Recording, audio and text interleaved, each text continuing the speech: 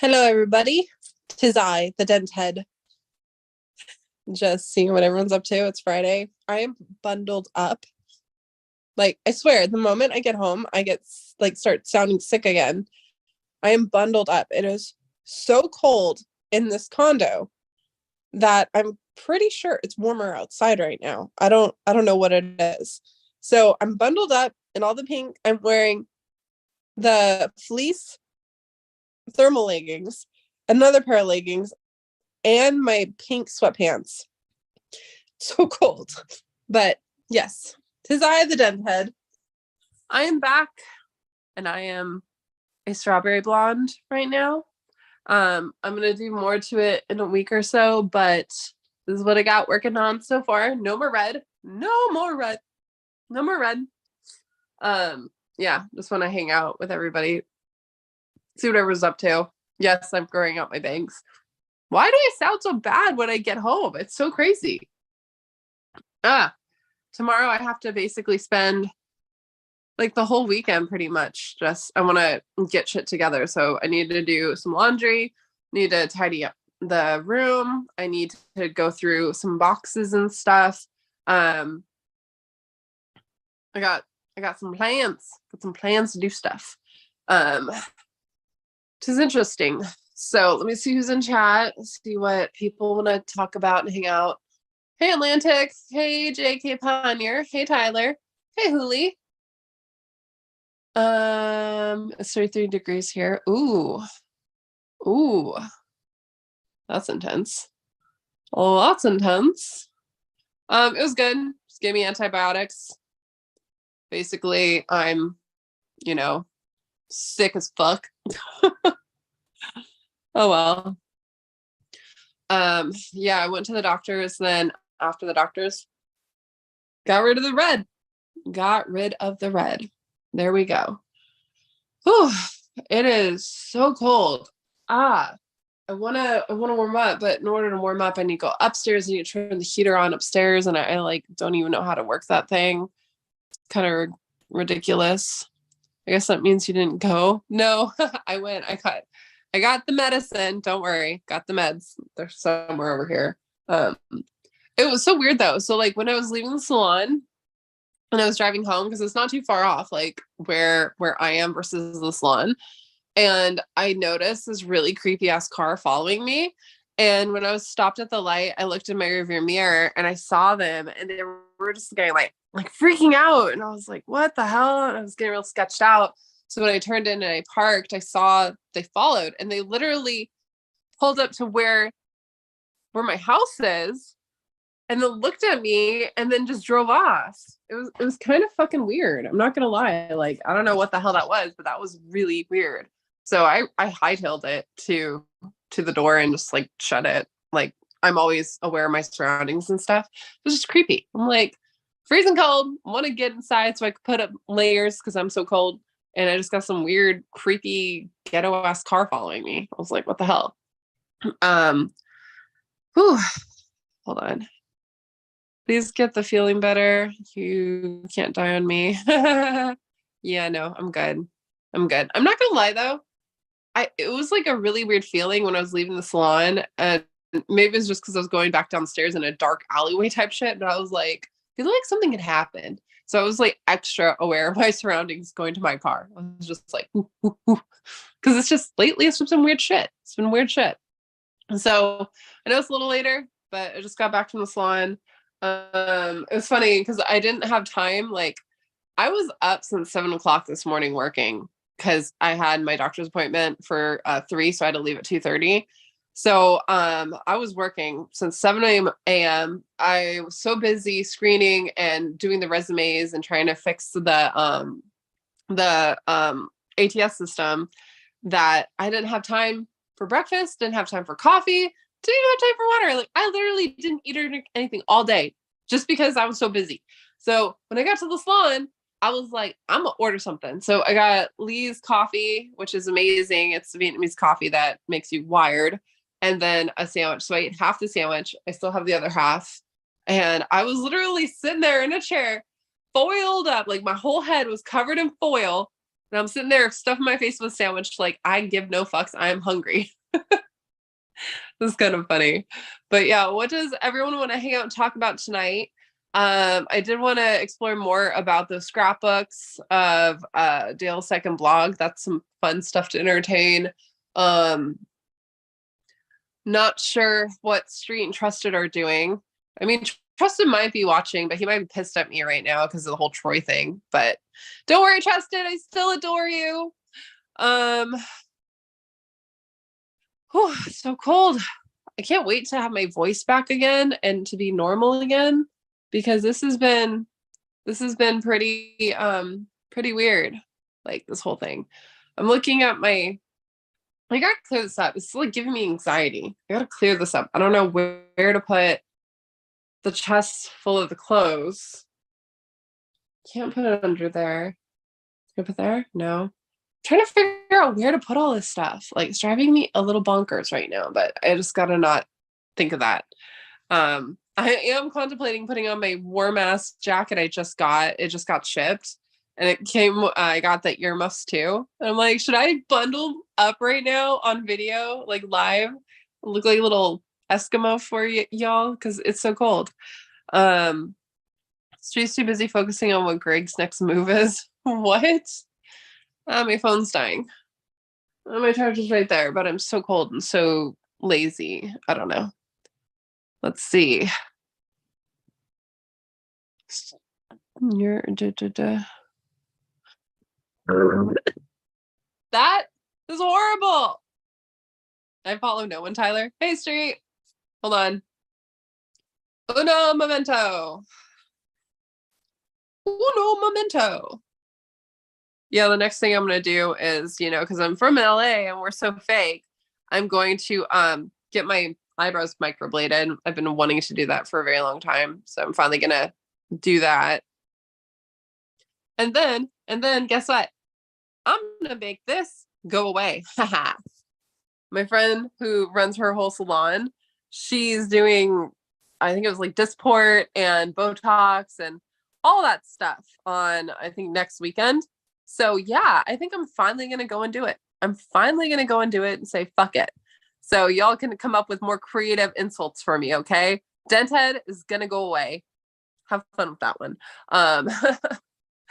Oh God, it's so funny. But yeah, do you see? Yeah. It makes me laugh so much sometimes, I swear. I'm not gonna lie to you. I think it has something to do with COVID. Like, ever since I got COVID, everything about me is just different and changed. It's not just because, I'm getting older, because, I just turned 34, but it's just like, it's weird. It's really weird. So, time to put some, just work on myself again, because I've obviously for 6 months just been neglecting myself. I'm not gonna lie. I've been neglecting myself and my surroundings, clearly. So I need to get it together. Hold on. God, it's so cold. Paste. I vote no. No, actually, all my friends, they do it. It looks amazing. Trust me, over here, they do amazing. I might just wait until Heather has her baby and then just go with her, because that was the original plan, was wait for Heather to have her baby and then go with her when she gets hers done by her friend, and then get mine done too. Because it's like, I think, $400. It's not too bad. Not too bad. I'm not pissed at you trying to get multiple things done here, and I too haven't eaten a full meal yet today. Trusted, you need to go eat a meal. You gotta eat a meal. It'll make you feel better. Hoping for a better one. I'm sorry, Nomadic. I hope it gets better for you. I could definitely relate. Definitely relate. Like, again, I'd love to say my thoughts on certain things right now, but I can't, because there's somebody that always fucking stalks in, and anything I say, they're just like, oh my God, she's on this. It's stupid, but whatever. Yeah, it was a pretty hard week, but it's finally over. The week is over. We are officially on Friday, and it's called Fri-Yay, and I'm excited. I'm happy. So let's do what we do best and hang out and talk about random thoughts and theories. I'm just looking at the color right now. Woo! Say no to Muppet eyebrows. It's not Muppet eyebrows. If anything, these are Muppet eyebrows. I was like in a hurry and I still feel terrible. And I wanted to like, fill all the slots before. And then I had like maybe 10 minutes to get myself together before I went to the salon. And I feel like even though it's a salon and you should be like comfortable and chill and laid back, I always want to like look cute because whenever I'm at the salon, all the other girls at the salon that work there, they're really pretty and stuff. And I'm just like, one day I'm gonna go into the salon and I'm gonna look cute, but hasn't been that day yet. Your hair color looks good. Thank you. We're gonna do another toner in like a week, and then I'm gonna do my Valley Girl extensions. But it's like a toffee strawberry blonde, like in between. So yeah, we're gonna do that. It's pretty funny because like last time I went to her for extensions, dropped a shit ton of money, got them installed for Scotland and everything. Didn't even get to do my amazing hair for Scotland because of the plugins or whatever, the different plugs. So I ran around with like wet hair or like air dried hair. It was hilarious.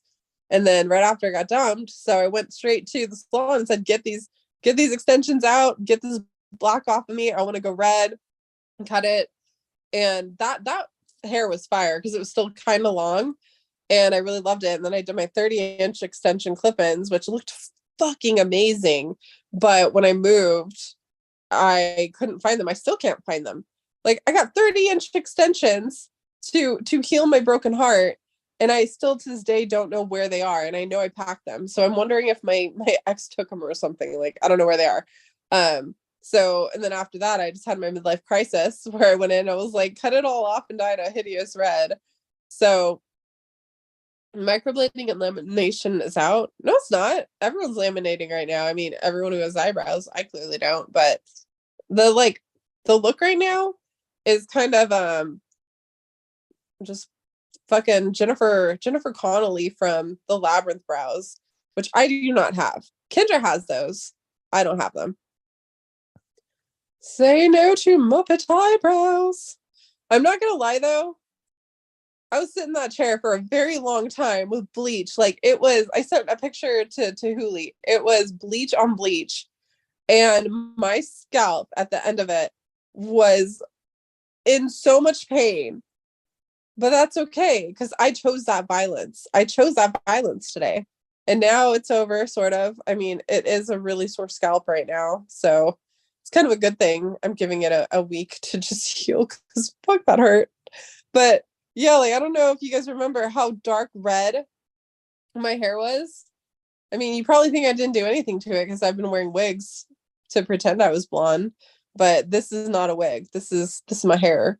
This is what my hair's growing out to be, at least from what I lost. But yes, let's talk fun philosophical shit. Street, where are you? Click that link, Street. Make me think. Make me think about the meaning of life or something. Now's your time. This new pillow is straight. What? Straight. That's an interesting word choice to describe a pillow. Oh, straight fire. Okay. Now I see. I'm like, what? Let's see. I don't feel strongly about this or anything. What, Huli? By the way, Huli, why'd you stop jumping on streams? It used to be so fun to have you on streams and like hear you talk about different like thought process, especially scrapbooks and stuff. I miss you and Gigi being on streams. The chase community needs more of you and Gigi and your brain. I really think so. It's like so comfy. It's like so cold over here. Hey Lorraine, happy Friday. I call it Fri-Yay because we are finally free. Finally. Why do I look like a raccoon right now? I look like a raccoon. I give up. I don't even care. I probably like, and I just got my keratin treatment done to my hair too. So I like can't wash my hair for 2 or 3 days and then I'll be able to wash it and rinse it out. Gotten too far away from the basics. Yeah. I need to give myself a tan. I need to give myself some self-love. Like giving yourself a shopping spree is one thing, but I need to do some me time. I need to like do some cardio. I need to do some stuff. Or I just need to go to my friend's salon and then just have them do it for me. I don't know. Vegas wins. Wait, Lorraine won? What'd you win, Lorraine? Have you seen my new shirt I made in honor of Ben Candy that's coming next Thursday? Yeah, all in for Shiloh and then Ben's weirdo little dance. That was pretty funny. Oh my God, it is so cold. I can't wrap my head around it right now. Like, I don't know how it is so freaking cold. Like, I was less cold in the salon. I want to turn the heater on so bad right now. And not like the actual like heater. I'm talking about like a space heater. So my space heater makes it so warm and cozy, but inflation is killing California right now, you guys. And I didn't sound that bad when I was out at the salon, but the moment I get back here, I think it's the cold or something that's doing this to my voice. Got like no voice when I get back.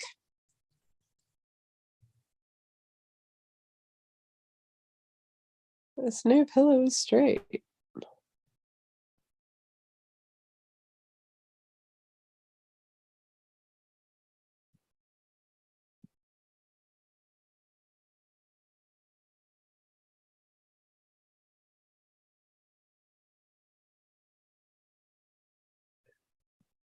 I'm too sketched out right now.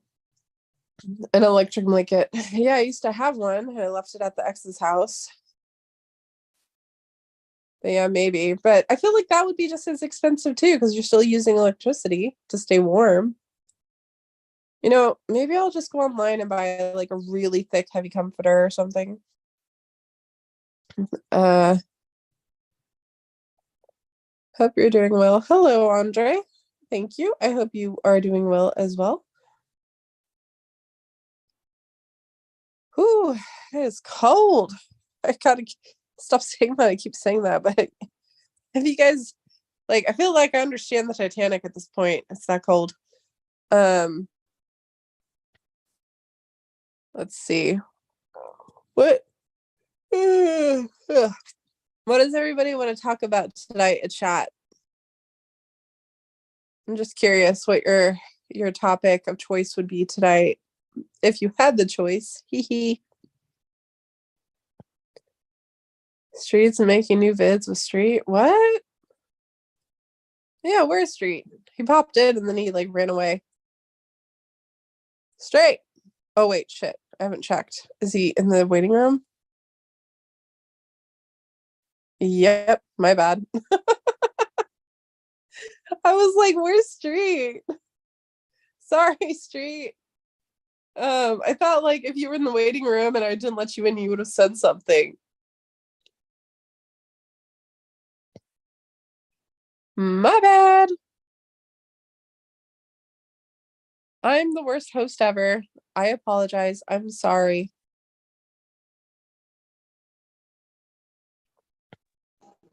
Connecting to audio. Hey, Tristan.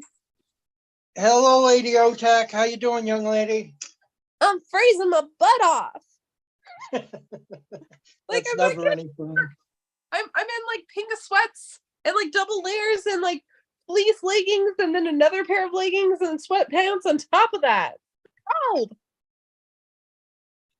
Yeah, I really miss when I lived in Maine and I had a wood stove, a wood furnace, or what, either or those things, because it actually feels really awesome to come in from the cold and sit by something with that really dry heat. I mean, it's really hot right next to a roaring wood stove, but it feels so awesome. Well, why don't you have a wood stove now? I haven't installed one in this house, and I'm not sure if I'm going to. So you're just gonna freeze? No, I have heat source. I have electric heat. Oh, okay. So I'm the And only one suffering. if I had to in emergency situations, I could build something to burn wood. And I have firewood in the backyard. So, end of the world kind of stuff, or the grid goes down for long periods of time. It don't matter. I can make do. Speaking of end of the world, I saw even more crazy stuff occurring right now, just this week alone. And more trains have derailed, more chemical spills have been happening. One just happened in, obviously there was the Ohio one, which they took pictures of like from, I think it was a space station. Oh no, it wasn't a space station. It was from an airplane. It was pretty high altitude. It took a picture of that chemical plume cloud. It is Yeah. massive. And everyone who lives around where that happened, all their chickens have died, like animals are dying, like it's crazy. And there's like no coverage on this whatsoever for like the news. It's kind of weird. You want to know? You want to know why there's no coverage on it? Sure. Because that plume that they created by burning polyvinyl chloride contains dioxin, which is the most toxic chemical known in the world. And they're just acting like, no problem here. They're saying it could be as bad as Chernobyl. Well, if it keeps going, then our government officials that are going along with this routine are responsible for what it is that they're doing to the population, to the environment, because they're obviously taking orders and direction from the people who own the trains, who own the chemicals and stuff like that, because it's easier for them to get them to burn it than to have to come in there and clean up the ground. Very, very expensive operation to clean up the ground. So they get them to burn it first, which gets rid of the majority of the liquid and contamination. And then they cannot personally be held responsible because nobody would be able to prove dioxin poisoning that's around in our country has to do with that particular event. This is the kind of diabolical people that are in our country. Well, so think about this though, because the plumes is going into the air, right? So then when it rains again, it's going to be like fucking deadly rain. Like, can it turn into like, can you get acid rain from that? Yes, you can. But what's in, hey, but what's in it that's the most toxic part is the dioxin. There's going to be fish kills. There's people already reporting fish kills. Yeah. I seen a one talking about her chickens and her rabbits and stuff like that just drop dead for no apparent reason. This is dioxin poisoning that's going to go on, and it is the most absolute worst thing to be spreading in the environment. You hear that, Street? You better get the hell out of Dodge. Oh, no, man. You guys have heard me talk before. I wouldn't eat a fish in any river in Ohio. You can literally go in any freaking river and throw a rock or a stick, and that rainbow-like coloring comes up. If you go to New Palestine right now, like an oil spill? Yes, anywhere. I can do it in any creek or river here in Ohio. Any of them have it. It's an industrial state. These industries been polluting the water system forever. But like Trusted alluded to, yeah, they burned off the top. All the heavy shit went to the bottom, and they're not cleaning it up. Nothing. The railroad system won't show up. I don't know if they're pony up money. I hope they better be ponying up some money. You guys remember ExxonMobil disaster up off the coast of Alaska? That oil tanker? Kind of. Yes. It's going to be worse than that because of these toxic chemicals. Ohio's water system shot anyhow. But I was talking to Steve, and he said there's reports it's already made it down to their water system already. Down Seriously? in Ohio River. It's already made its way, and if it's made it there, it made it to Lake Erie too. That's messed up. Hey, Tyler. Hey. Hey, That's Tyler. crazy. Hey, y'all. So what's on the agenda tonight, Street? I don't know. You run the world. Come on, you already know this. You know what I just recently went through? And it's just sad too. The Playboy interview with Forrest Fenn. That was a sick ass interview. That was Yeah. badass. Literally, when Forrest Fenn said "son of a bitch," I about damn near hopped out of my seat. I was not expecting it. Ew. No, that interview was a good one. Isn't Yeah, that it the one was. that Jason Dent released? Yeah, I haven't finished it yet, but I'm gonna finish it probably soon. I still haven't watched I think I've only watched the first like 10 minutes of Christy and Mike's interview with Preston and Fenn. I've never sat there and watched the whole thing. I don't know. But the Preston one or the Playboy? No, the Preston one. The one it I was watched like the whole I think the Preston one, last too. interview he did. So weird. Wearing purple. Wearing his purple sweater. So hey Street, you wanna explain the whole train thing? Is it for Ohio or is there something else behind it? Okay, you guys ready for this? Go for it. Right around COVID time, shortly afterwards, I have daughters that had babies, and a couple of them weren't breastfeeding. One was, a couple weren't. They shut down the major supplier. I believe it was in Michigan, possibly Wisconsin. Anyhow, they shut down the major supplier of For formula. yes, and because of what was it, arsenic or something. It was some freaking chemical that they found in the factory. And I'm thinking, what the hell is that doing it? But then we started seeing this electric grid going down, derailments, factories catching on fire. I honestly believe, my opinion is now we're shooting down unidentified flying objects. I think we're being attacked by a group of countries, man. I think it's more than one country doing this to us. And we got the drug epidemic the prices are dropping. I think it's a coordinated attack on us, man. The government just don't want to tell people and freak them out.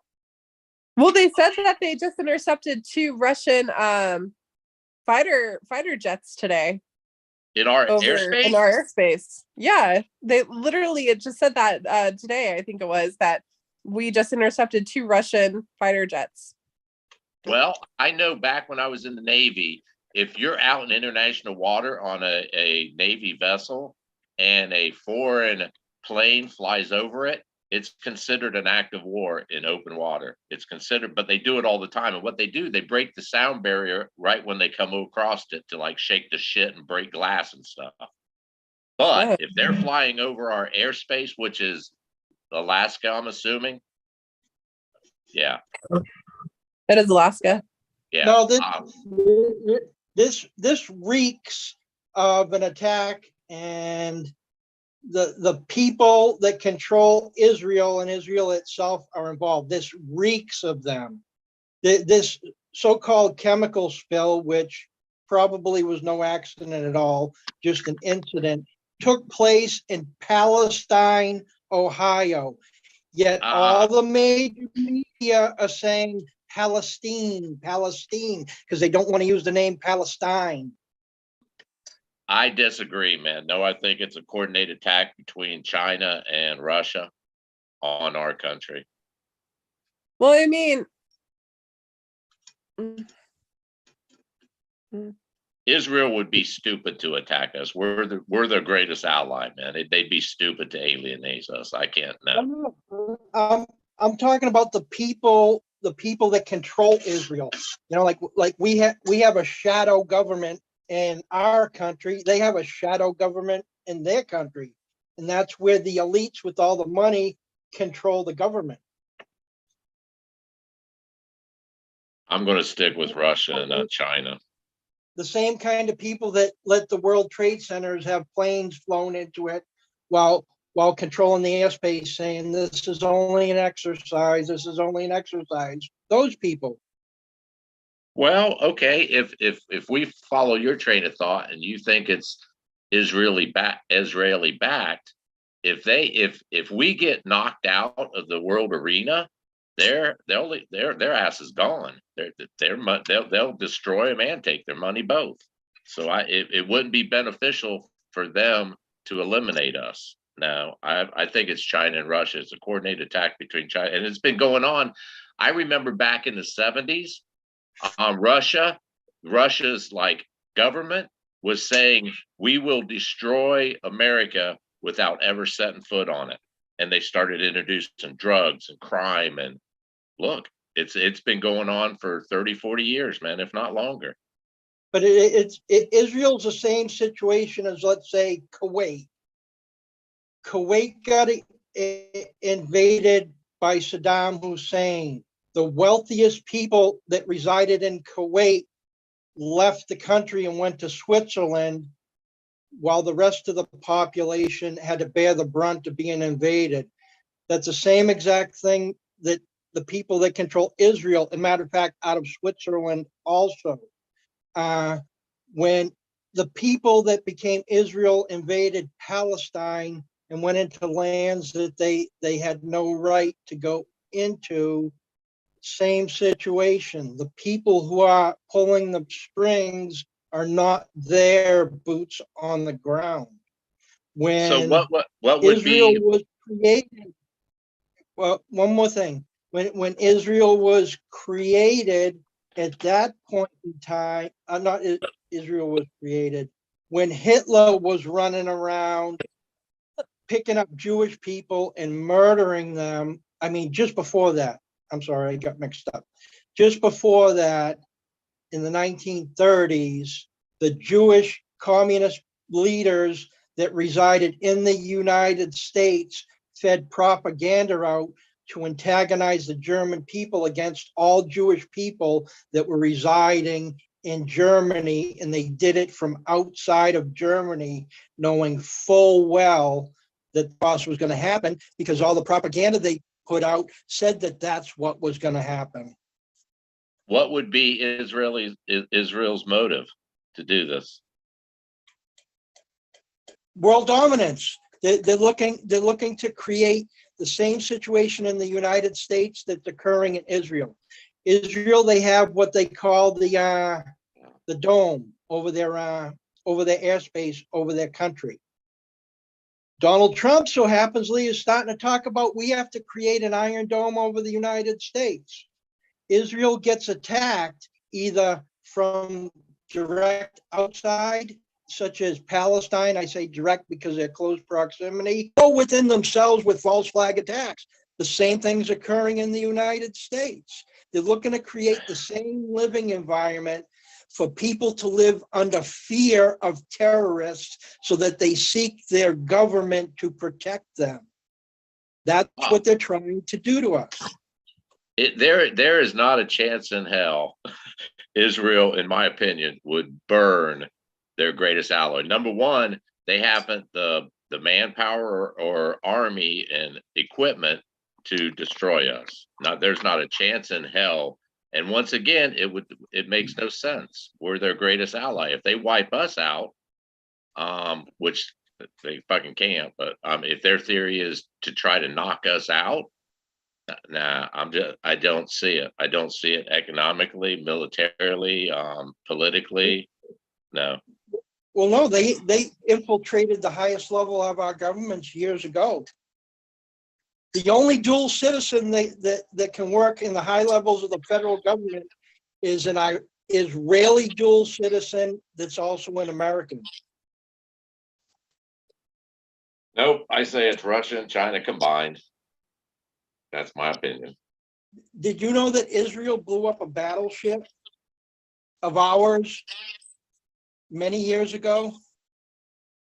Israel, let's be blunt about this. Israel has been our muscle in the Middle East ever since they were formed back in what, the 50s, 40s? They're our muscle. They're our hired muscle over there. They do our dirty work for us, so our hands don't get dirty.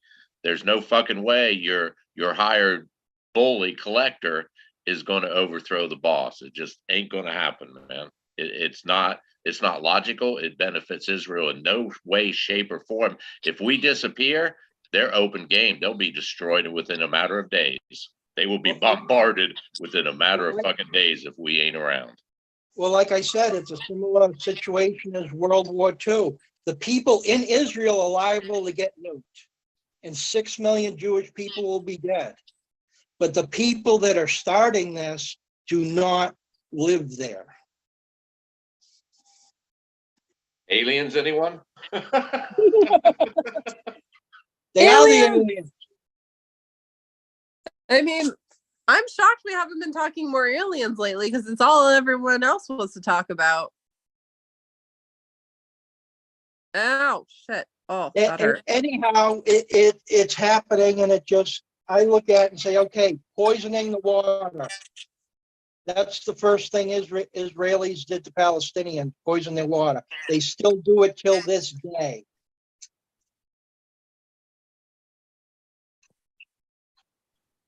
You Huh. really don't like Israel, do you, Justin? What did Well, Israel do to you, man? I don't like what they're doing over there. And I don't like the people behind what they're doing over there, because they're hell bent on starting a real biblical apocalypse that people believe that it is and it should be. And this includes all three of those Abrahamic religions: Islam, Judaism, and Christianity. And they're all on board for what's going to happen. They don't know what's happening in this country, and they wouldn't listen to me for 1 second. So, the powers that be are all set in that realm.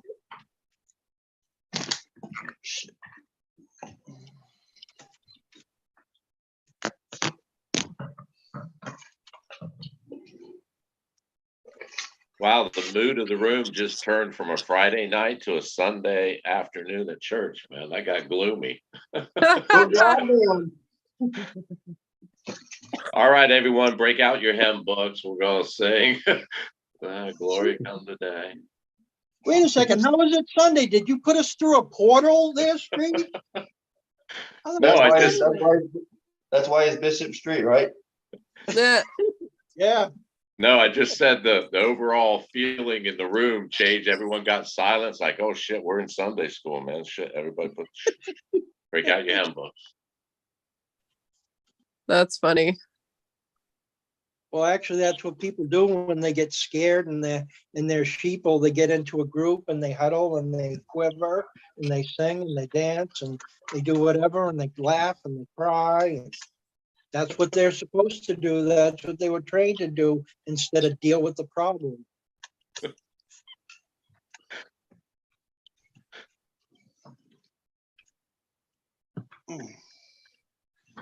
Anyhow, I'm going to smoke some cigarettes, have some coffee. I only had half a meal so far today. I'm surprised Candy's not drinking coffee tonight at all. That's the usual. I had Lee's coffee at the salon, and that's Vietnamese coffee. So I've had a coffee, like enough coffee to last me a week. Well, usually you have coffee on the live streams. I'm just surprised I have one. No, I'm not really in the mood right now. I'm like too cold. I was gonna make some hot chocolate maybe, but I don't know. Well, I definitely hope you feel better. That's number one. Thanks. No I problem. really need to get my shit together tomorrow. I gotta clean my room. It's like a fucking wreck. We're in the same boat. I gotta clean my room too. I've trashed it. I have thrown everything all around the room. Yep, I'm in the same boat.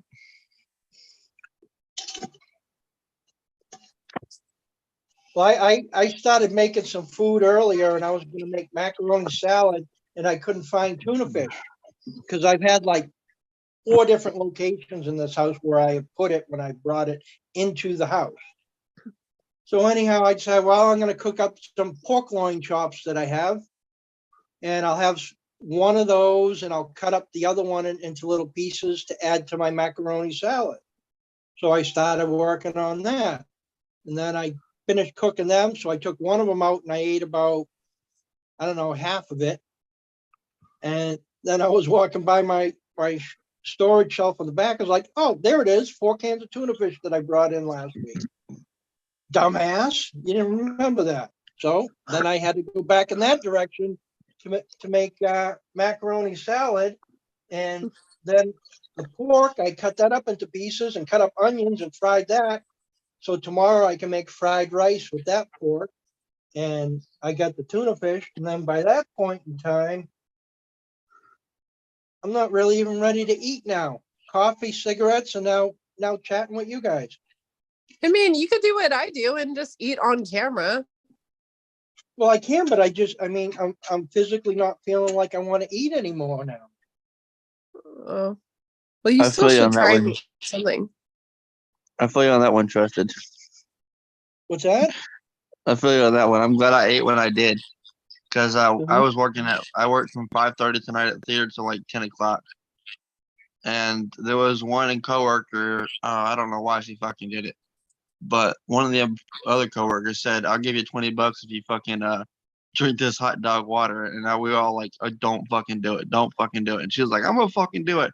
I was like, "Oh god!" So I fucking ran away. I had to fucking watch it. It was terror. Was it like out of a hot dog steamer? No, it was like the hot dog juice from like the pack that she put into like one of the small plastic cups.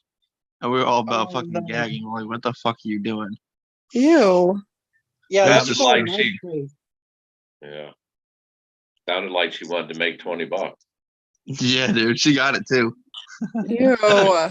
Good for her, man. Good for her. I told the dude that was giving away the money. I said, I'll do it for 100 if you give me 100. He said, nah, I'll give you 20. I said, nope, I'm not doing it.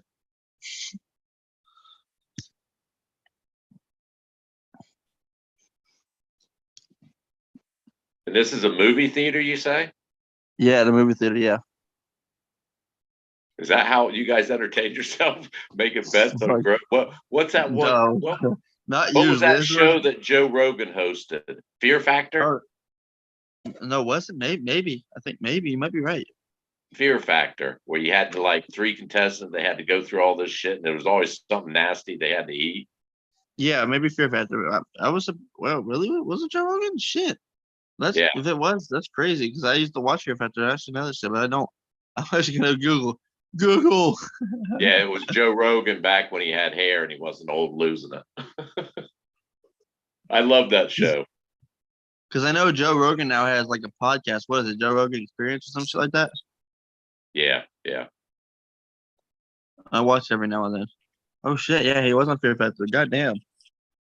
Well, Yeah, I I can never knew remember that. the nasty shit they'd be eating, and man, $50,000. I never seen nothing. They come up with some gross shit. I mean, 50,000. Hell yeah, I'll chew it real quick and swallow it, man. Ew. $50,000. As long as I'm not talking they weren't toxic things. It was like balut. It's like eggs that has an embryo and they take it from the mom and bury it in the sand for 2 weeks and it rots inside. Shit like that. Oh god. No, you have to make me do that for $1 million. Then I'll do it. Not 50,000. Fuck no. It's way too low. Yeah, there's a fermented fish. They call it a delicacy. I believe it's Finland where it is. Some people, they call it a dessert. So anyhow, there was a guy traveling there making YouTube videos, and they told him, go get this, go get this. So he went and he found himself a can of it, and he opened it up, and he took a whiff of that. And boy, was that penetrating his sinuses, because it's fermented fish, and it stinks. I wouldn't eat it. I don't know. I'd be like, no, can't do it.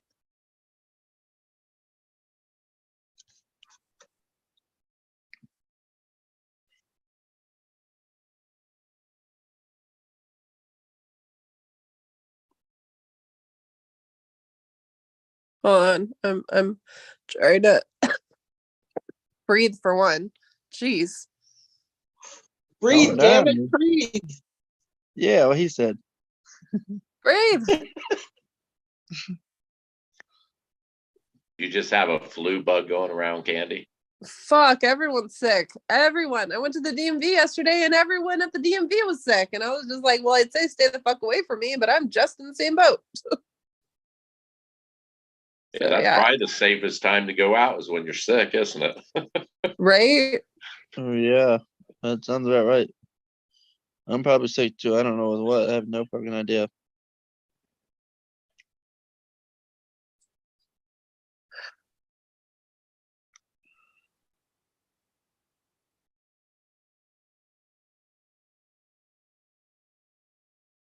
Trying to think for a second. Well, I was having a good time earlier on Jeremy's channel. Oh, with the drawings. Yeah, because I find it a nice peaceful time that I can work on my own drawings, because I do CAD drawings. I'm not artistic like he is, but I got a big backlog of pictures and letters and stuff that I got to make, and fonts and things like that. So, it's a nice time to do that.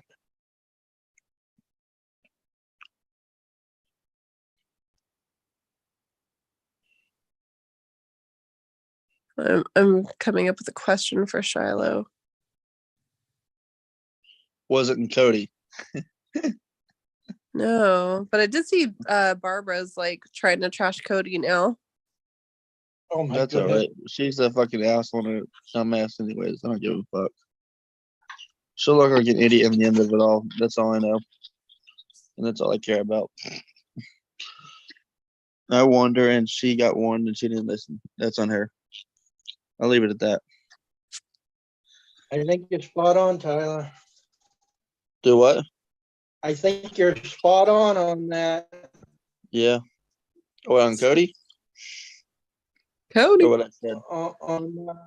Cody. On Barbara, she's Oh, creating enough documentation that people will look at her adversely. I want to make an announcement. We were totally fine until you said her name and then you turned into a robot. So this is going to furthermore be known as She Who Shall Not Be Named if you want to keep your bandwidth.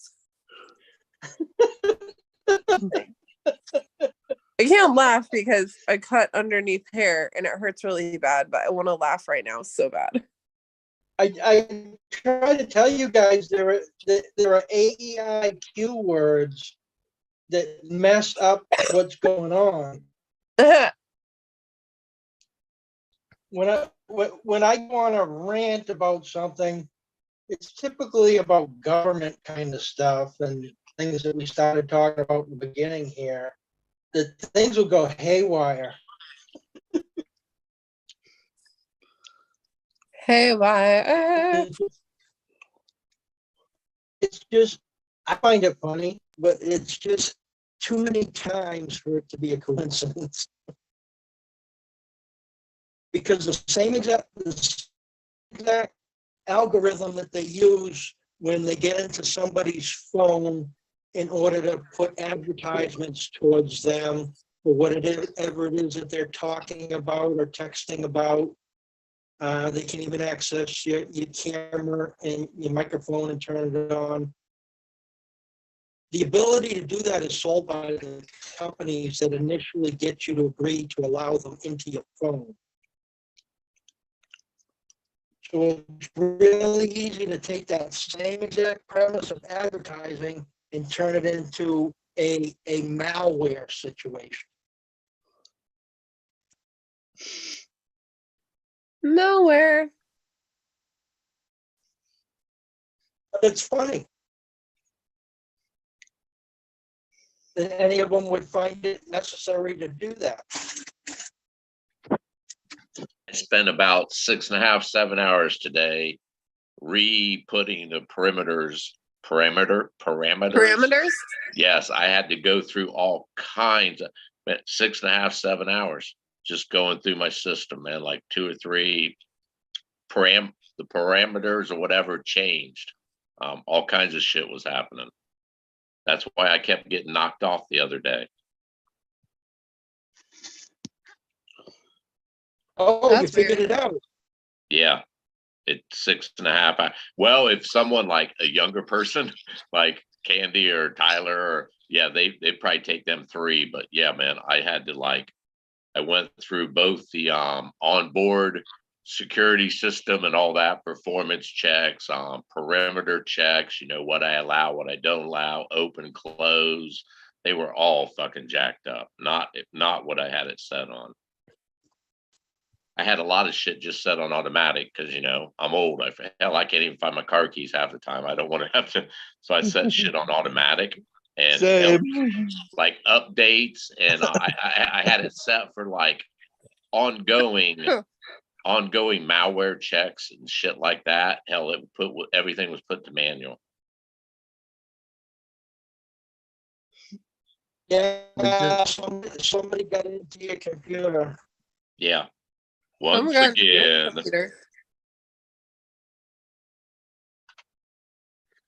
I mean, Yeah, Street, you sound fine, but Trusty, you sound like a underwater robot again. Just like, help me. Somebody got into Street's computer, and it's probably through a source. It could be YouTube. I don't know if he does Facebook, but anything that gets granted access by the administrator, once they have that access, unless you stop that access, they can still get back in and change things on you. Anything you can do on your computer, they can do it. Well, here. Go ahead, Trace. No, go ahead, man. It must have been the person who shall not be named hacker. I mean, Well, the funny part about it is there's never damages. They just like fuck the system up and make everything difficult, like they're doing his voice. And I mean, it's not like, I don't know. I don't take it as harmful. It's just like aggravating, like they're toying with me, you know? Going toe to toe. Yeah. Well, if it was serious, my system would just blow up or whatever. You know, it just shut down and green screen or something. We thought the popcorn popper at work was gonna, explode or some shit because one of the coworkers accidentally put like 2 batches in one fucking popper. We were like, no. Oh shit! I don't know. I want to eat.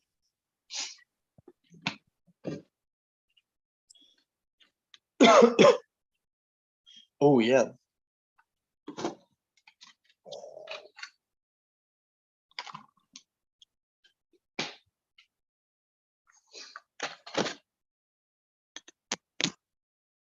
We're going mute. It'll work.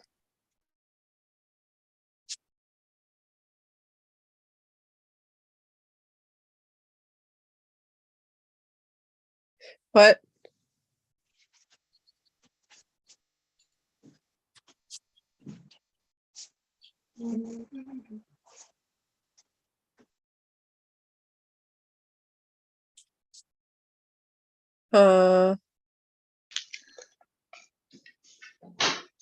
Going back to chat because I neglected too much. I don't know what's going on in chat. I love chat. I know. Hey, Kiwi. Chat. Ow. You used to be good keeping up on chat. Who, Candy or me? Candy. Oh. That's why I'm always neglected. I don't know. I can't remember at this point. Well, you too, Tyler. When you were doing the lives, I can remember you were always talking to the people in the chat. Yeah, but I mean, when I'm on other people's live streams, I can't see shit. But yeah, when I'm in my own live streams, I'm always good. Like even on the chat.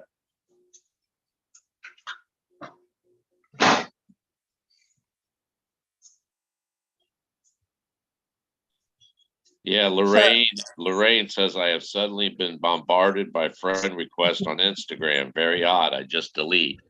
That's Ew, funny. me too. Me too. And I don't even have an Instagram account. They just say, check who just subscribed to you or whatever, or friended you. That's just creepy. I wish it wasn't midnight. Lorraine, do you have an Instagram account? I'm curious because I don't, and I've been getting them left and right, man. I do too. I just delete them. I don't even fucking try to look into it. Hey, straight. I wish it wasn't midnight. I honestly can't go anywhere without some psycho from the Chase community fucking following me, like Instagram, Facebook, YouTube, TikTok. What's another one? They're just everywhere. It's creepy. I'm gonna do it anyways. I'm gonna be loud as fuck when we go on mute. Okay, go on mute.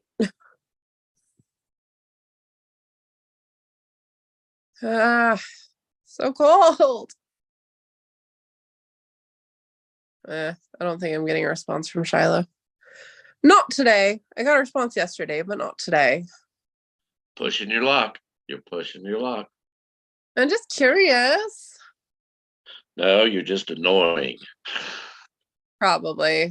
Yes. I would I do be. tell him. Huh? I do tell him that I know there's not enough coffee in the world to deal with me, but here's another one. Maybe like throttle it down to 3 days a week, like space them out. That way, yeah. Definitely not a Friday, Saturday night. No, he don't seem like a home buddy. He totally seems like a home buddy. Does he? Yeah.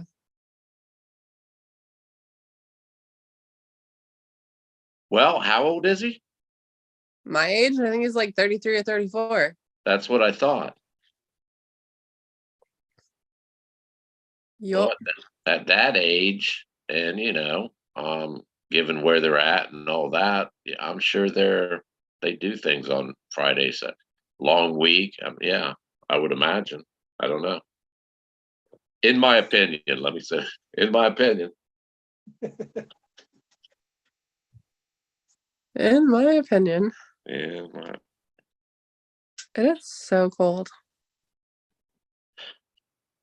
I always felt Dow's site was like boot camp, man. It was very regimental. And you stepped out of line and they had all kinds of characters. The people in chat would put you back in check. If they didn't, Goofy would nuke you. Dale was there hovering. It was boot camp. I posted a few things before on his blog, and it was when I was actually in Soldier Stone, Colorado, and because I never really participated on that blog. The only thing I participated on was Forest Fence Treasures Galore on Facebook, the Facebook group. Yeah. So I was never part of that whole blog thing until it kind of just like fizzled out.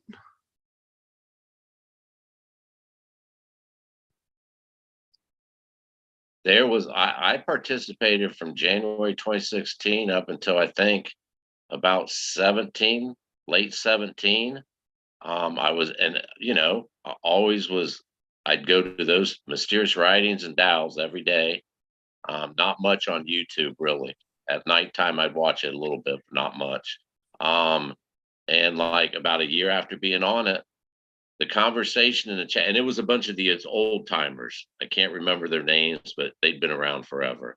And they were talking about the old Santa Fe Trail and the Wells Fargo and how much they would, come in on into Santa Fe. And there's a Wells Fargo there. And I said, I I jumped in, did the old, hey, how everybody, and made the comment, yeah, you could ride that wagon straight to the bank, laugh out loud. And I got not banned, but moderated from that point on. That point on, it was like, I hardly ever, I just stopped going there. Moderated. Does that sound like, I don't know. I don't know. It was weird. That does sound a little weird. It was. I was joking. I thought it was, hell, I'll jump into the conversation, contribute. Yep, you could ride that wagon straight to the bank.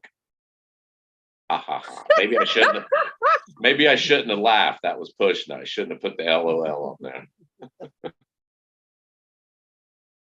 Oh my gosh, I have to get Cards Against Humanity now because they have a Prithian version and I need it in my life. This is amazing. What the hell is that on fire? Chainsaw fail. They just like literally pick it up.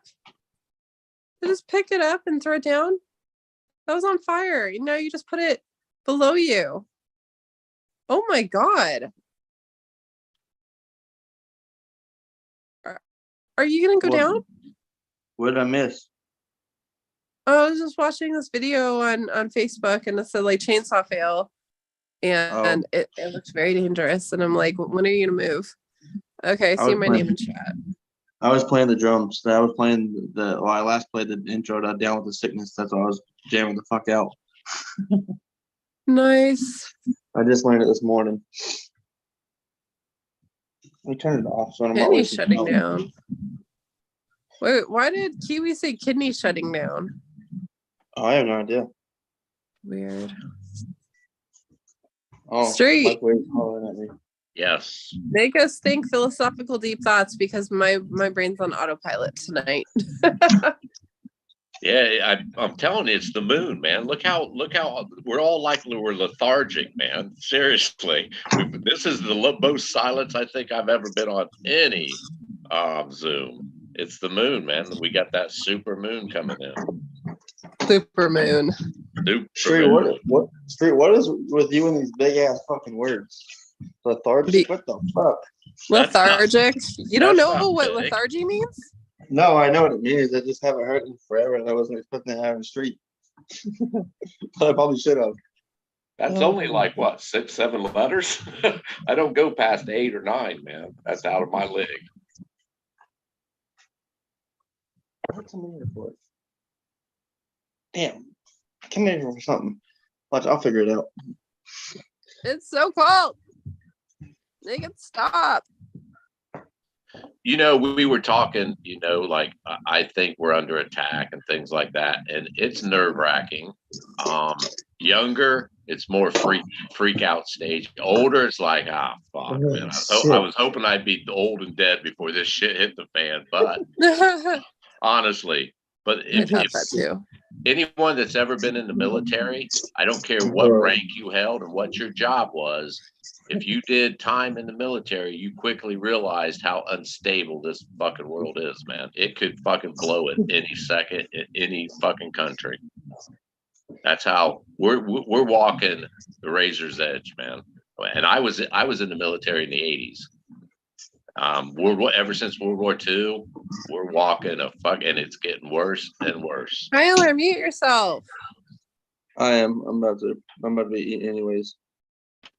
So my point was this: philosophically, worrying about it and keeping up on all the news, all it does is make you freak out more. It's better just to live your life and try to have as much joy as you can without harming others and helping others, giving others joy. Street. You know those Febreze things that go off every hour? Yeah. My mom put like 4 or 5 or 6 of those around the house, and I didn't realize it was about to go off, and it scared the living shit. I mean, I had a whole jump scare, dude. Let's go back and watch it after getting into shit. What do you think? It was a big cat or something attacking you? No, it was right next to it, and it scared the shit out of me, dude. I forgot it was I'll be there. right back. I'm going upstairs to turn the heater on. Oh, fuck, it's cold. Like my whole fucking heart dropped. like a snake hiss, you mean? Like, yeah, one of those, yeah. This scared the fuck out of me, dude. I bet you I caught it on camera too when I jumped. My daughter has this like full length mirror, and I was gone the other day and didn't realize she was here hanging out doing shit. And the grandson was playing. I come walking in. It was dark when I came in.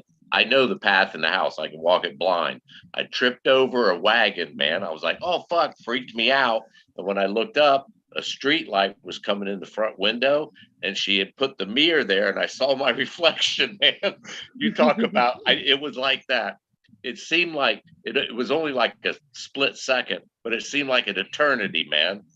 And I just fucking went like yelling, running at it. And then I realized, oh shit, it's me.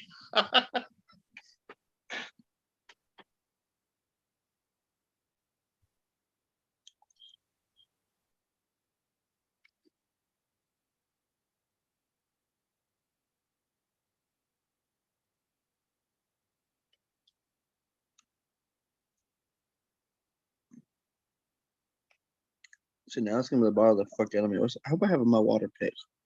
I got something stuck in my tooth. I'm sitting here trying to play with it on my tongue, trying to get it out.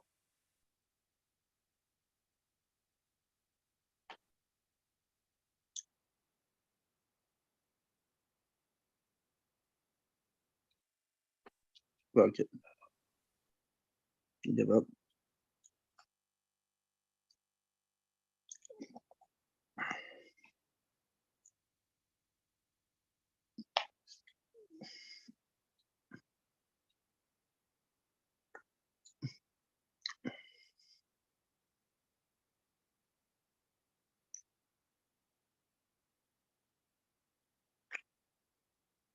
Is everyone deeply concentrating like I am? Do what? I said, is everybody deeply concentrating like I am? No, I'm just focused on eating my food. I'm telling you, Trusted, it's that moon, man. It's messing up my mojo tonight, man. Well, I'm concentrating because I'm doing some more cat drawing at the moment. And this graph that I use messes up my eyesight to, try to get the right alignment where I want to place things.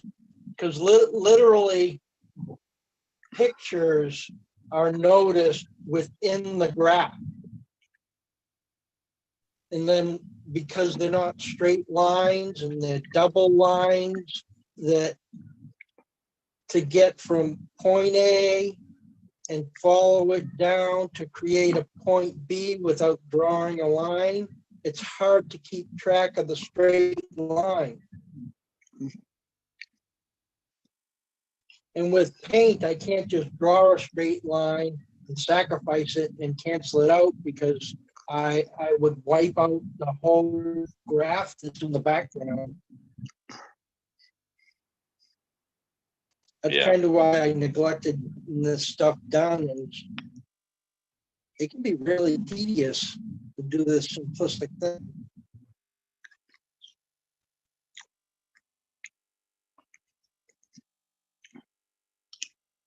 You remember those musicals in the 50s and 60s, mainly in the 60s, Trusted? The movies that were musicals, it seemed like everything was big, like Hollywood production musicals. Yeah. Yeah.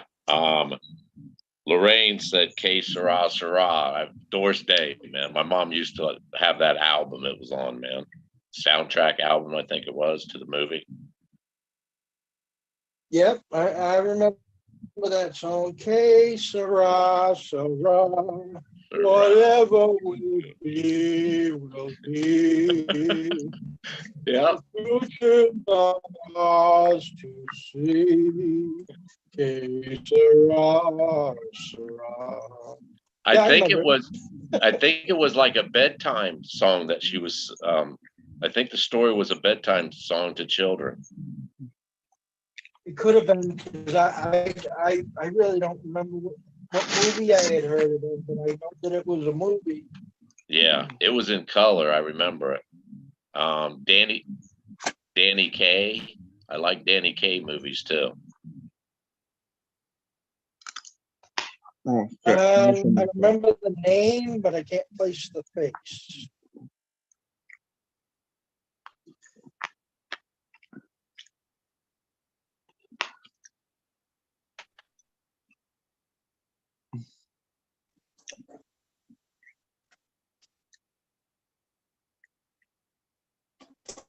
Yeah, there was a lot of fun stuff back then.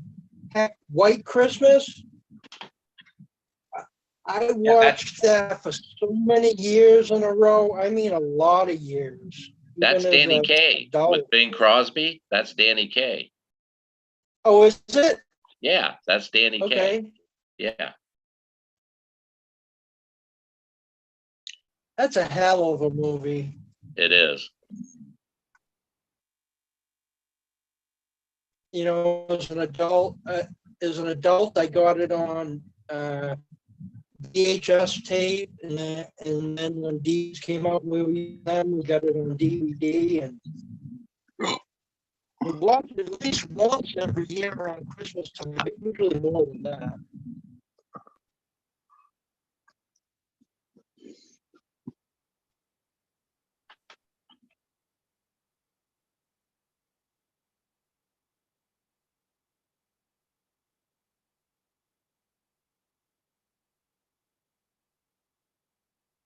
Okay, I should just save what I'm doing for now. This is difficult on the eyes.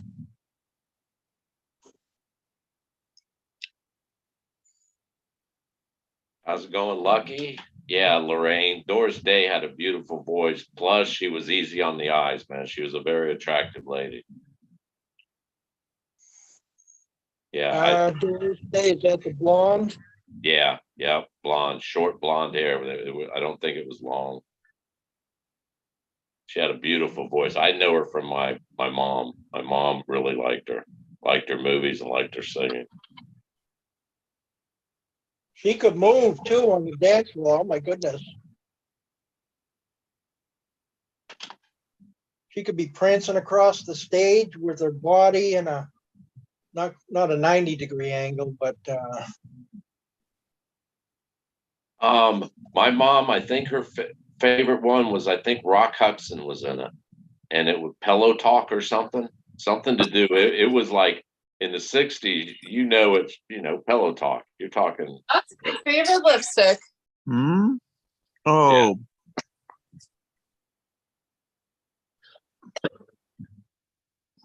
I'm back, sounding defective as ever. I turned on the heater because it is Do you freezing. remember a singer, an actress named Doris Day from the '60s through your mom? Yeah, Yeah. I do. 1 second. You missed it. Trusted sang "Que Sera Sera."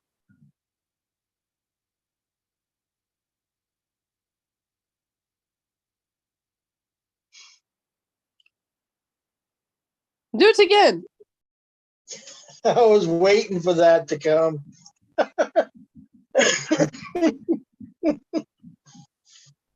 Que sera, sera. Whatever will be, will be. The future's not ours to see. Que sera, sera.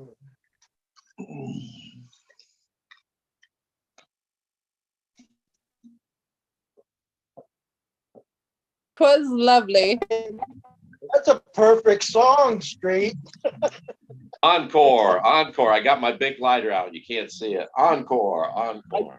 I just realized the lyrics. Isn't that funny how some of these songs you just once you start into it, you remember it. That's funny how that works. there goes another one of them song bases. Ow. One of the Febreze things straight. One Oh, yeah? again. Yeah, there's one here in my room as well. It's in my bathroom. I just heard it hiss. Luckily, I didn't jump this time. Did you ever find that snake that was in there? It might be a snake in there too. No, I think she was just full of shit and trying to fucking scare me and right on my balls a little bit. That's the asshole she is. She was successful because you looked nervous. Yeah, because I have a high phobia of snakes, and she fucking knew it. And when I found out, it pissed me the fuck off. Yeah, I'm with you, man. Snakes freak me the fuck out. Freak me the hell out. Even little ones. Gardener snakes. I know they ain't dangerous, but nope. Don't want nothing to do with those fuckers. Well, for me, it's more of a phobia because, I mean, my dog. Well, I don't want to say. Well, suppose it's not my dog, but it was. Well, it wasn't my dog, but a dog I had growing up died from a 10. I think it was 10-foot eastern diamondback rattlesnake. The next morning, I had to go out and look at the same snake. And ever since then, it's given me fucking shivers and creeps every time I see a snake. So, A couple nights ago to hear a rattlesnake rattle going on. I was like, huh, I wonder if it's under my bed or under the house. I hope it's under the house. was it under the house? I think so. I never did end up seeing it.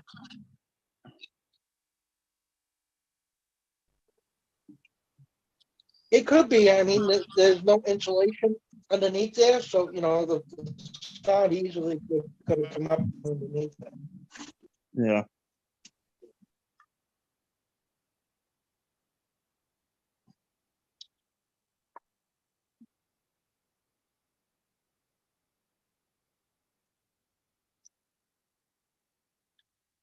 Is it awkwardly quiet?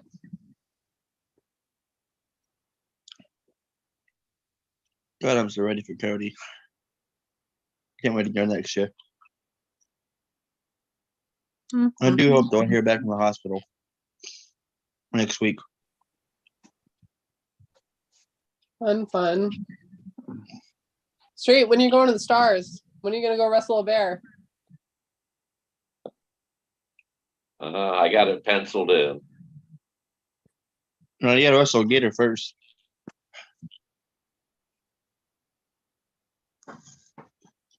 That hurt. Don't you kind of think it's been a little too quiet lately? I feel something's coming. I think that's why everybody's been quiet, at least in the community-wise. I look at it as weed. What I see right now, I call it weed in the garden. All there is a bunch of weeds, and they're getting pulled. Weed in the garden, man. Spring's coming.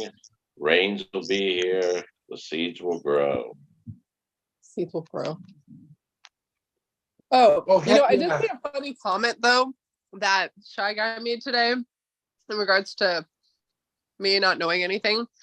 So he said that I fucked up about plagiarism, right? Because Wolfram von Echtenbach, he's claiming plagiarized the story written by Christian, the original dude, the French dude.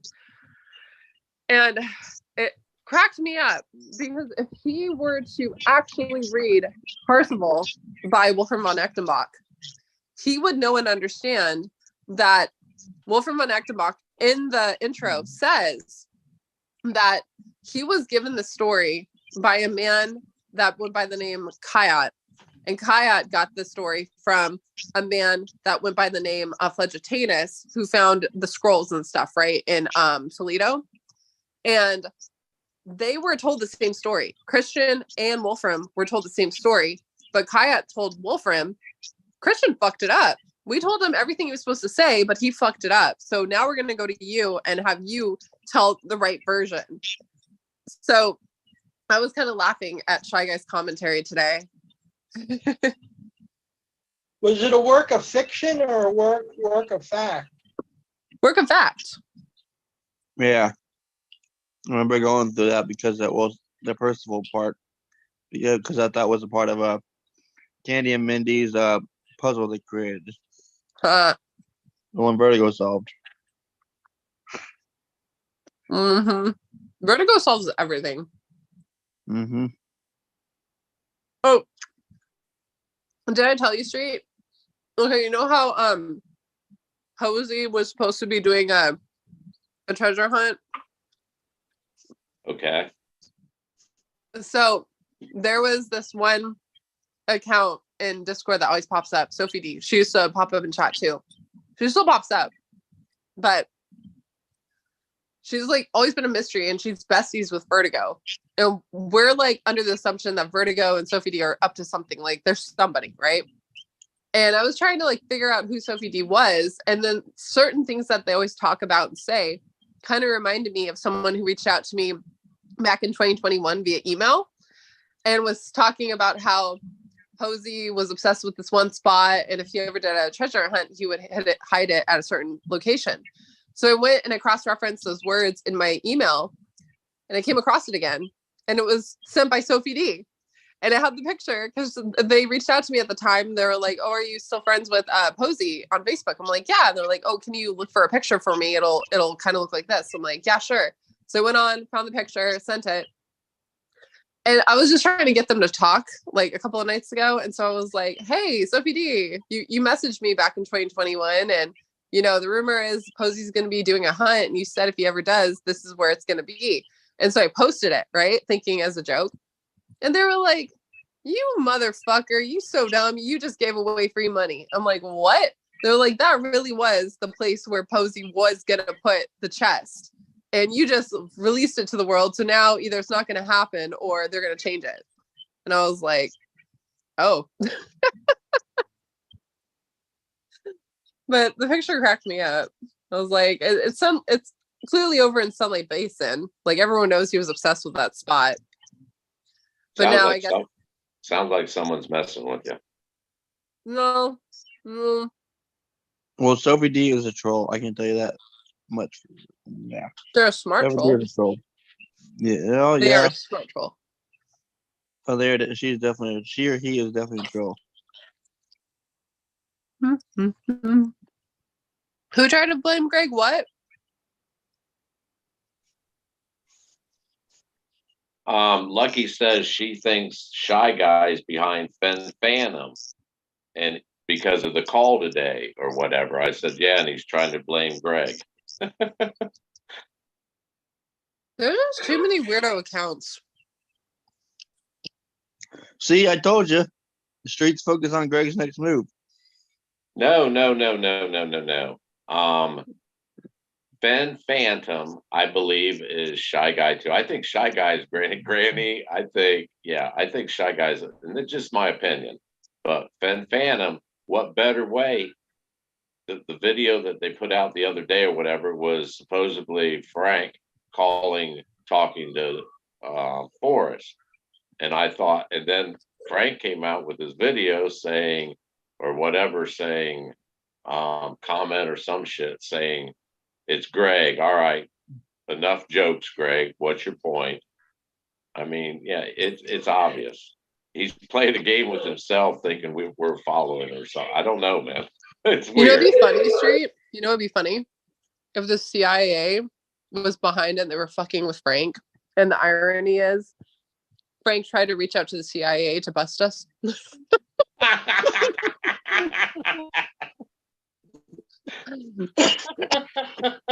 was a good one, right? That was a good one.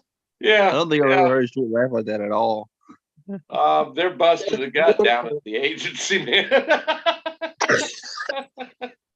Chasing for the win. Oh my gosh. Yeah. Well, I did like this. I found this very intriguing. After now you have to understand when he did that video sitting outside my house day and night, both like that's hours past. I was like, what the fuck, man? That's like, what the hell? And then the video he did today said, yeah, and he said it out of the blue. Yeah, they should show up at my house and they'll either go to heaven or hell or purgatory. They don't want to mess with me and my family. I'm like, what the fuck is that shit? Wait, what? Wait, reiterate that? We all know that video he did sitting outside my house, and he said he was watching my YouTube channel live when he was doing it, right? You all know that, right? Yeah, you know, Kinda. telling you that. Yeah. Okay, his video today, out of the blue, he's just driving, doing his usual thing, and he just says, "Oh yeah, if they ever show up at my house, try to hurt me and my family, I'll send them to the pearly gates or hell or purgatory. They don't want to mess with me and my family. I ain't gonna work out good for them." My jaw dropped. I'm like, "What the fuck is that?" Oh, so it's cool you can do it, but now you're afraid someone's going to do it to you. Oh, okay.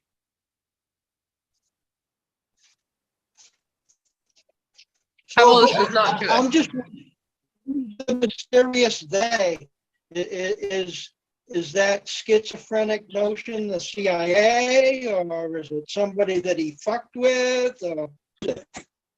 Well, let's keep in mind that this is the same person that 8 months ago, a year ago, said his wife won't let him go no more until he can prove to her he knows.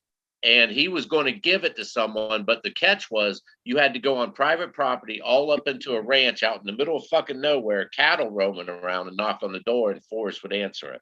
This is the same Because person. of Flutter by Phil. Huh? Because of Flutter by Phil, remember? Do you remember? No. Flutter by Phil. Frank claims he's been in contact with Flutter by Phil. Oh, when yeah. He used to run the forestfendtreasure.com, which, by the way, is Don dude. Just saying. And who's it on my channel before everything got deleted? He talked about it. He talked about the gate, the code, like all that shit. Remember? Yeah. And Frank thought Flutter by Phil was actually Forrest himself. Yeah. Nope, it's gone. Yeah. And it took me a while to change his mind and get him to stop doing that and putting it out into the public, telling people to go hop the fence. It's okay. I was in there. Somebody gave me the numbers, so it's okay. Forest obviously has something to do with this place, so it's okay. I'm like, dude, you cannot be fucking saying this, or you should not be saying what you're saying, enticing others to do what it is you want them to do there. That's a really It's okay, bad idea. Preston. It's okay. As long as he goes wearing a banana and strips, it's okay. Oh my God. No, but especially the spot he was talking about was a totally fenced off, gated, no trespassing sign, piece of property with a mobile home way off in the distance from the gate in a secluded area. Some bad shit's liable to happen if somebody knocks on somebody's door that's living in a place like that. Where is this at? New Mexico. Someplace Oh. in New Mexico. Literally, somebody could bang on that door and the person could come out and shoot them dead. And then what? No, thank you. Or you could get attacked by a bull roaming the property to get up to that ranch. Yeah. Or the other situation with one of those guys, I don't know if it was Kyle Sandow. I think it was Sandow, but I'm not sure. But one of them that filed the lawsuit had papers served. I believe it was at Zoe's house. And I think it was Shiloh had walked out to the gate, and it was in the early evening, but it was dark out. And he got to the gate and there was somebody there to serve papers. People can't jump people like that in the friggin' dark. That is a really bad idea to be setting up scenarios like that. Yeah. I just got your email about the horses street. You just got it? Yeah. Are you still scared of clicking on the YouTube links I send you? No. Okay. I don't send you files and PDFs, and no, it's just a song. I'll have to listen to it later because I can't hear it now, but I just clicked it. Yeah. You'll like it. Congratulations. You now have access to everything. You'll enjoy the song. It goes with what I said with the horse. Interesting.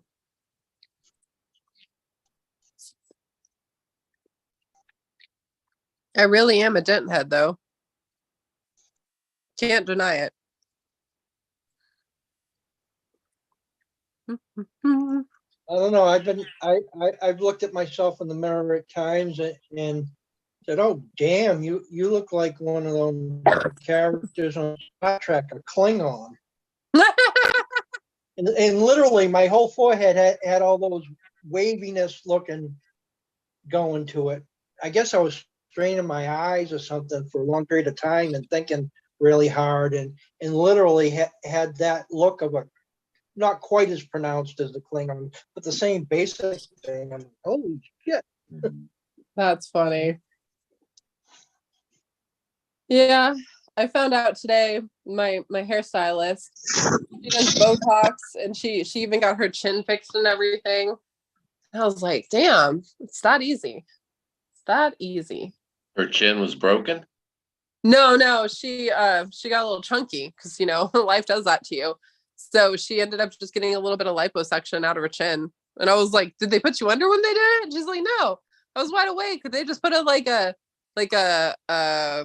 what do you call it? Local. No, they do like a small incision, obviously in the chin, but they block you from seeing it. Like a sheet, they put a sheet right before you so you can't see it, but they like just do a small incision and then I guess like suck it all out. And then you just have to wear like some weird diaper looking thing on your head for fucking 2 weeks. And I was like, it's just like, but look at the jawline. It's so good. I'm like, fuck yeah, it does. It does look really good. But I'm like, I don't like it. was funny though. She was telling me all her secrets. All her secrets. Did you know there's type of electrotherapy that bursts the fat cells and then it drains out of you? Like you could either sweat it out, piss it out, whatever. But that's also a way people get rid of fat nowadays. I didn't even fucking know it. I'm like, What? so you go into a torture chamber and then you either sweat it or piss it out? And they're like, yeah. And I'm like, what? We're living in the Hunger Games. What kind of a culture have we developed into? We get obese and then we have surgeries to suck it all out and we continue it back again. What the hell's wrong with that picture? Everything. And you don't even have to leave your car to get the food anymore. They'll drive your car around. Here you go. Well, now you don't even have to do that. They'll take it to your doorstep. I'm their number one customer. I'm not kidding. When I have something go wrong and I'm like, I reach out to the customer service, they're like, thank you for being our number one customer. We will fix this immediately. We wouldn't be in business without you. Thank you very much. I straight up keep DoorDash in business and my hairstylist. Because literally, she's like, Candy, you do know that back in September, you came to me. We spent a fuck ton of money on extensions and dyeing your hair black and installing the extensions. You go to Scotland. You come back. It's not even 2 weeks after I install them. You tell me, take the shit out of my hair, cut all my hair off, dye it fucking bright ass red from black. Like that's just rude, right? You can't do that, but I did it. So she like bleached the fuck out of my head, dyed that bright ass arrow red. My hair was still kind of long, but it was like blunt long. And then after that, I'm like, I'm having a midlife crisis. Let's cut it all off because I watched like a fucking season of this girl with short hair and I thought I could look like that when I don't. And let's dye it some god awful, fucked up, ugly looking, the like auburn shit color. And now it's been, I think, like 2 months since I did that. And I'm like, hey, I want to go blonde now, which is, again, fuck you. What are you thinking? So she's like, just had me sitting in the chair all day, fucking soaking in bleach.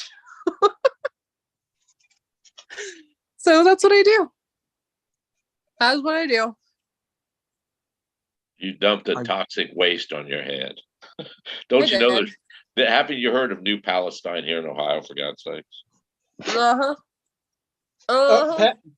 Palestine. You're not allowed to say Palestine. Oh, sorry. My apologies. Yeah, the whole major media has already been notified. Use the name Palestine. So confused. So can I say this? The Palestinians in East Palestine or Steen aren't feeling too good today.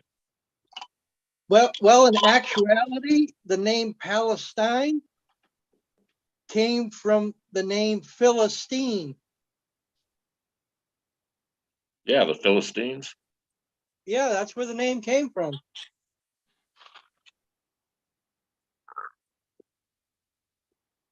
Dude, everyone's getting married.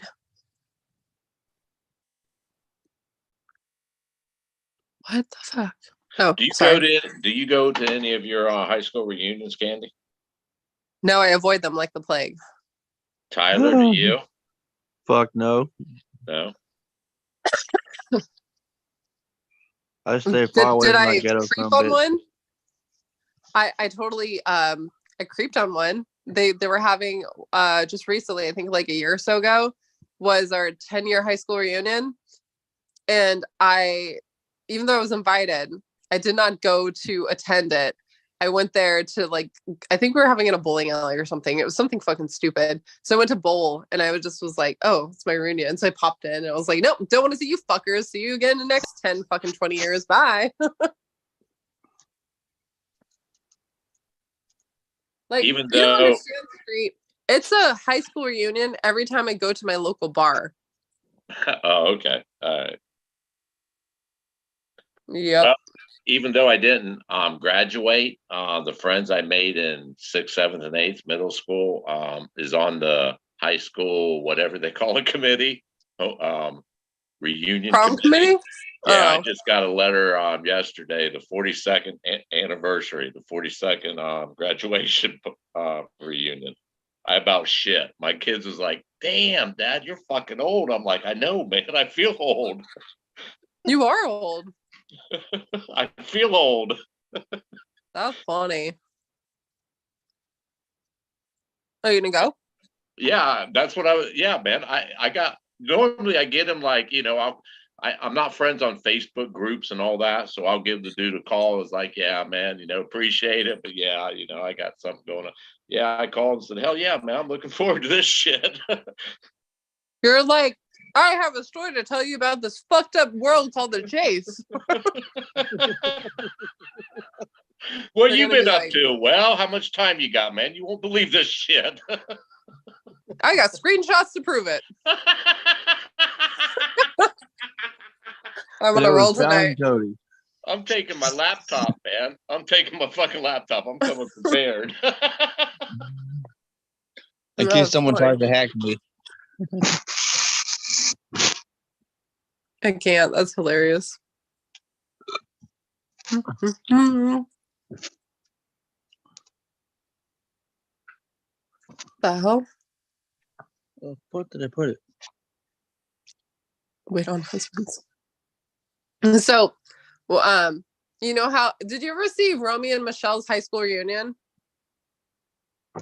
Oh, it doesn't sound familiar. So they they're gonna go to their reunion, right? But they don't want to like show up being losers, so they're like trying to think of something that they can invent that people know is invented, but no one knows who the inventor is. So they're Post-it like, note. Yep. Post-it note. Yep. Yep. I'm like, what are you gonna say, Street? What are you gonna say you invented? You know the glue that they put on Post-it notes? That was me. I knew you were gonna say that. I fucking knew it. I was literally gonna say that. So funny. They That would was why I brought believe it up. Yeah, they would believe it too. They wouldn't even question it. That's Not with street attached to it. He always did like glue.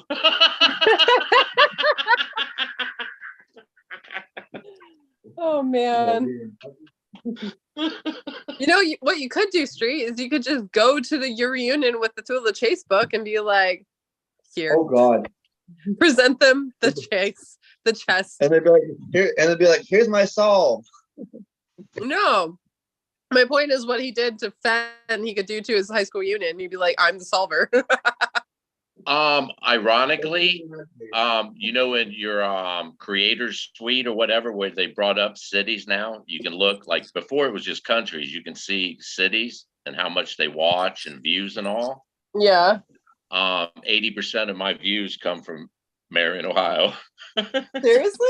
Yeah. I got like my friends know they're watching this shit. Oh God. I got like in a month's time, I'll get like 20-some thousand views total, and 15,000 of them is from Marion, Ohio. That's hilarious. Yeah, so that's why I'm going. They were like, yeah, man, we was wondering. We got some questions for you. I'm prepared. I said, yeah, man, I'm prepared. We'll talk. We'll get fucked up. We'll talk. That's funny. I'm gonna pray for your street. I'm hoping to get some new recruits. We might have some new faces showing up here soon, man. What are you gonna plot? Guard. Oop, I didn't say that. What are you gonna plot though, Street? I don't know. You want to like throw it up for debate? We'll take vote. We can take votes on it. What do you want to push, man? You want to push you the got whole the pinky and the brain mentality for sure. you want to push the whole kit and caboodle and link it all up to the aliens? We could do that. Of course. Beam me up, Scotty. That's the thing, right? Beam me up, Scotty. Yep. Star Trek original. Hey, street. Yeah. Maybe all your buddies from at the reunion can help Greg with his funds for the lawsuit for Banana Girl. Oh, did he put up a PayPal? Do what? Oh, I have no idea. He was talking about it though on his last live stream. Wait, what happened?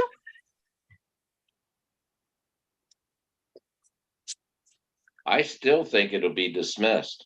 I don't think it'll see I think as soon as it walks in and the judge comes, right now it's a magistrate. As soon as the judge steps in and it's trial phase, I think it'll be dismissed the first time they meet. That's just my opinion. What happened? I'm totally lost. The lawsuit up in Northern District of Ohio between Greg and Barb. Oh God. Yeah.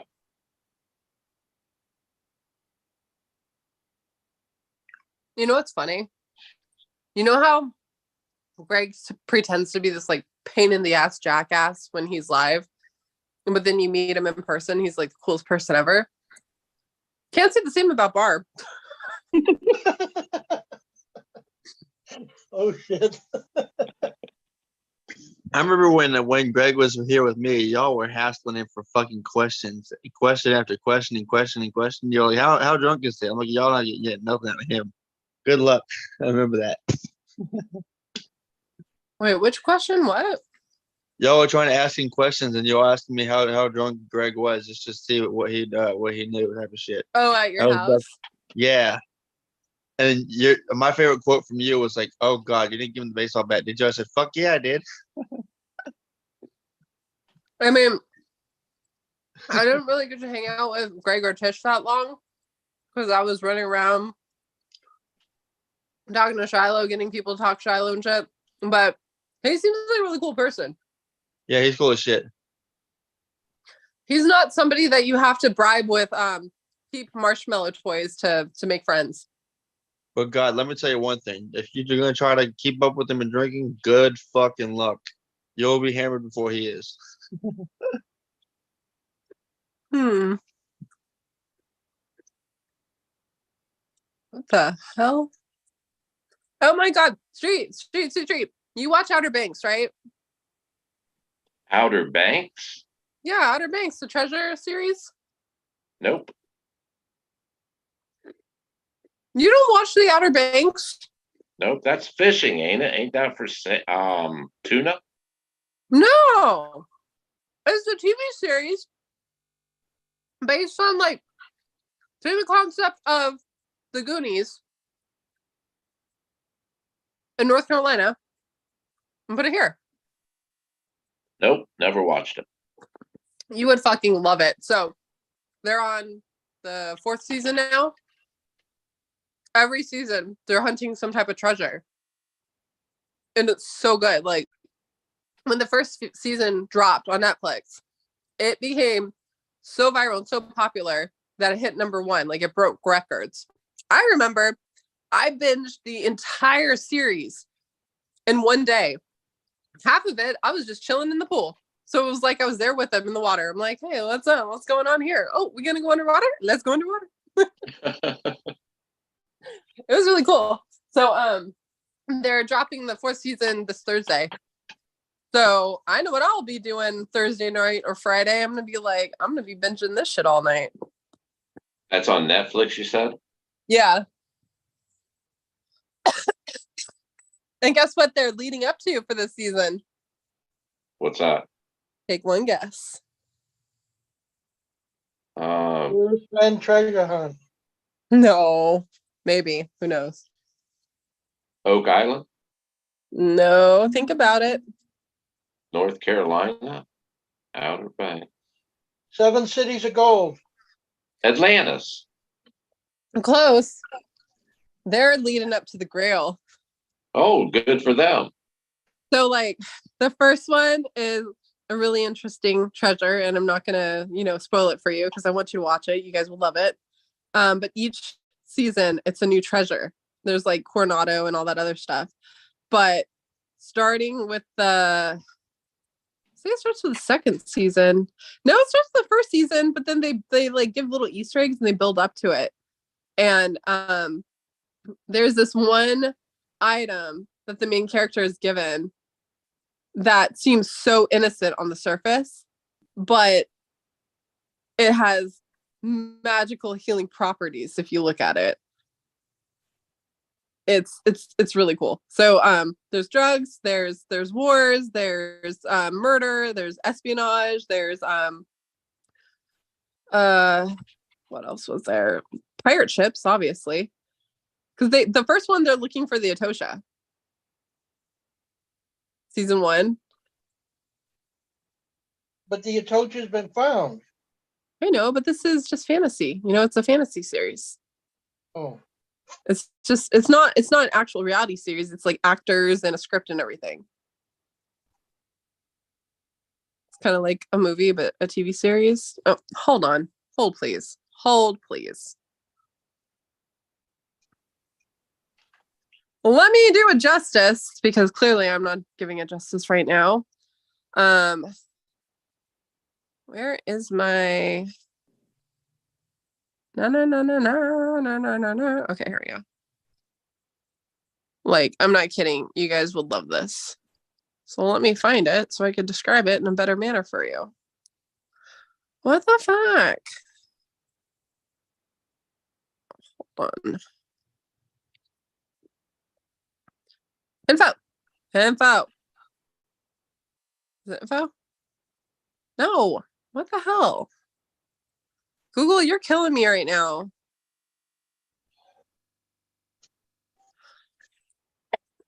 Okay, so the show follows a group of Pogue teenagers who live at the Cut and are determined to find out what happened to the missing father of the group's ringleader, John B.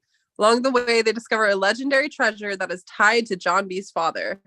But there's like the rich versus the poor, and paid cops, dirty money.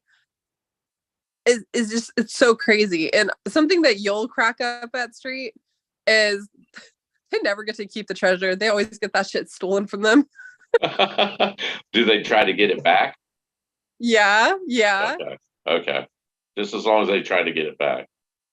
It's crazy though, because it's like really cool, because you get to like really think about it and the mysteries and stuff. And it's kind of like what I do with my hunts, where it makes you go down rabbit holes, research rabbit holes, and experience the history. And then once you experience the history, then you learn a lesson through learning that history, and then you can understand how to solve it, type thing. Right. It's really good. So I'm really excited that this season is dropping on Thursday. I thought I would have to wait until like next year, but they're like, surprise! It's Thursday, bitches. I'm like, yes. Because I think this season, they're basically fucking stranded. They're on like a stranded lost island. So it's like every man for himself. You just reminded me of something. I got a trivia question because I'm actually curious who knows this actually. What famous TV show was filmed here in Wilmington, North Carolina?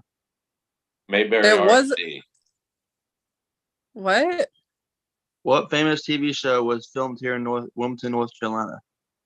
I mean, the Outer Banks was supposed to be, but they ended up filming it elsewhere because of COVID. So I'm gonna say it's not Nope. a TV show; it's a movie, and it's No, it's not a movie. It's a TV show. It's much older than Outer Banks. Is it Treasure Steve is themed? right. Is it- It's not. I don't think it's Treasure themed. No. Well, give me a hint. Oh. Is it like action? I have no Andy- idea, but I know of it. Andy Griffith Show. No, it is not. It's much more modern than the Andy Griffith, I think. Give me a hint. Give me a second. I'm gonna look it up because I know what it is. It's a drama series.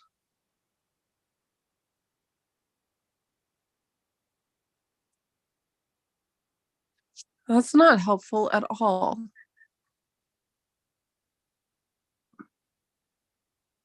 Its first episode was in 2003. I don't fucking know. One Tree Hill. I was gonna say the OC. Nope. One Tree Hill was filmed here in Wilmington, North Carolina. Oh, I used to love One Tree Hill, and then it just got way too weird. And then, if I'm not mistaken, I think it was. Let me check. I'm gonna Google it.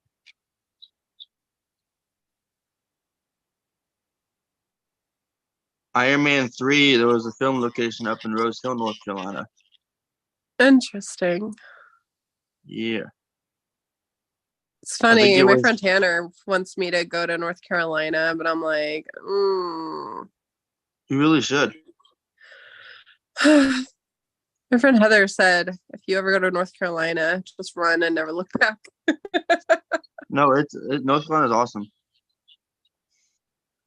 I mean, the way he describes it, it sounds like there's druggies galore every fucking way you turn. No. He's always saving someone from a heroin overdose. Where in North Carolina? Wilmington.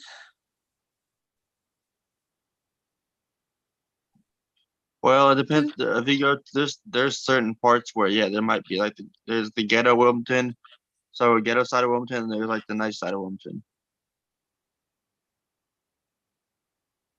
But downtown Wilmington is nice. That's where you'll find all the bars down by the river.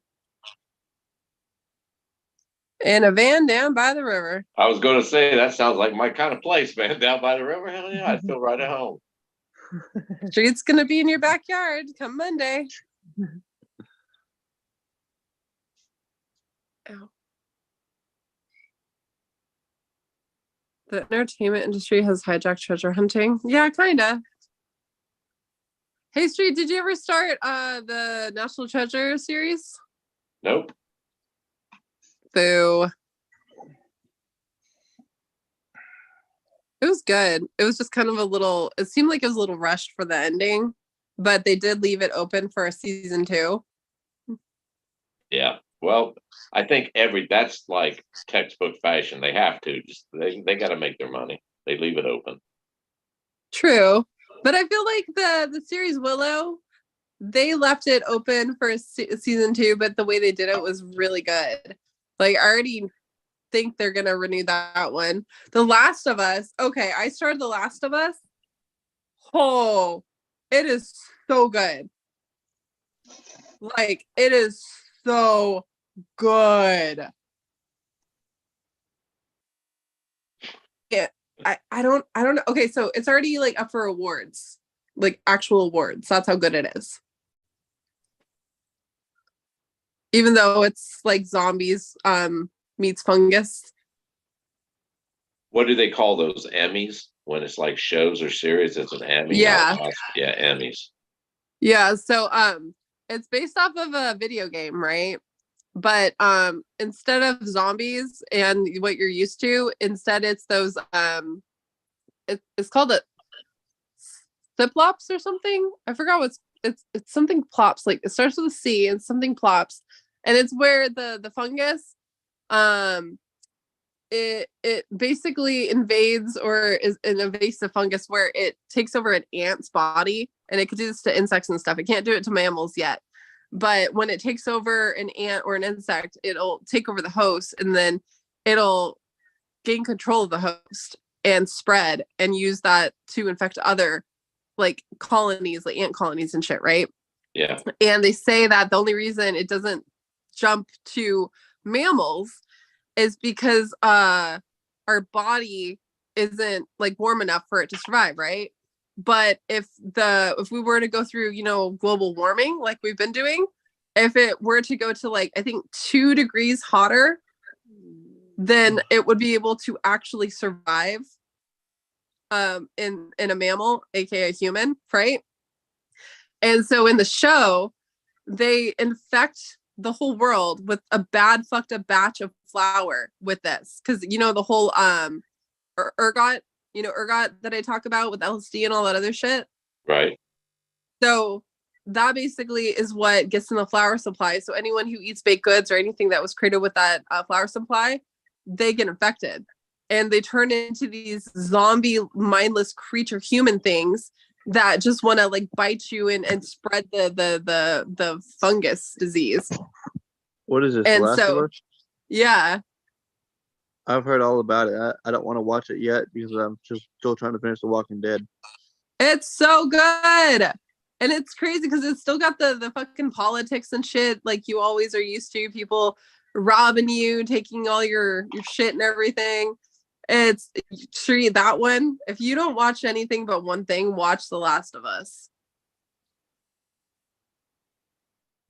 That one's got such a great storyline. And so what's funny is like right now he's trying to go out to Wyoming and they go to Cody, Wyoming, by the way.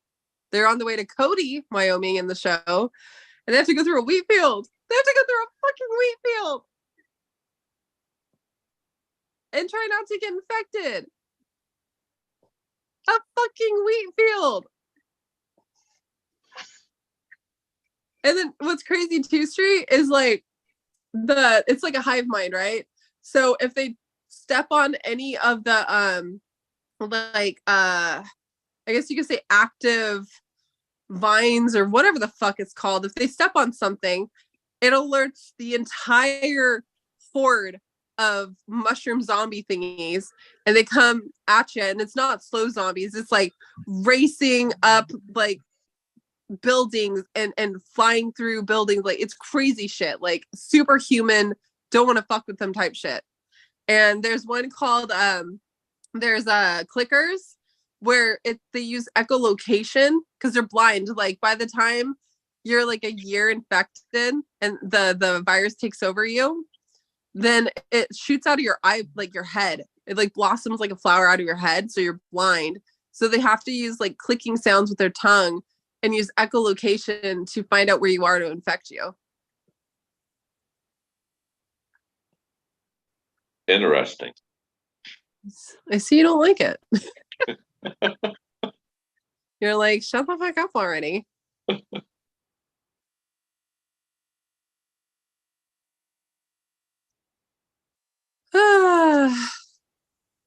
Evil X. Cindy who? What? Hey, Lily.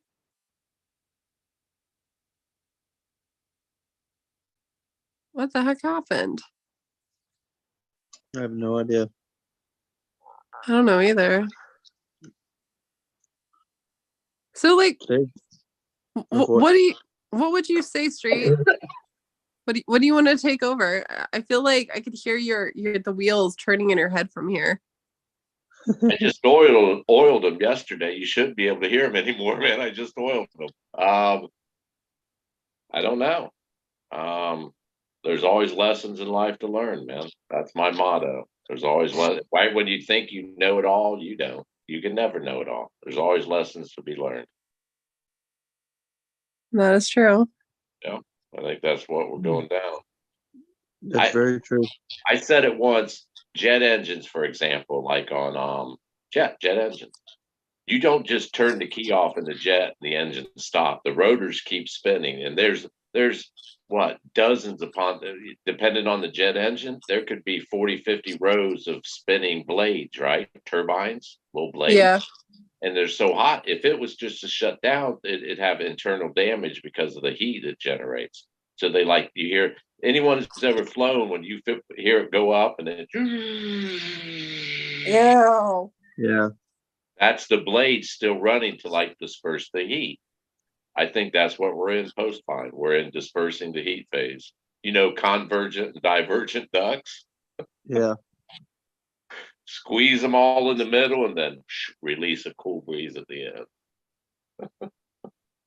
So who do you think will be left standing? I hope everyone. Everybody? Yeah. What, when all is said and done and all the answers are out? Yeah. I'd hate to see anyone fall to the wayside, man. There's lessons to be learned here. And if you don't think so, well, then you're in the wrong part of life, I guess. Go to another corridor, another room. I think Shiloh's up to something. Oh, beyond a shadow of a doubt. I think Shiloh's in contact with the olive jar guy. In the sense of trying to get the information out, but in the legal standpoint type of way. That's just my opinion. My 2 cents. The world may never know. I can see, in my opinion, Shiloh slowly picking up the pace, doing, I won't say conveying or conversing with the community, but doing things on his own that will impact the community. Not directly, but indirectly type thing. In other words, he's not going to come out and say, "Oh, I put on live Zoom. I'm going to talk to you guys now." I think he'll do something in the public eye that will indirectly. Yeah. Huh. Well, he is writing a book. He's writing a book, right? Yeah. Yeah. Who Shiloh is? Yeah. Oh shit. Did you know the guy who bought the olive jar, the name John Collins Black? It's a pseudonym for a pseudonym. It's pretty funny. And I'm just like, nothing in this fucking community shocks me anymore. You guys remember me saying Forrest was a fighter pilot. They're a single seater in most cases, and there's redundancy systems built into fucking everything. There's nothing in that cockpit that doesn't have a redundancy into it. Some of them have a redundancy of a redundancy for they call it fail safes. So if one doesn't work, they go to the manual. If one doesn't, well, what did you just, a pseudonym of a pseudonym? That's a redundancy, isn't it? Yes. Yeah, I think there's a fighter pilot in the driver's seat that round. This I agree on. But I think it's hilarious that like the moment they have a chance to pop in and say, "Oh, I got, I'm the winner," they're like, "I'm the winner of the pickle jar." Pickle jar. I'm like, oh man, just gotta love it.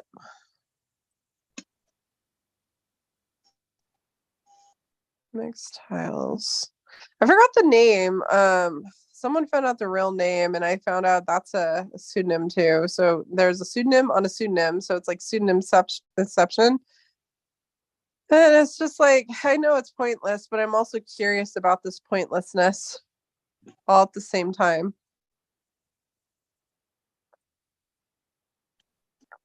Like, why would you go so out of your way to make a fake identity just to have that one figured out to lead to another fake identity?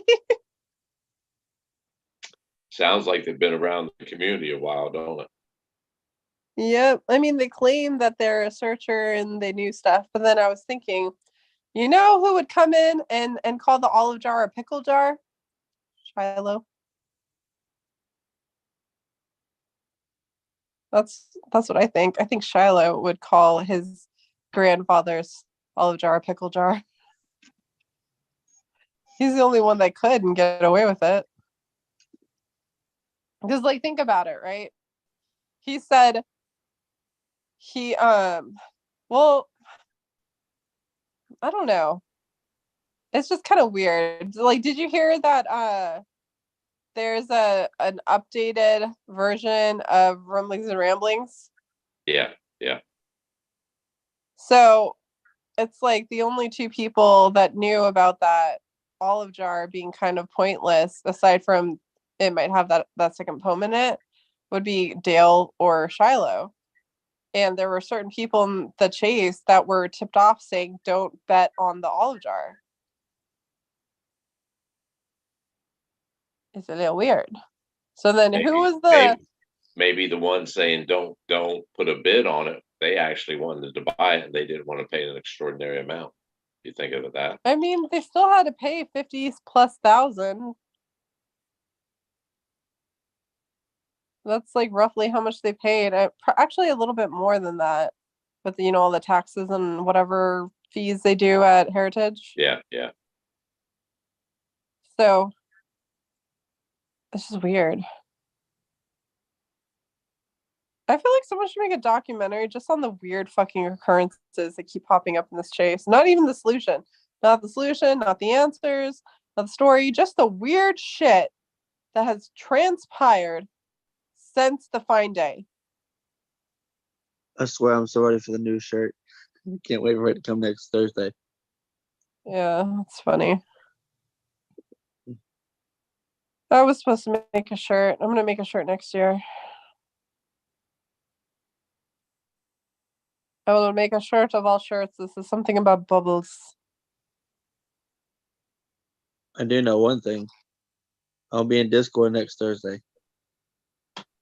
Nice. With the proof of the shirt. Yeah. Ben said once the shirt comes and there's proof of it that's been delivered that he'll hit the unban button for me. So there's that. There's that breaking news. Because Nikki was asking when I'll be back in the Discord server. I said I don't want to jinx or anything or say anything just yet. But we got the confirmation from Ben not too long ago about it. But I was been quiet about it for a while. Did we lose Trusted? Maybe. Nope. Trusted. Can you hear me? Oh yeah, yeah. there you are. I'm still here. We haven't heard from you in a while. I was in the middle of doing something. Oh. Someone take over for 5 minutes.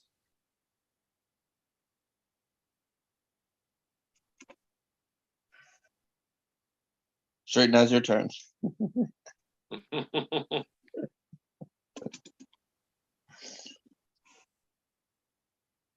Well, What's your thoughts on this Aaron Rodgers situation? what is it?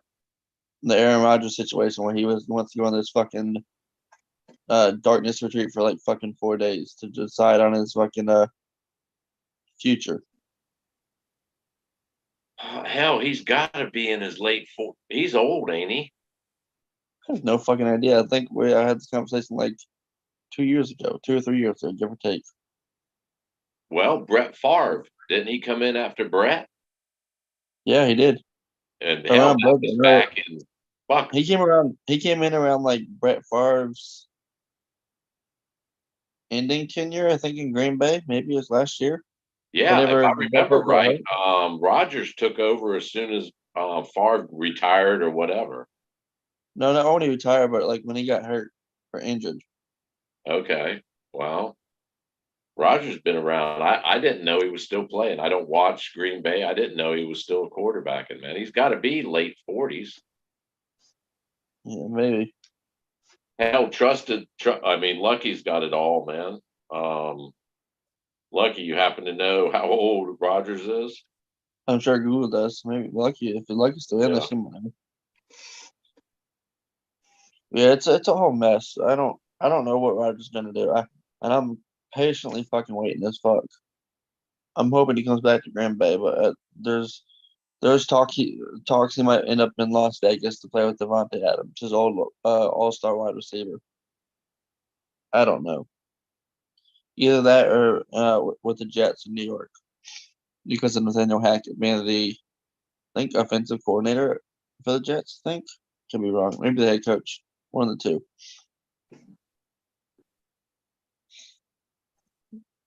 It'll be interesting with the way what he does. Or the other option is Aaron Rodgers finally retires. Favre did that too, and then didn't he come back and play for like the Buccaneers Minnesota. or No, Denver, Minnesota. Minnesota? Yeah, with the Vikings, I think it was. Okay, yeah, he came back for a year, got a quick, 10, 15, $20 million payday. Yeah.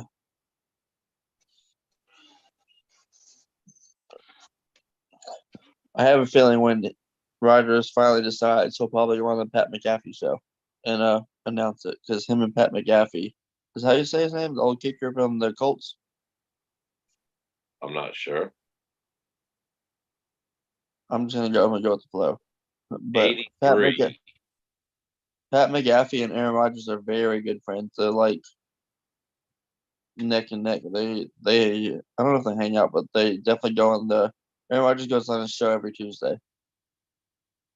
At least for what I remember, at least. And that's remember last year last year in the offseason when Aaron Rodgers was in the same situation. Aaron Rodgers went on the Pat McAfee show and announced his news of he wasn't going to retire. He was going to stick with Green Bay for the year. And He's he ended only up with 39. a contract. He'll be 40 this year. He's only 39, so that's still pretty young for his quality and character and all that. He's a good quarterback, man. He's probably still got a few more years in him. Dude, I don't know. They went 8-9 this year, I think it was, or 9-8, one of the two. Hasn't he had a couple surgeries on his arm or something, shoulder? He had some injuries. Yeah. Yeah, he had a shoulder injury, I think it was. Yeah. Was it his throwing arm? I think so, maybe. I don't know. That's great. That's a good question. Is he hurt right now, you said? Did you say he's like injured now? No, he's not injured now. He just had a whole down season because he doesn't really have I mean, he has talent surrounding him, but not like talent like Devontae Adams type of talent where he can rely on one like player to throw the ball to on a consistent basis. He's playing with a lot of rookies that make a lot of rookie mistakes, with some veterans that are older than him still playing with Aaron Rodgers.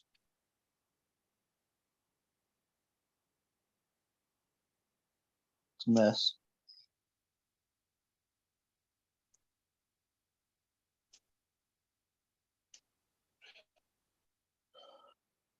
I think that's been more than 5 minutes. What do you think, Street? She probably bolted, man. I'm right here. Hey, Street, what's that card that you got on your screen? Isn't that chariot. the chariot? Chariot. The chariot? Yeah. Is that Down below. like a tarot deck? Down below the two little there's Sphinx. It's a black and white one pulling the chariot for this under a canopy of stars. It's a 7 card of the what they call it, the Hierarchy? Yeah, whatever that, however they categorize it. Hmm.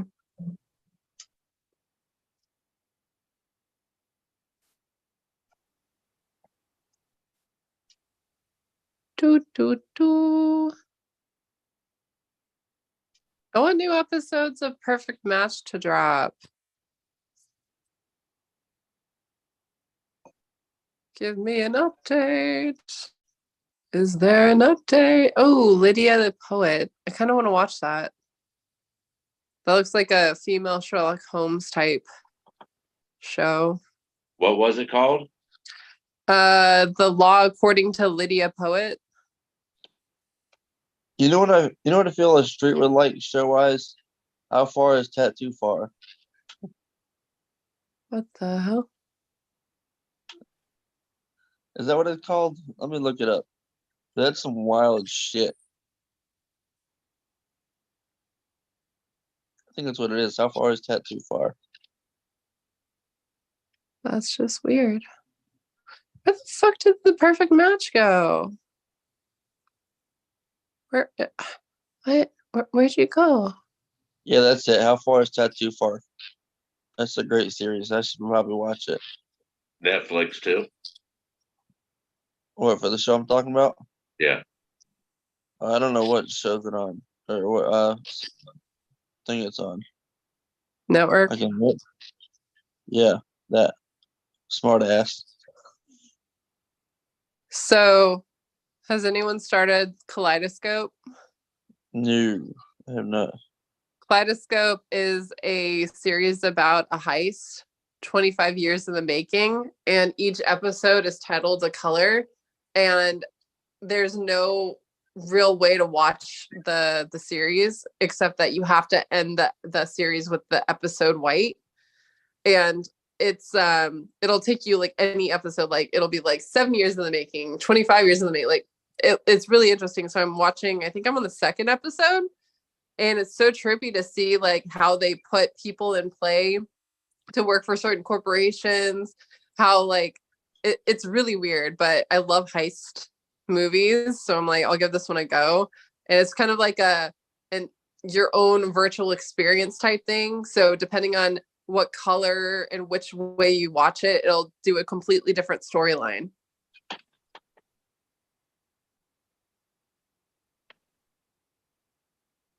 Okay, I see that Street does not give a fuck about TV. I got more important things to do, man. I got world domination planning here, man. I ain't got no time for no series. Yeah, thinking of the How's brain that going mentality. for you? Have you chosen what quadrant of the globe you want? All of it. I want the whole fucking thing, man. God damn it. It won't work unless we're all together on this.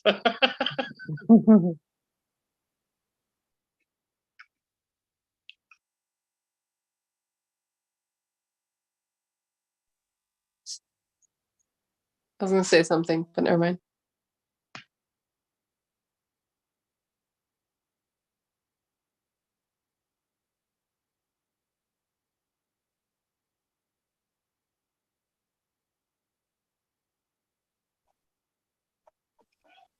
Back into the cold I go. Back into the cold I go. Ah, so creepy being down here sometimes. It's like I'm a troll. I'm a little troll. Back into the cold and then back into the my room's warm right now. It pockets all the warmth from the heater, and then I've got all my blankies, so I'm okay right now. Although I don't know what's wrong with my sleeping, but every morning when I wake up, all my blankets are on the floor because I'm like thrashing around in my sleep. All joking aside, do you snore? I don't know anymore. I'm alone. Well, okay. Do you wake up sweaty sometimes with the sheets kicked off and the blankets kicked off and stuff, and you're sweaty? No, I don't get sweaty, especially right now because it's so cold. It's just like I just have that like where you don't want something on you because it feels too heavy, so you just keep kicking it. Well, the reason I asked this question is I have sleep apnea, and it went undiagnosed, man. I about died. I wouldn't have lasted another year. But one of the symptoms was the sheets. You wake up with the sheets kicked off because it's like suffocating. It's like you're not breathing. So your legs, you get twitching in the legs, and your legs will kick like you're gasping for air, like someone's choking you. Oh damn. Yeah. So that's why I asked if you snored. Even there's cases of sleep apnea where they don't really snore noticeably. They just stop breathing for like 15, 20 seconds out of every minute. Yeah, that's actually DJ. I had to go to the hospital with him. I think it was a year or two ago, and they had him do the machine test where you sleep with the machine. And I Yeah. was like, dude, like fucking sleep next to Darth Vader. Yeah. Crazy. Wait, so do you have a machine so you could sleep without dying? Every night, even naps. I got to wear it. I just act like I'm a fighter pilot and I'm going into battle. Get cleared for takeoff run or runway 3, clear of takeoff. I had my friend Amanda. She did that too, but it was really bad because like you would be sleeping and she'd be like, "Oh, actually, I don't even want to do it because I finally sound like I'm not all snot monstery, so I do not want to summon the snot monster." It was pretty. Well, I'll tell you, it's terrifying, man. Honestly, when they did my first test, I went in. Long story short, I thought I was having a heart attack. I was 2009. Thought I was having a heart attack, man. Had my kids take me to the hospital. They EKG and all that. Kept me overnight, and that's what saved my life. They was like, "Nah, we got some abnormalities, stress on your heart. We're gonna have to keep you and do some." Hell, they were talking about doing like stents and shit. I'm like, whoa, let's slow down here. Let's get some facts before you start. Anyhow, during the middle of the night, the nurse woke me up and said, "You okay?" I'm like, "Yeah, what's going on in my life? What?" She's like, "You weren't breathing." I'm like, "Oh shit." Sleep apnea, man. It so it's basically you never rest. You never get that like REM sleep type. You just beat your body down forever. And yeah, it's serious. You wake up with headaches a lot? Me, no. Oh, okay. I could breathe. have any issues like that just yet. I'm just like a fucking weird sleeper. I've always been a weird sleeper. Well, I'll tell you, like I was going to say, it's terrifying knowing like when I fall asleep without that mask, I stop breathing for like 30 seconds out of every minute. I'm like, oh, that scares the shit. It sucks. Take nap. You don't know what a nap is until you can't take one without this machine on you. It sucks. It really does.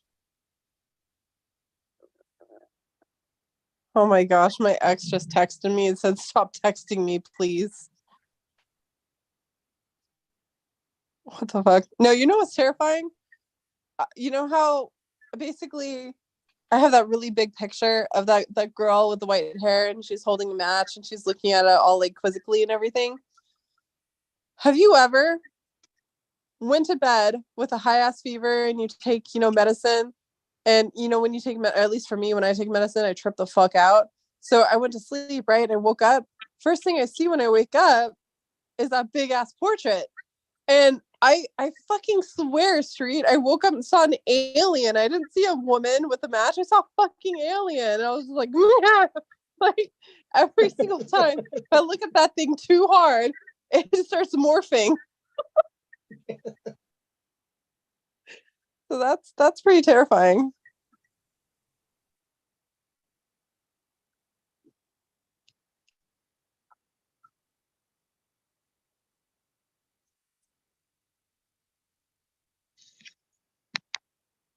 Yeah, we got a big super moon coming up, ladies and gentlemen.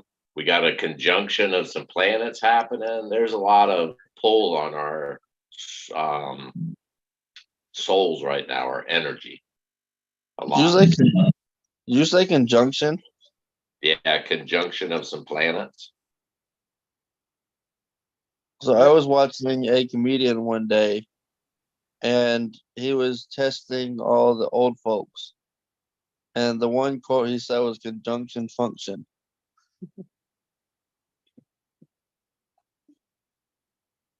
I'll see if I can find it. I'll send it to you. It was funny. I'm gonna find it right now, actually. Well, us old timers like a little conjunction junction. Yeah, conjunction junction. Get a lot done in that conjunction junction. This is true. This is true.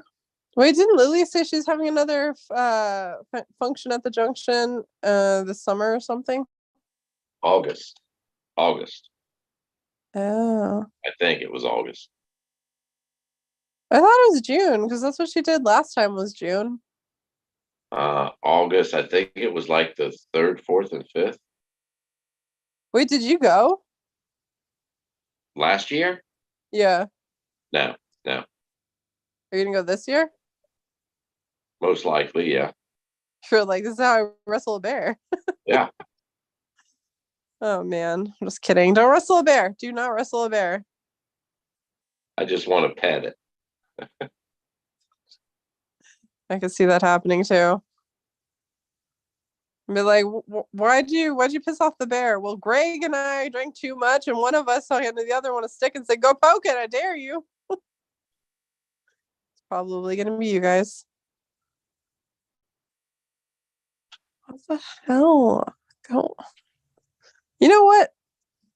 Bet you $10 my ex is watching my fucking live stream right now. That's probably what's got him all fucking pissy. Possibly. Well, that's what I guess triggered him on, New Year's Day. I guess he watched my stream on New Year's Day or New Year's Eve into New Year's Day, and that's why he destroyed all my shit.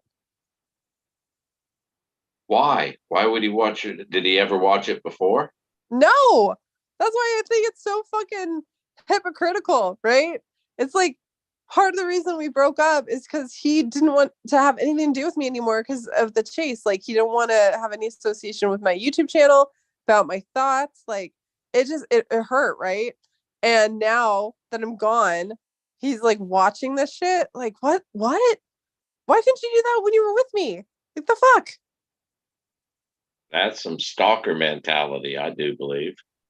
Just a dickhead mentality. This makes me sad. I'm just like, I haven't seen I haven't even looked at him in 6 months. Haven't been able to see my puppies or my cat in 6 months.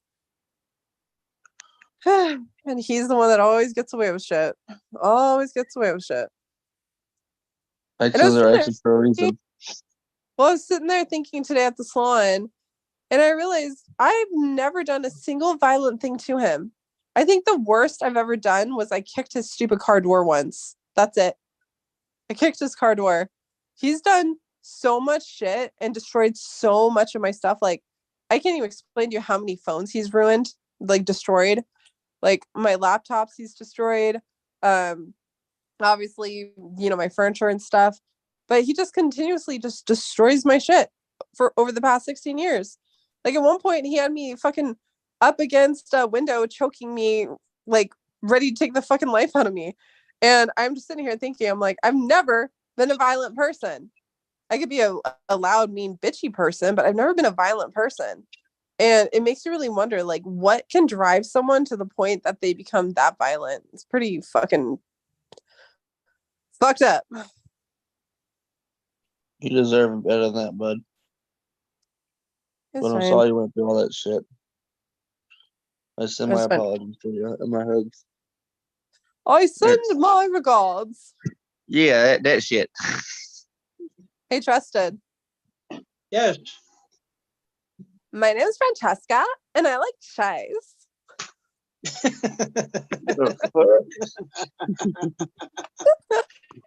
Every single time. Every single time. One day I'm just gonna like go in costume. You get a kick out of it too. You get a kick out of it too. It's a fun voice.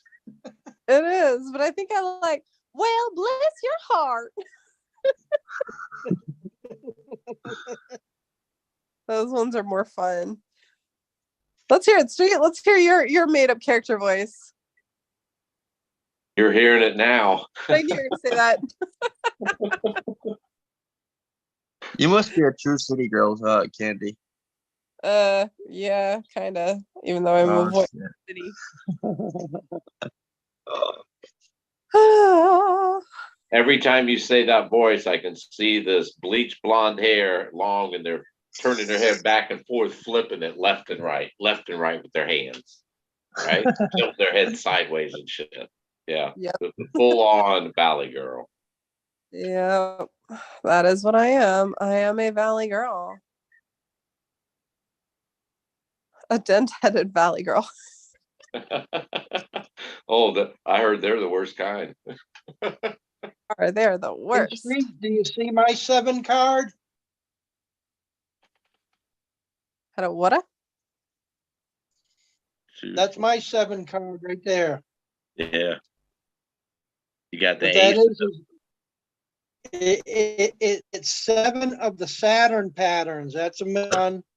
There's one on either side, and then there's 4 surrounding it. So that's 7. And then if a person connects the center of all the patterns, they come up with this pattern, which is the basic pattern within the flower of life. Flower of life. Wait, which pattern? What? Can you reiterate that? The flower life pattern. Oh, I see it.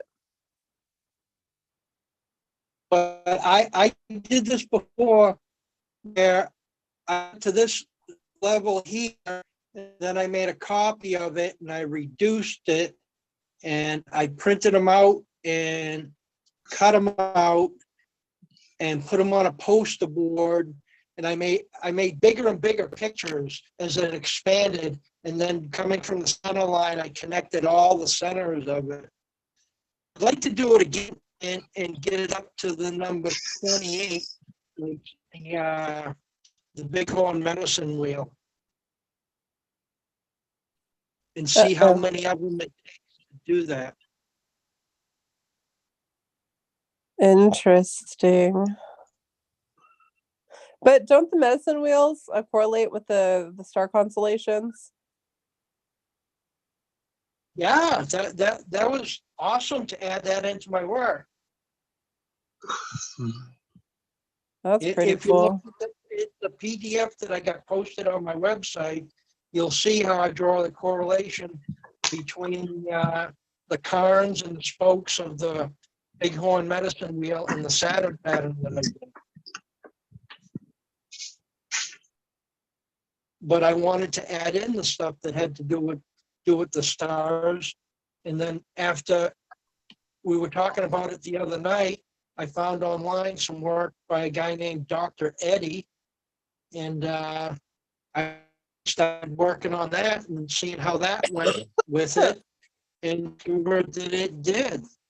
And I was like, this is awesome. This is what I wanted to find. But, you know, it never came to the front and said, okay, I just got to keep working till I find it. I mean, I got a star book in the other room that shows everything.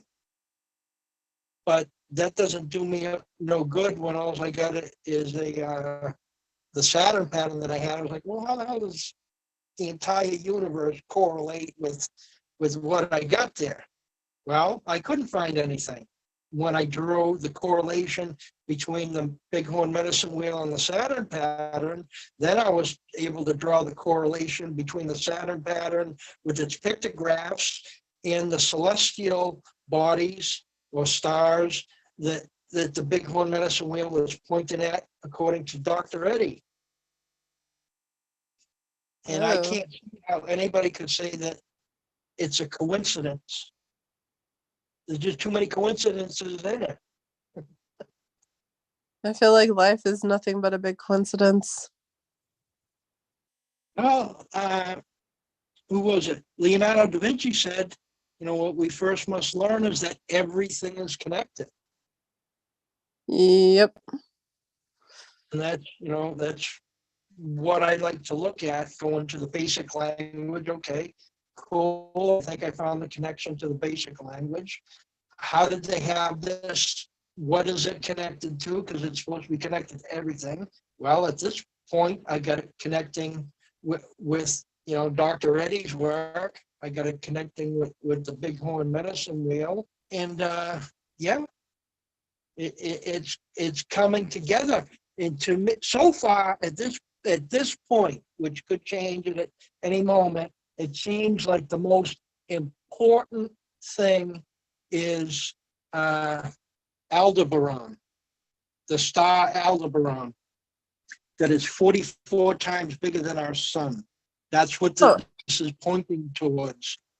For some reason, Aldebaran is being pointed at, and I believe because of its massive size, it might have something associated with the Earth's magnetic pole. It might be Aldebaran that actually keeps the Earth on its axis. Huh. Because even if the pole shifts, it's still going to stand in the upright position that it has, which during the summer solstice on that day, the North Pole is directed towards Aldebaran. Weird. I'm looking it up right now. Well, y'all have Yeah, fun. it is bizarre. And especially if it really did have something to do with why our planet stays upright the way that it does. Because if the poles shift, which they're likely to, but who knows when. They're already doing it. What it's going to do is it's going to cause the pole's not shifting, the Earth is shifting. And the Earth is going to shift and the pole's going to remain in the direction that it is. Well, it says Aldebaran follows the Pleiades. Did you know that?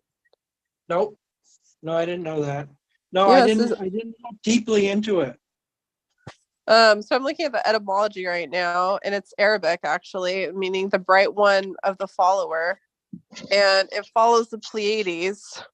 The Arabs sometimes also applied the name Aldebaran to the Hyades as the whole. A variety of transliterated spellings have been used, with the current Aldebaran becoming standard relatively recently. So the mythology for Mexican culture, the Ceres of northwestern Mexico, the star provides light for the 7 women giving birth, Pleiades. It has 3 names. star that goes ahead. The lunar month corresponding to October is called Quito Yao, Aldebaran's path. And in Hindu astronomy, it is identified as the lunar mansion Rohini, the red one. Let me see. Chinese, meaning net, refers to an asterism consisting Aldebaran and Tauri. Brightest star in the zodiac constellation, it is given a great significance within astrology. So we got asterism, asterisk, 7 women giving birth. The Pleiades. The Pleiades.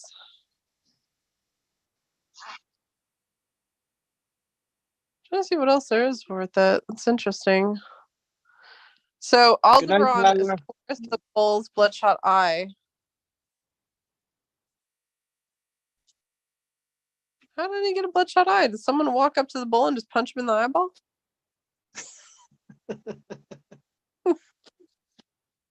These are the thoughts that go through my mind. Stu, you still there? Yep. You're being awfully quiet. Were you the one that punched the bull? Nope. Well, see, in the Saturn pattern, the big horn medicine wheel, the picture that's located at that spoke is the eyeball, which I call the observer, which is the follower following, looking at Earth, looking at the corrupted man through his DNA. These are the things that are coming into what it is that's being assembled. Huh. And now you're telling me that that's where the Pleiades is. And that's where you guys have been saying that humanity comes from, right? The Pleiades? Yeah. Yeah. At least the humanity that interacted here on Earth, one of them. Well, this stuff is pointing towards its sun.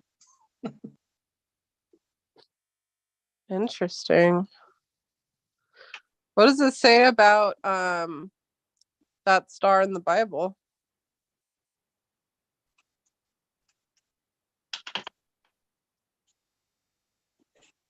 No. But there was more to it. I don't have it on this computer. I got another one that I had to move. But yeah, there's more associated. There's more associated with Orion's belt. I don't remember the other things, but it's all stuff that Dr. Eddie had said that was the direction that these folks were pointing towards. Huh. And the Carns.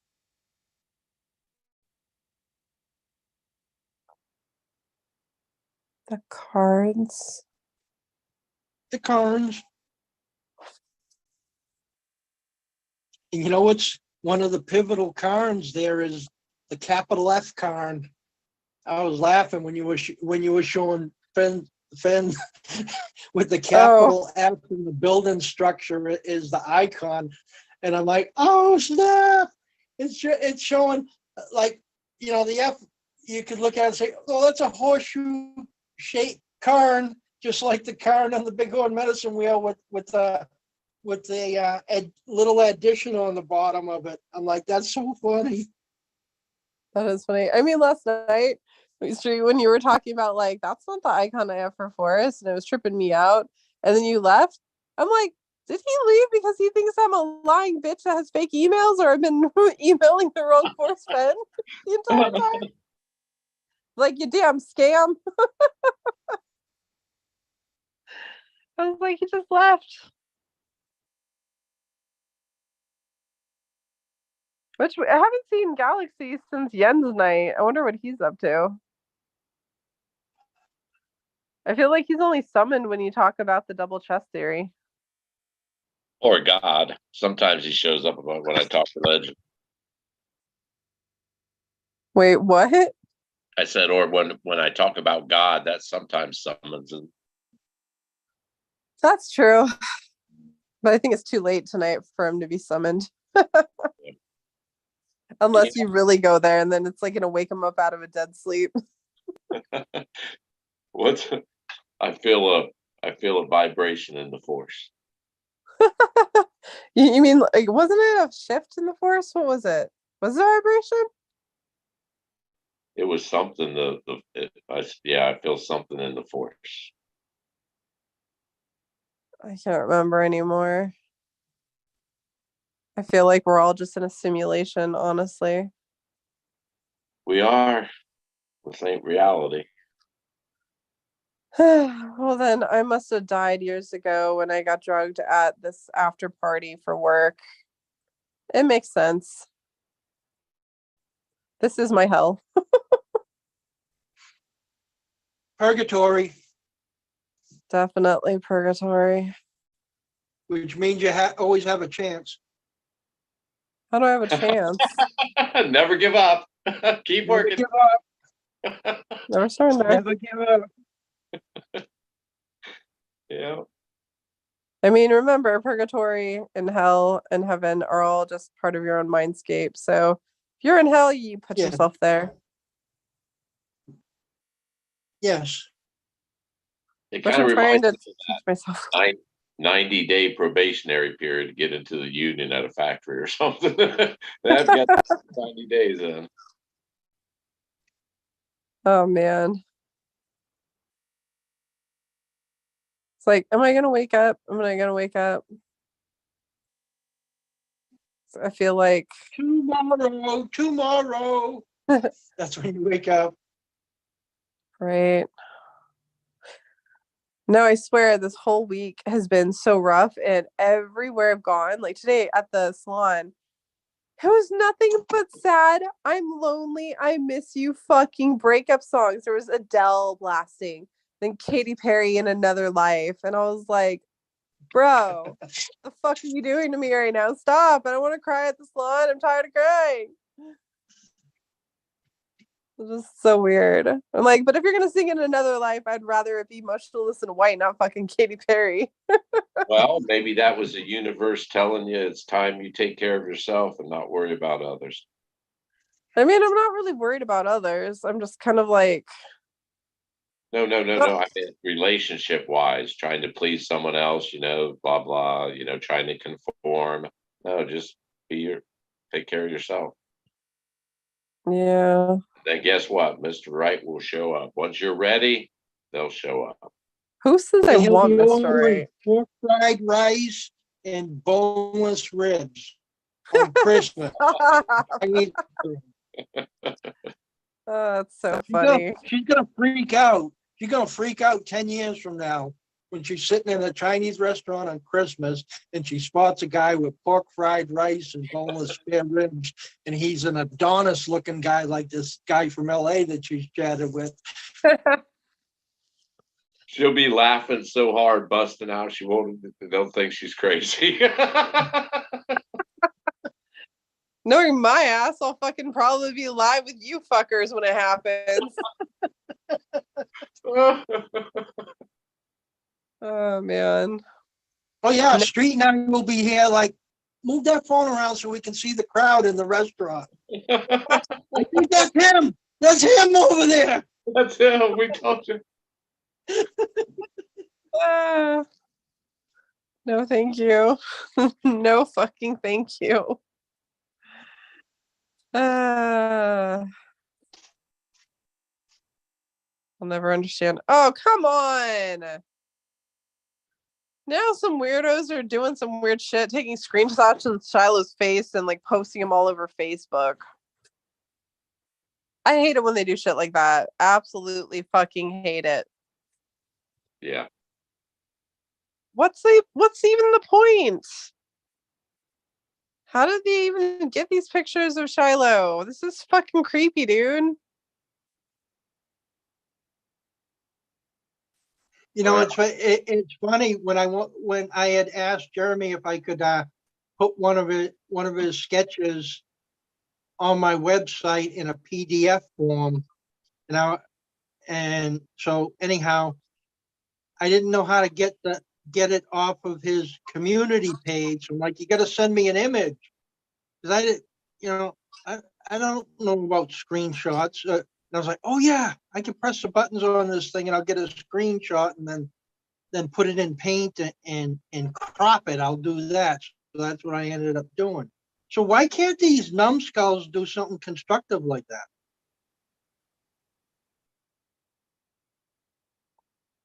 I don't know.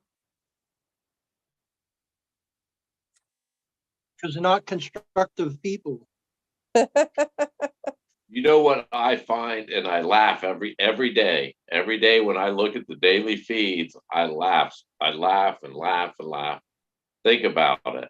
I'm categorized as one of those crazies.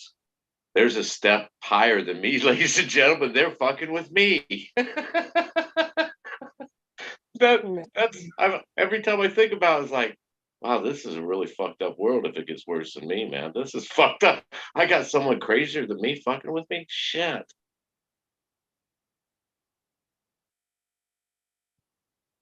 I told someone to take those photos down, and you know what their reply was?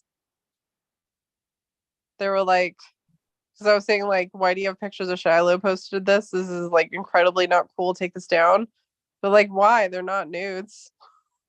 Fucking asshole.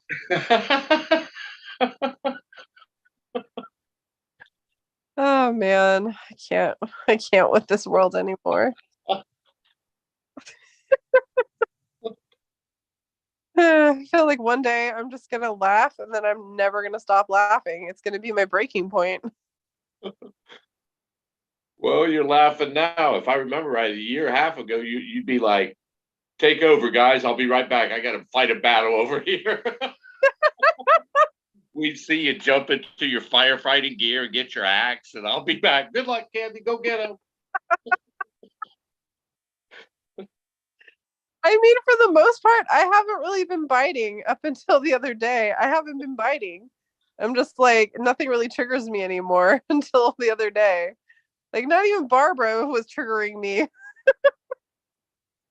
Like, you know, I'll jump on it and talk to you about certain things, but it's not like how it used to be where I'd be like, that's fucking bad. I'm like, bro, my mentality, my mental health, it's gone out the window. There was a time you'd lose your breath several times before you got done, man. You'd be like gasping for air. I'd be like, damn, settle down. Gonna have a fucking heart attack, man. Go eat a salad, bitch. Go run a mile.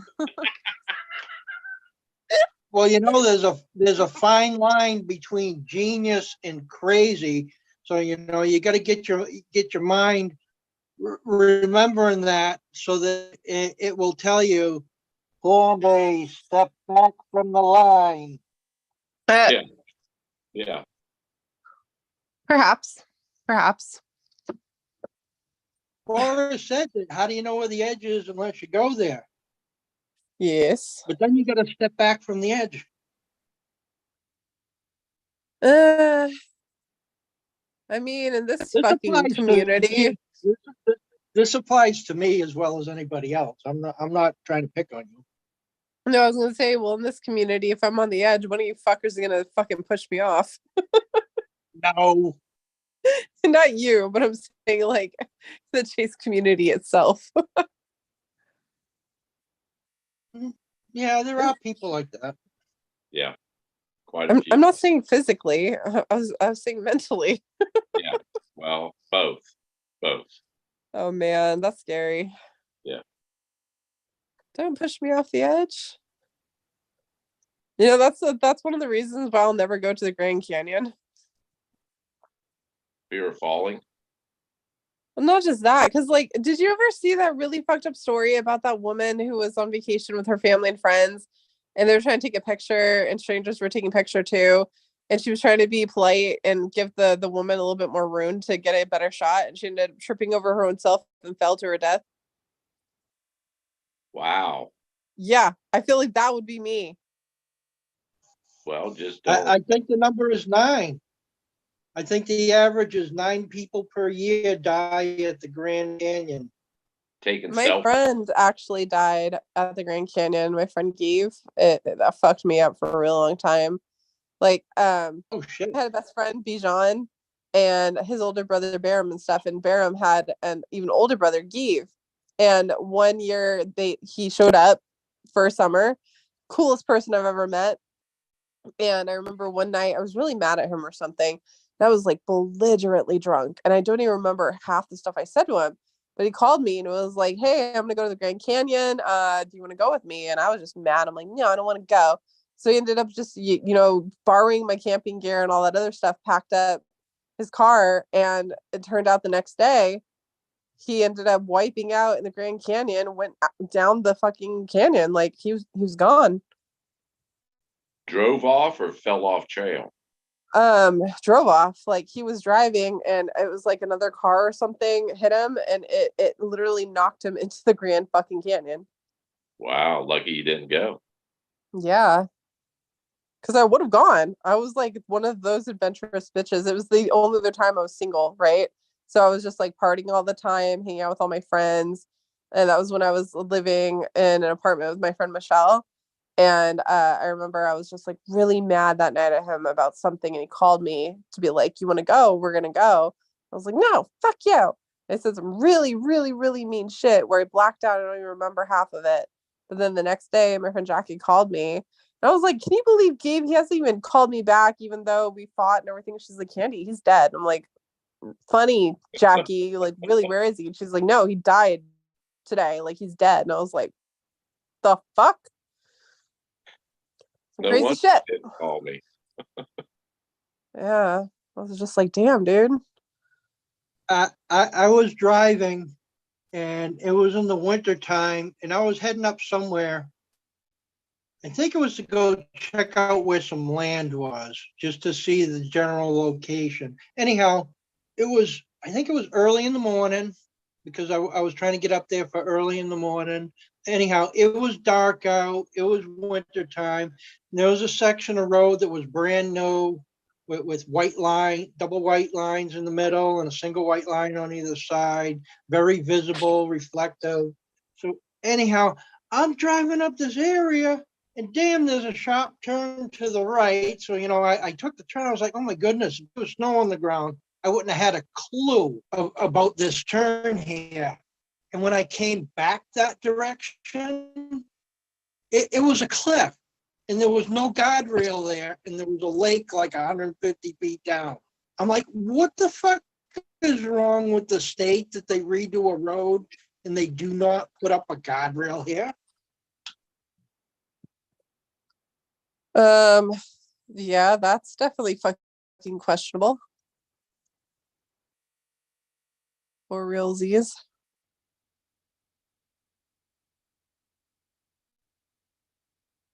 Okay, awkward silence. Oh, Love how you get. no, there's all kinds of shit. Heck, the area I live at now, they don't give a flying fuck about people on the road. Friggin' the stuff that they have, the drainage that they have right on the side of the road and stuff. It's unbelievable. Well, I feel like it's the same concept in fucking West Yellowstone and driving to Hebgen. It's like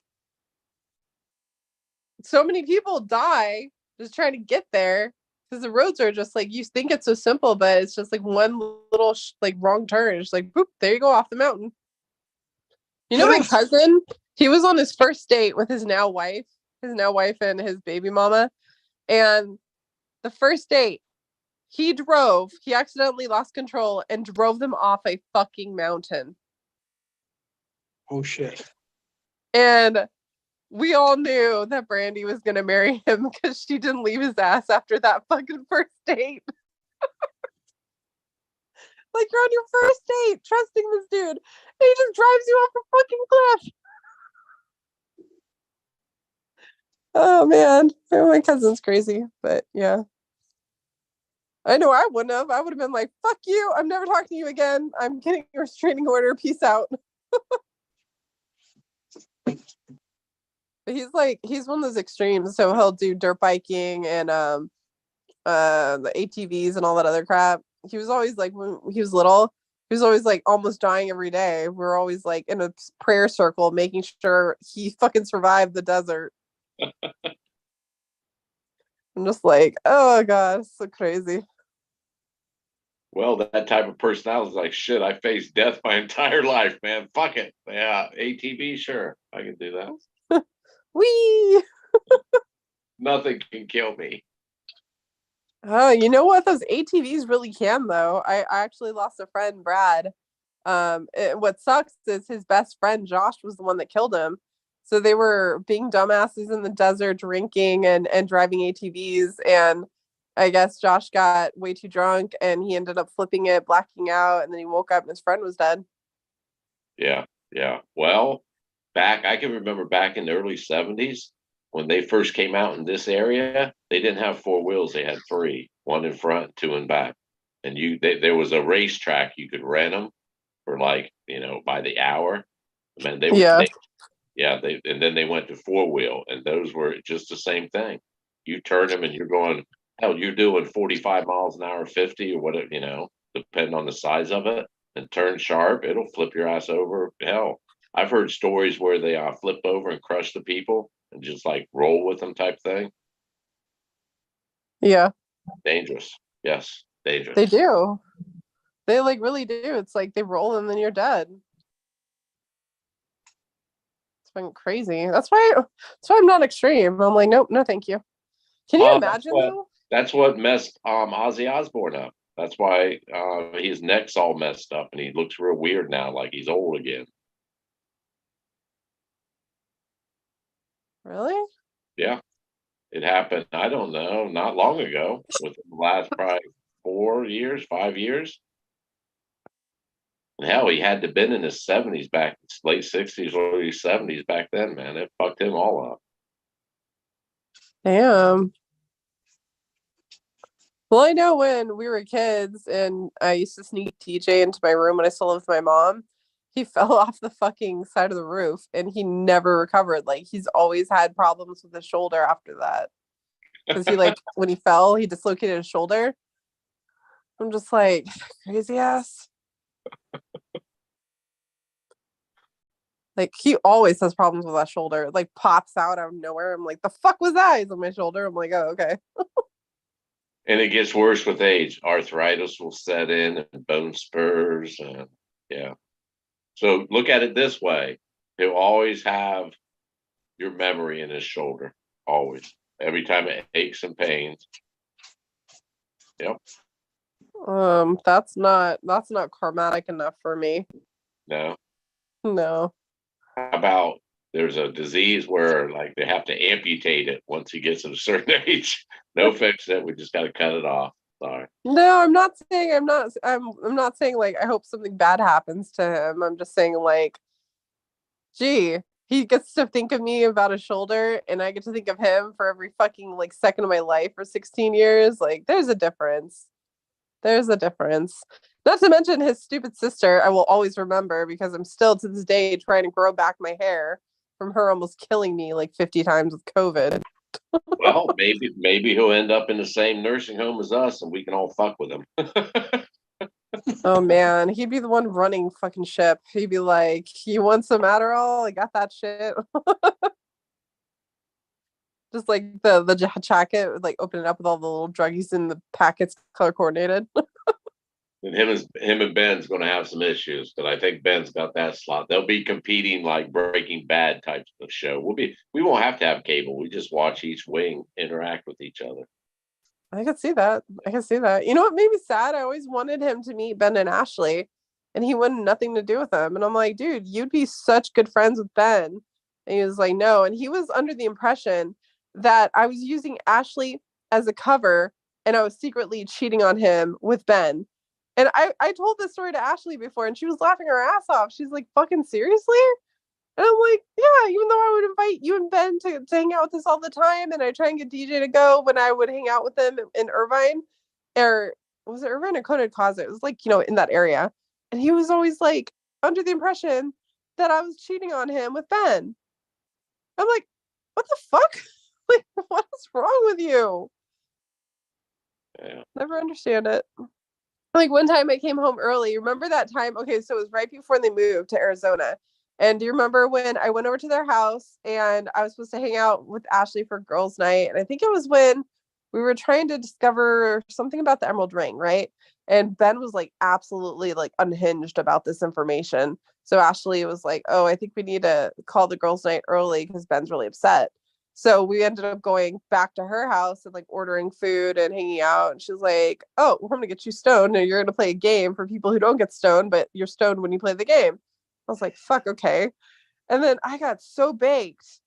I got paranoid baked. You know, like that one you had to witness, unfortunately. Yeah, that was horrifying. And so I all of a sudden I got so paranoid. I was like, I'm just gonna go home because I was supposed to sleep over like I usually do, right?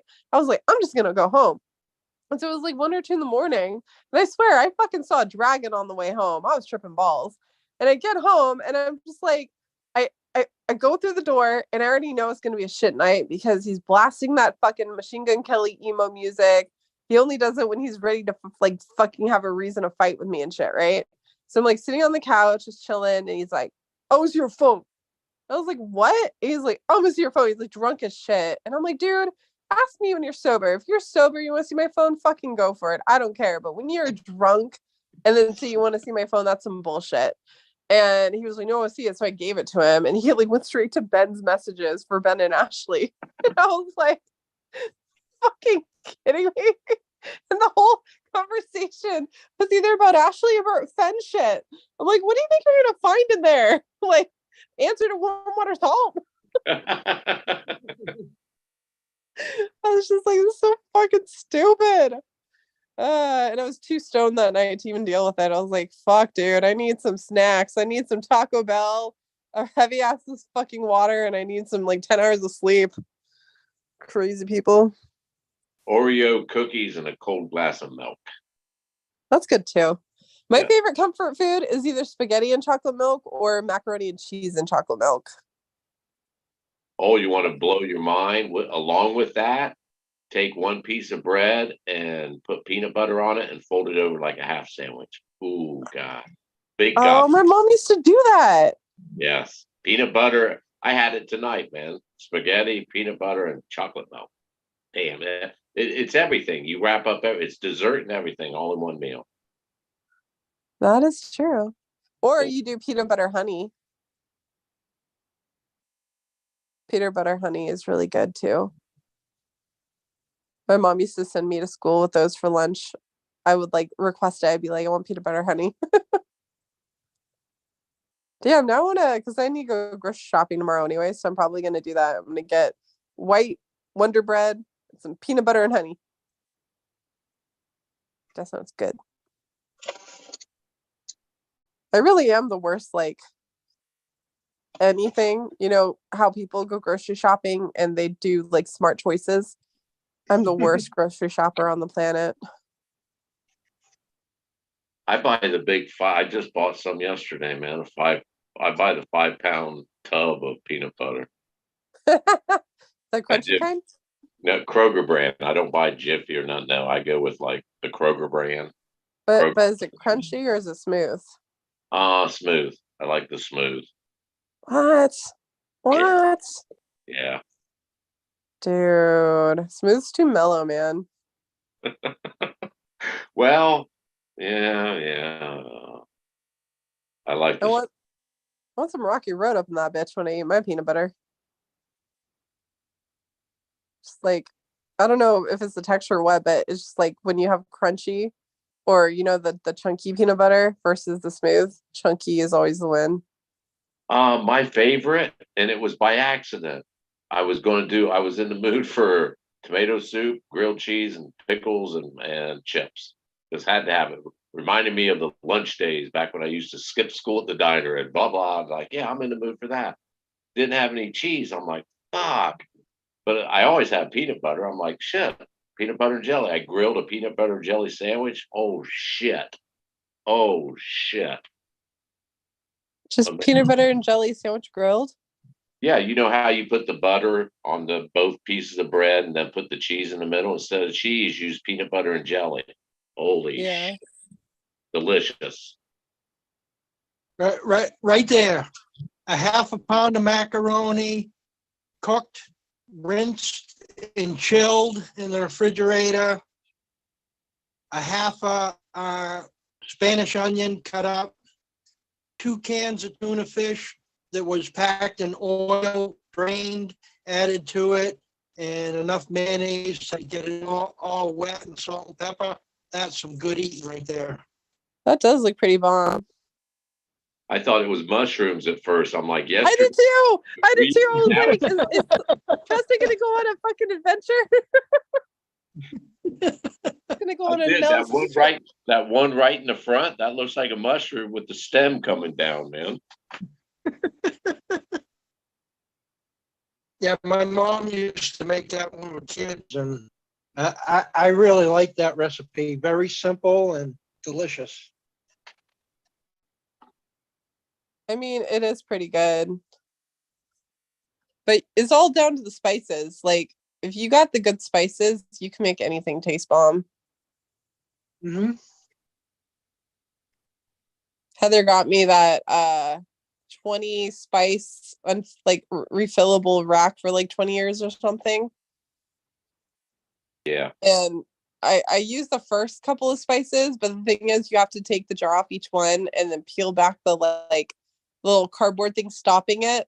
And I'm like, I'm lazy and I don't want to do that. So I only use the garlic, there's garlic, pepper, and then one other herb that I open that I use. Everything else I'm like, I'm not gonna touch you yet. But they are really good spices. You need to get yourself a Costco.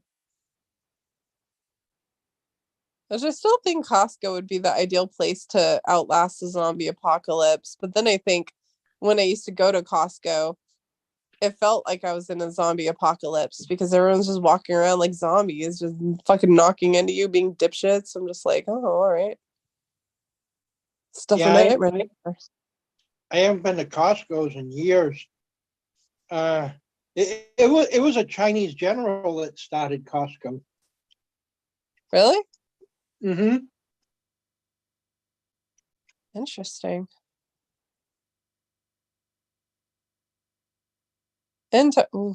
Interesting. Have either of you ever went and got your tarot cards read or went to a psychic? Yeah, both. When's the last time you went? When I was a kid, I was like 7. Wait, no, actually, no, it was older. It was right before I met DJ, actually. Holy shit, you know what? Now that I think about it, I did. I went to this, like, I think it was the fair or something, and I got my my palms read, right, from a gypsy. And you could tell she was like a legit one, and she predicted my grandma passing and all kinds of stuff. But she said you're gonna meet a man and you're never gonna be the same after. And back then I didn't really even care about guys, and I was like, ha, real funny. And immediately right after that, I met DJ. Interesting. Yeah, I have a lady friend that she started doing spirit fairs again. I mean, she hadn't been doing them in years, and after we had been chatting for a few months, she decided she was going to do it again. Anyhow, I had met her at one, and I brought a set of cards that I made myself based on the Hebrew, the ancient Hebrew, and she liked the cards. She used them. Interesting. That's trippy. Well, I know Ashley knows how to read tarot cards, and Street, you said you know how to read them. No, I don't know how to read them. You said last time we were live, you were like, I know how to read tarot cards. Nope. Liar. No. I That's vividly remember. That's black magic, man. I don't dolls. It's black magic. Double. It's not black magic. Oh, wait, never mind. You're being a smartass. I get it now. I think I get it. Was that supposed to be comical, or are you really being serious? I'll blame it on the supermoon. Yeah, makes sense. Super moon, blood moon, whatever. My mom went to one. She found this one up in Bucyrus, Ohio. It's not too far from here, and she's like, it's world renowned. She used to do conferences and stuff. She's wrote books, but she was basically she retired and moved back to her hometown Bucyrus, but she took certain, a limited amount of clients, and you had to be a friend of a blah blah blah. The things she would tell, my mom was sold on it. And my mom, remember, she's raised Catholic, man. She was sold on it after the first visit.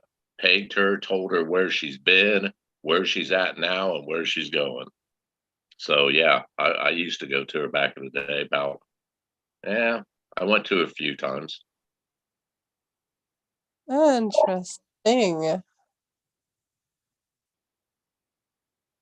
I feel like because when I was 7, my mom went to a fortune teller and she like did some fortune on me and I didn't even pay attention. But my mom like said some stuff and I was like, whatever. But when I went to the fair, that one I wrote all the stuff that the girl said on one of my notebooks in the corner. I like wrote it down. And for the most part, I didn't really pay attention to it. And then like I think it was 8 years later, I found that binder again and I saw in the corner. And nearly almost every single thing she said would happen happened to me. Aside from the you're gonna meet someone you're never gonna meet the same again, because I was okay then. now we got them all checked. She was the real deal. Who would have thunk it? I was probably 12, 13, I think, when my mom first started going to this woman. And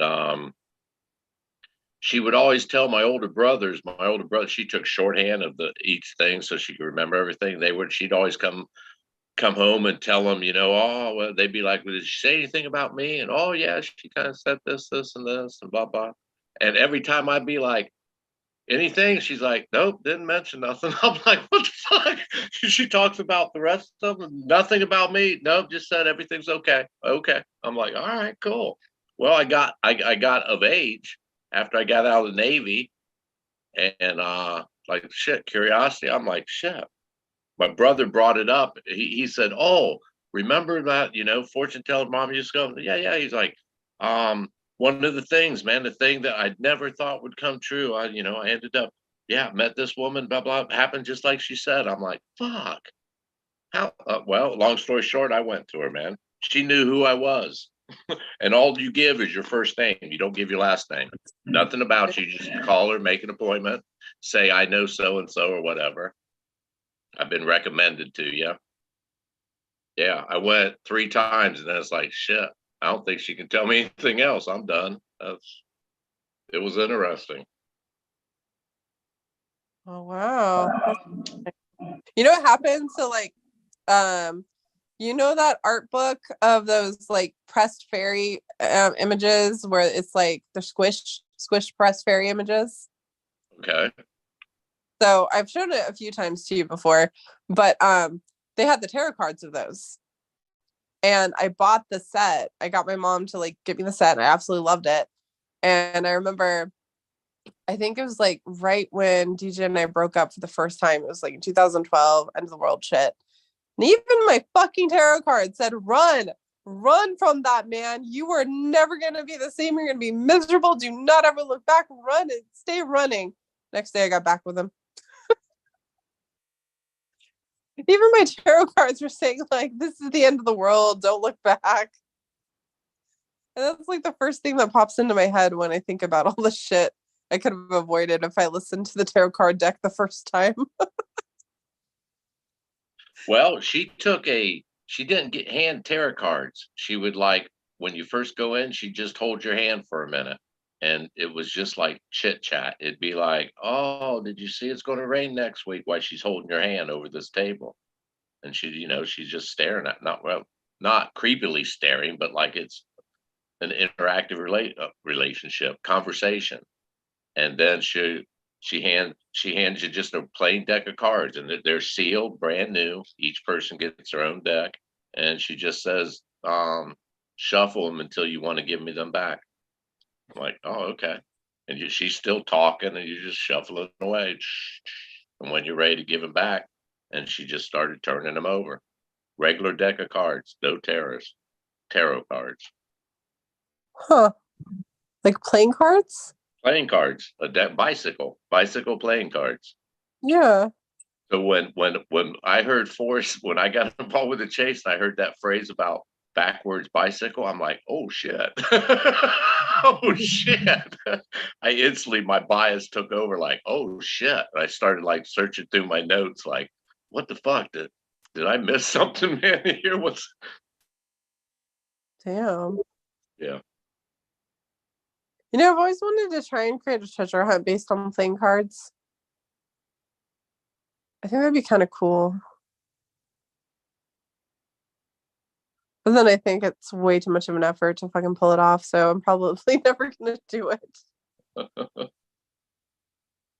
That would be a cool idea. Design, instead of a book, you buy a deck of cards, specially designed cards, kind of like the secret type cards.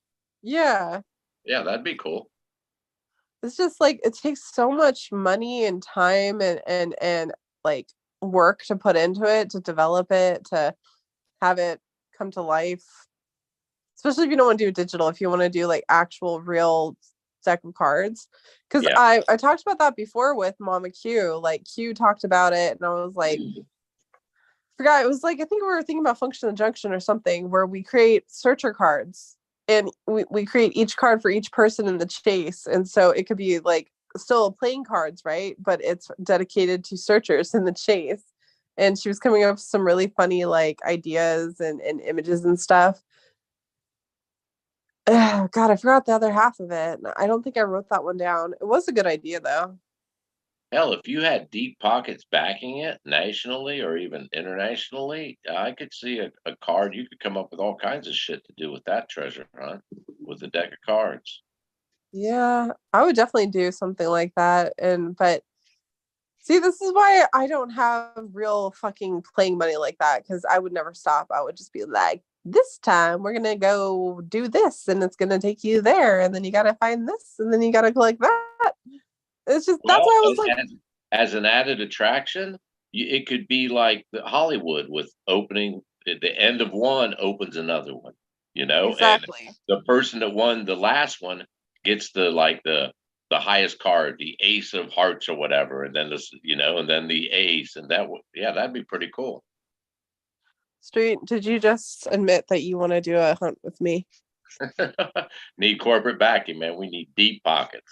We need chasing. Come on, bring it in. This shit out. Chasing. No, I'm so intrigued by Brandon, because you know how they're shutting down the first X marks the, or not yeah, X marks the spot. So they're trying to make another one, but before they could do that, they have to shut down this one so they could do more of the podcast. And then after, they're gonna launch a new hunt. And I'm just like, dude, why don't you have someone in the community create a hunt for it? Like, it could be so epic if you do it that way. This card one, you could actually get merchandise to go with it. I mean, like, board games to sell with it, shirts, hats, hoodies, shot by all kinds. You can incorporate all kinds of merchandise. Now I know you're trolling me. Huh? Now I know you're trolling me. I'm like, when you said shot glasses, I'm like, that's fucker, he's trolling me. Well, you said you opened up one of those feeds. I said you're right. I'm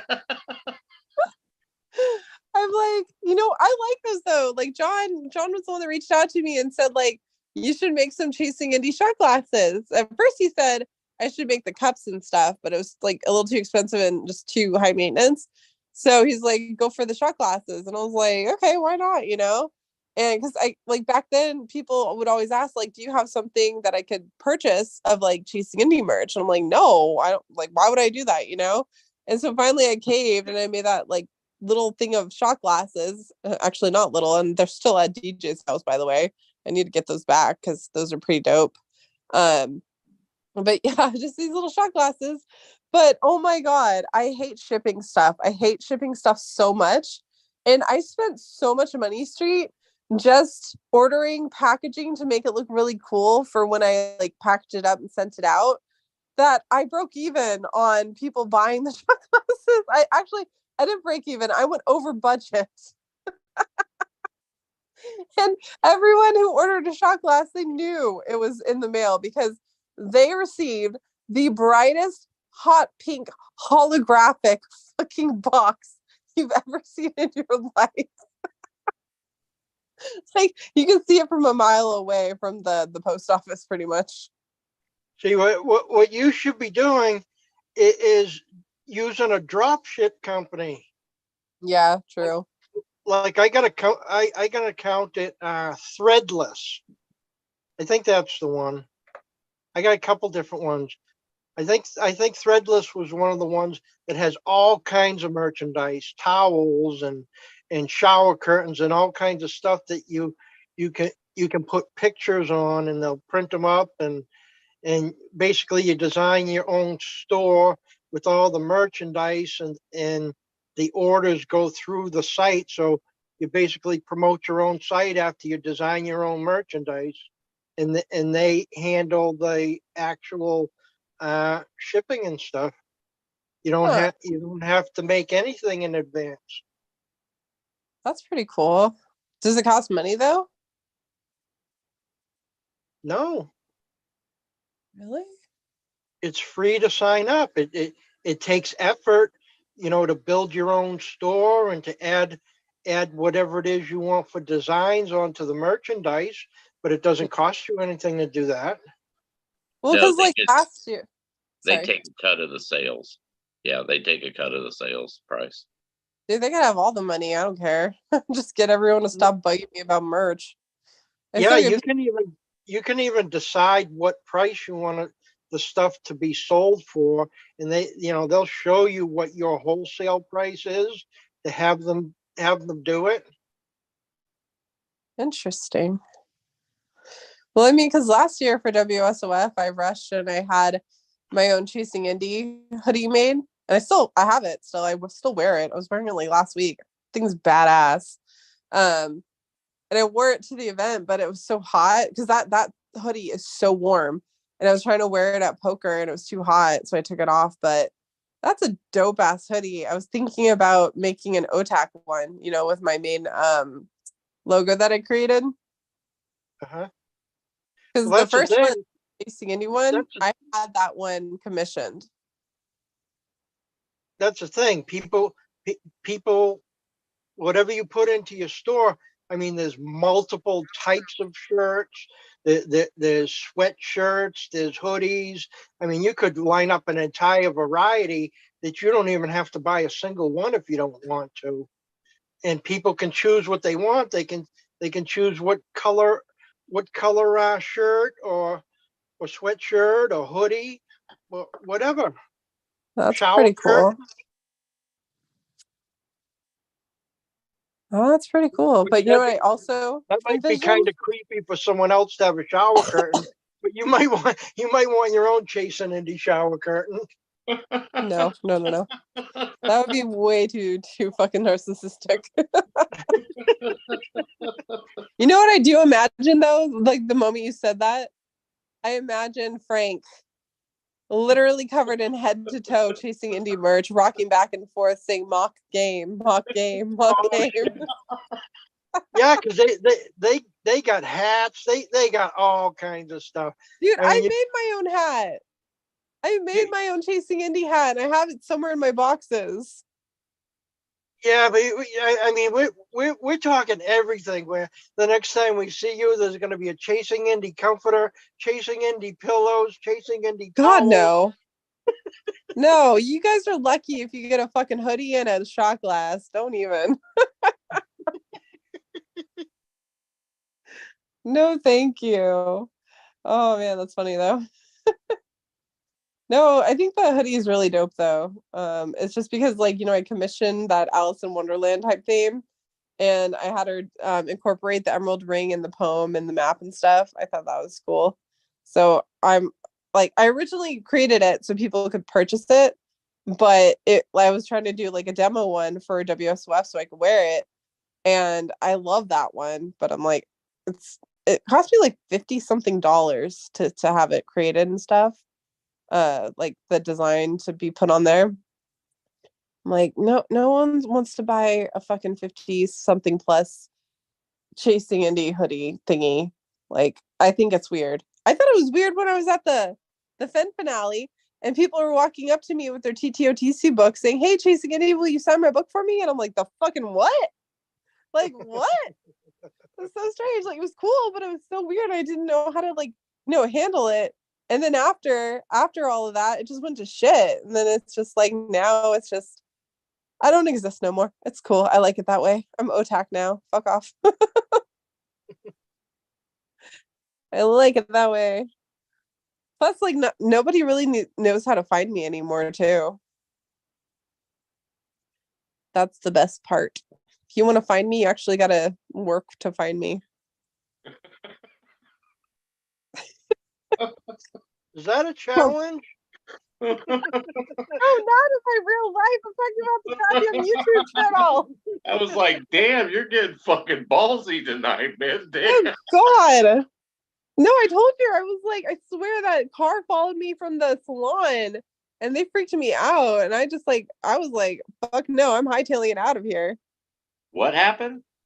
So like when I got done at the salon and I walked to my car, it was like really dark and I had like this really sketch feeling. So I was looking everywhere. I was like super alert. And the first thing I did was jump in my car, lock my doors, and just drive off. I didn't like sit there, fuck around with my phone or anything, because that's how women get kidnapped. So I just jumped in my car, turned the headlights, and just drove home. And while I was driving home, I saw this like ghetto ass creepy car like following me really close. So like they were fucking on my ass.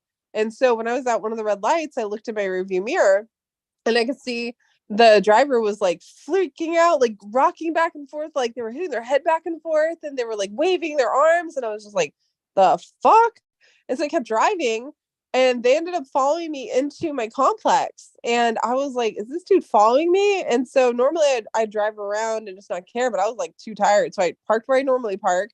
And they ended up pulling in right where my garage was. Like they were like, I wasn't going into the garage, but I parked next to the aisle of the garage and they were like in that aisle. And I got on my car and I just fucking stared them down. I was not in the mood. I was just staring them down like, I'm Medusa. I'm gonna turn your bitch ass in stone. Get the fuck out of here type look. And next thing you know, they like pulled back out and then drove away. But I hightailed it to the condo and I had like my keys out like a weapon the entire time. I'm like, don't fuck with me, motherfucker. I just spent all day getting blonde. You're not gonna kill me, blonde. You don't carry mace with you? A little thing of mace on your keychain? No. Why? Because I'd probably fucking self-deploy. Feel like I was trying to defend myself and I got myself instead. No thanks. No, I've just been more alert lately, so I'm just making sure, but I got really sketched out. But acting like a psycho does seem to do the trick.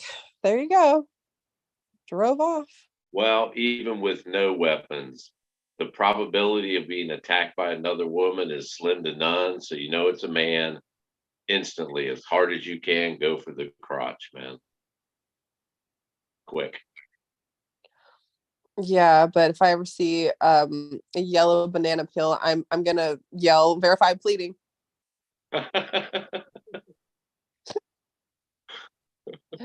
Oh man. No, I don't even think that works anymore. I think you have to like go for the eyes or some shit. They were saying like go for the eyes. What, they're wearing cups now and stuff? Attackers? Pretty much. Pretty much, like you don't get it. They're like kidnapping women in broad daylight in front of people, like in front of pedestrians. Like this one lady was parked in a grocery store parking lot, right? And what they do is they park really close to your car so that you kind of have to like scooch to try and get into your car, right? And right when you do that, they'll hop out of their van or whatever and just like fucking grab you in and suck you into their car before you could even get into yours. And the one lady, she was like kicking and screaming and fighting, and she ended up being able to get away because the pedestrian saw and came and started to help pull her. And then they like started driving off with the other dude still in the car with the door open. He fell out and they just took off and left him. Wow. Yeah, there's some crazy shit. And there's like when I tell you they're fucking tag teaming now. Like they go in groups and they'll be in like a grocery store, they'll be Walmart, Target, and you'll be in, let's say, the fucking candy aisle looking for discounted candy because you're a sad, lonely single bitch and you just need chocolate on 50% off. And they'll just be taking pictures of you, or they'll just be following and watching you and stuff. And women started to like record this, taking pictures and recording, saying like, this man's been following me for the past like 4 aisles. And they met up with the other person and they're like trying to do code to wait for you to walk to your car from there. And so now women have to like scream in fucking Target or get a person that works there to walk them to their car, because they'll be out there doing signals telling them to drive up just to get you before you can even lock your door. It's fucking crazy. Sad.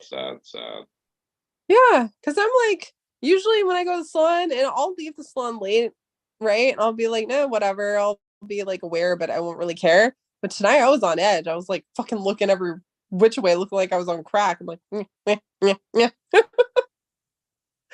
like it had a weird vibe in the air tonight. It's got to be that full moon. Yep. And they say the psychos do come out in full moons, didn't they? Yep. There's more emergency room visits, fire calls, fire rescue, and police calls on full moons. And we have a super moon, so it's going to be a super volume of calls. What day is that happening? 18th, 19th. Oh, so that's in a couple of days. Today's the 18th. Oh shit! I thought today was the 17th. That's today. Yeah. You haven't looked at the moon? No. Don't look at the moon. Don't go into the light. You think those gummy bears are bad, Candy? Don't look into the moon. It's gonna look back. It's gonna look back and wink. Oh man, no, those gummies. You know, I still have them. I'm like hoarding them, like fucking Golem in the One Ring. As long as they're airtight in a jar, fairly airtight, they ought to stay for a while. They have a long lifespan, I do believe. I don't think THC can go bad, honestly. But I think it's a what you call it, a synthetic type of THC. Oh, well, probably why I turned into such a fucking psycho paranoid weirdo. If I had stashed them and I go back years later, forget about them, like, oh shit, and they were like real THC and they look like raisins, all dehydrated, I'd still eat them. It's like shit, the tea's still in there, it can't disappear. Ew. Interesting. Very interesting. No, I don't. I gotta throw those away, honestly. Even though I think I spent $50 or $60 on those things. You've been saying you're going to throw them away for what, almost a year now? Yeah, true. I'm still cracking up though that Tisha barely made it. She got knocked on her ass when she smoked Ashley's weed. Never in my life have I seen someone that fucking knocked on their ass before. Greg, they came down and we partied once here in Marion, and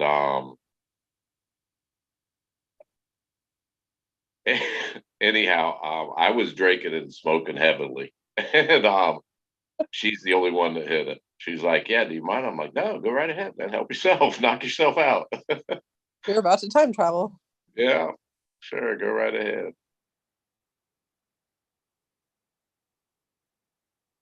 Oh my gosh, someone just commented on my comment again, and they're like, I'll take them down. They're saying, and I will if you have Shiloh come on here and tell me to take them down. Fucking weirdos. No, I know what my next shirt's gonna be for WSOF. You know what it's gonna be? I'm not with these guys. No. So remember how I painted that picture of the moment I saw Tisha? I walked up to her and I saw her and she was clinging on to dear life to Christy's backpack, and her backpack was like almost like a noose around her neck. She was like trying to hang and she was almost choking Christy, and she was like teetering backwards. I would have that image, and then on the front of it I'd say, I remember my first time. Because she was baked, dude. And it was like, poor Christy, she was like getting choked out, not intentionally, but like her own backpack was about to take her out because that was the only anchor. Been to many a parties with multitudes of characters acting like that. Yes, that's a good time. That's a good time in Vegas. Everyone made it home safe and sound, survived the night. That's a good night.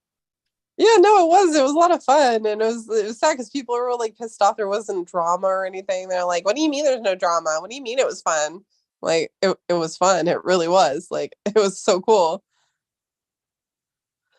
Oh man, and we're trying to forgot how it started. It was me. I instigated it. I was telling Shiloh, I was like, we should do, because it was too cold, for Fremont Street. I'm like, and they're gonna have the Super Bowl in Vegas next year, so we can't even have WSOF during February like we usually do because it's gonna be like damn near impossible.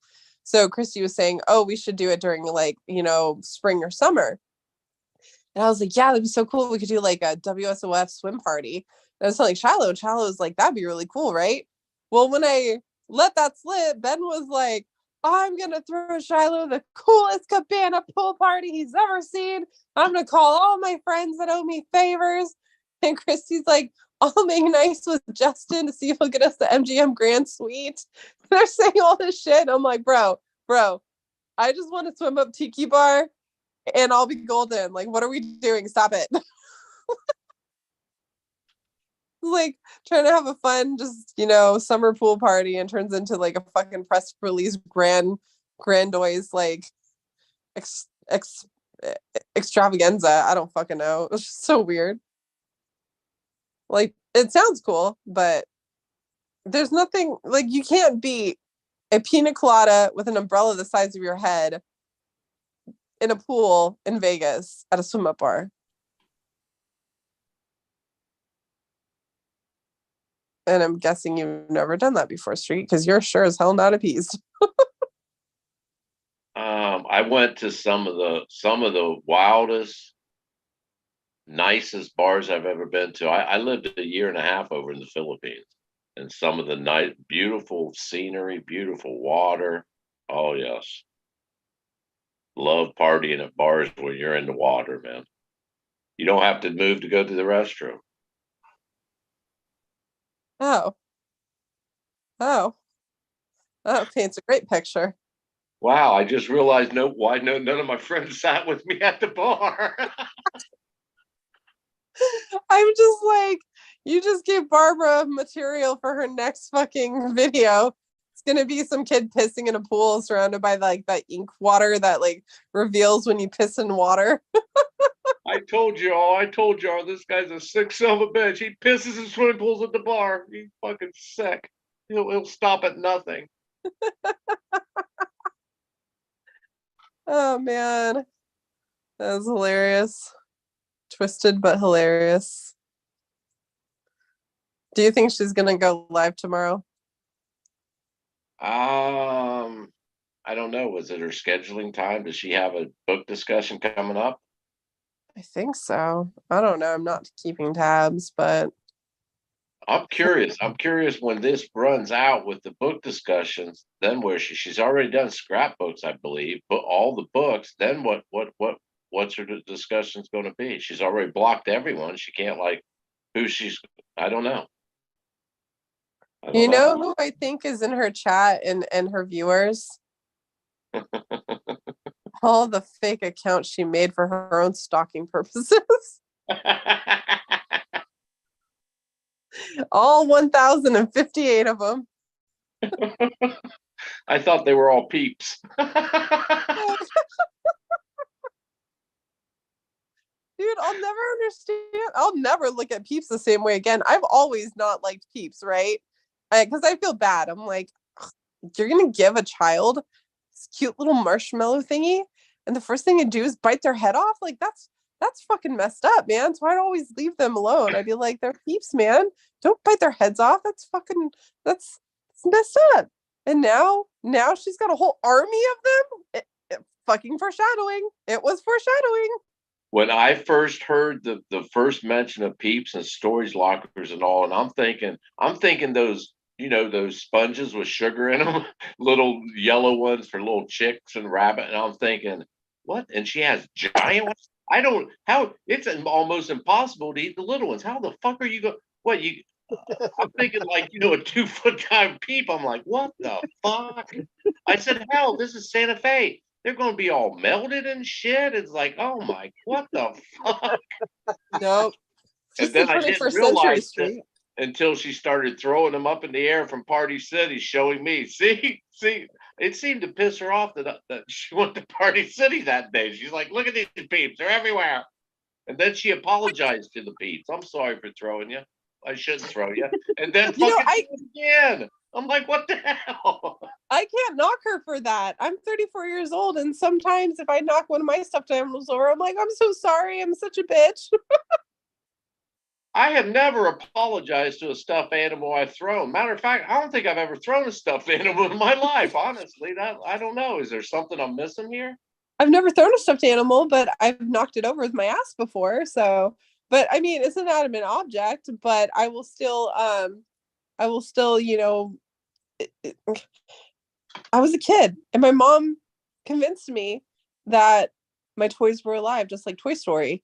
And I had my one favorite doll that I will never forgive her for losing, my Cupie.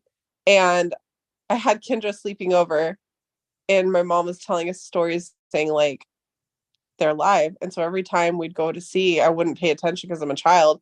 She would move it and she would move it. And then one time I went up to like catch her. I was just staring at her, not blinking.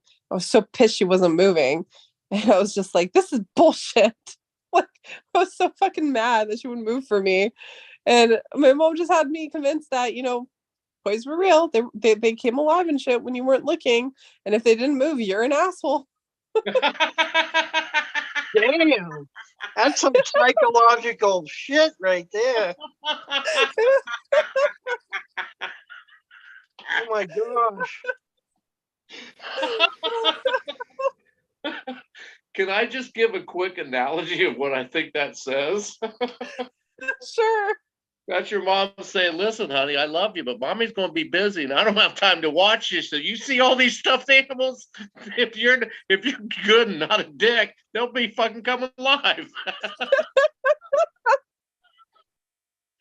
Yep, that was exactly that. So damn, I bet you had years figuring that shit out.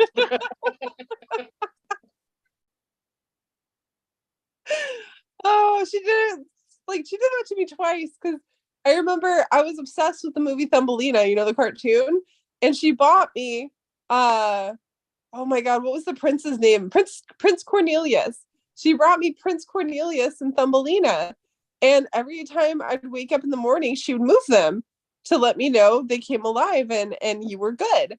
And one time I was being a total asshole about, like, I think I wanted to sleep over at my friend Brittany's and she wouldn't let me or something. And she literally had me sit at that table staring at them and them staring back at me. And she's like, see, they ain't moving. They ain't moving for a long ass while.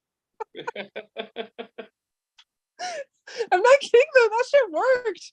I was like, I don't want to be lonely. I won't be mean. I won't be an asshole. Please come back to me. Please child. come back to me. I love you. I need you. I need you. Don't leave me. Dude, my mom used to tell me if I was being a dickhead, she'd be like, Easter Bunny isn't real. I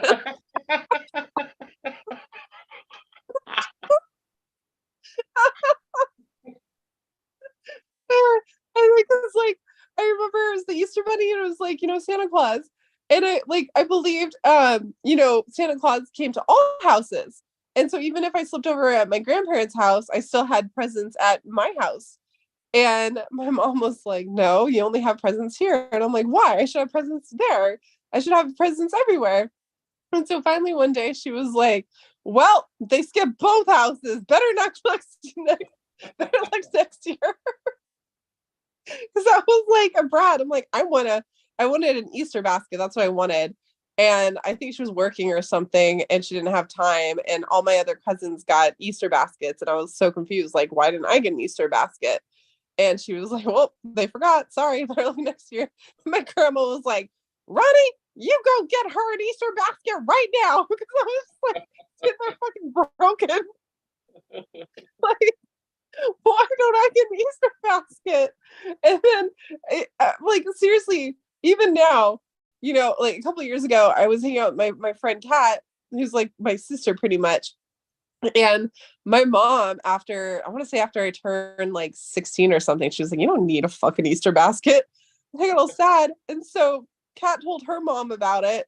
So when I pulled up that one day at Easter and I was watching her get her Easter basket, her mom was like, hold on, Candy. And she ran inside, came back out with this awesome Easter basket. She was like, everyone deserves an Easter basket from someone they love. I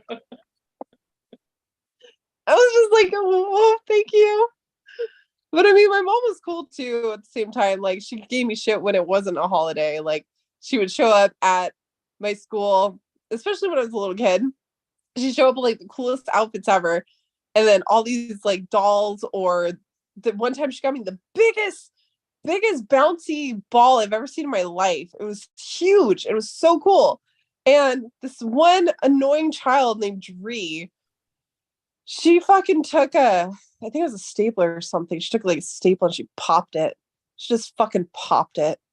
And so you know what I did to her when I found out she popped it? I popped her in the fucking face. Now, I'll bet you if you talk to your mom, if I was to talk to your mom parent to parent, she would, this is what she'd say. Yeah, man, I tried everything. I tried every trick in the book to control this child, man. She was just out there. No, actually, you know what was really fucked up? I was always a really good child. Like, when I would sleep over at my friend's house, their parents would talk to my mom and be like, she's such a well-behaved, mature child. And I was. And then my mom would just like do something that would trigger me and I wouldn't even understand. I would just all of a sudden be crying and sad and not understanding what was going on. And then a couple hours later, she'd be like, I'm so sorry.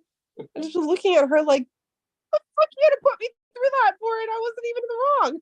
Like, I remember that shit. And at the time, I didn't know how fucked up it was. But now that I'm an adult, I'm like, yeah, that was pretty triggering, Mom. Thanks. Yeah, there's no Easter bunny, honey. Sorry. 2 weeks later, I'm sorry. There is. I was just messing with you. Yeah, but you know, the one she never got me on was the Santa Claus. I ended up cornering her and interrogating her, where she had to admit that Santa Claus didn't exist because I was like asking so many questions. She gave up and was like, okay, he's not real.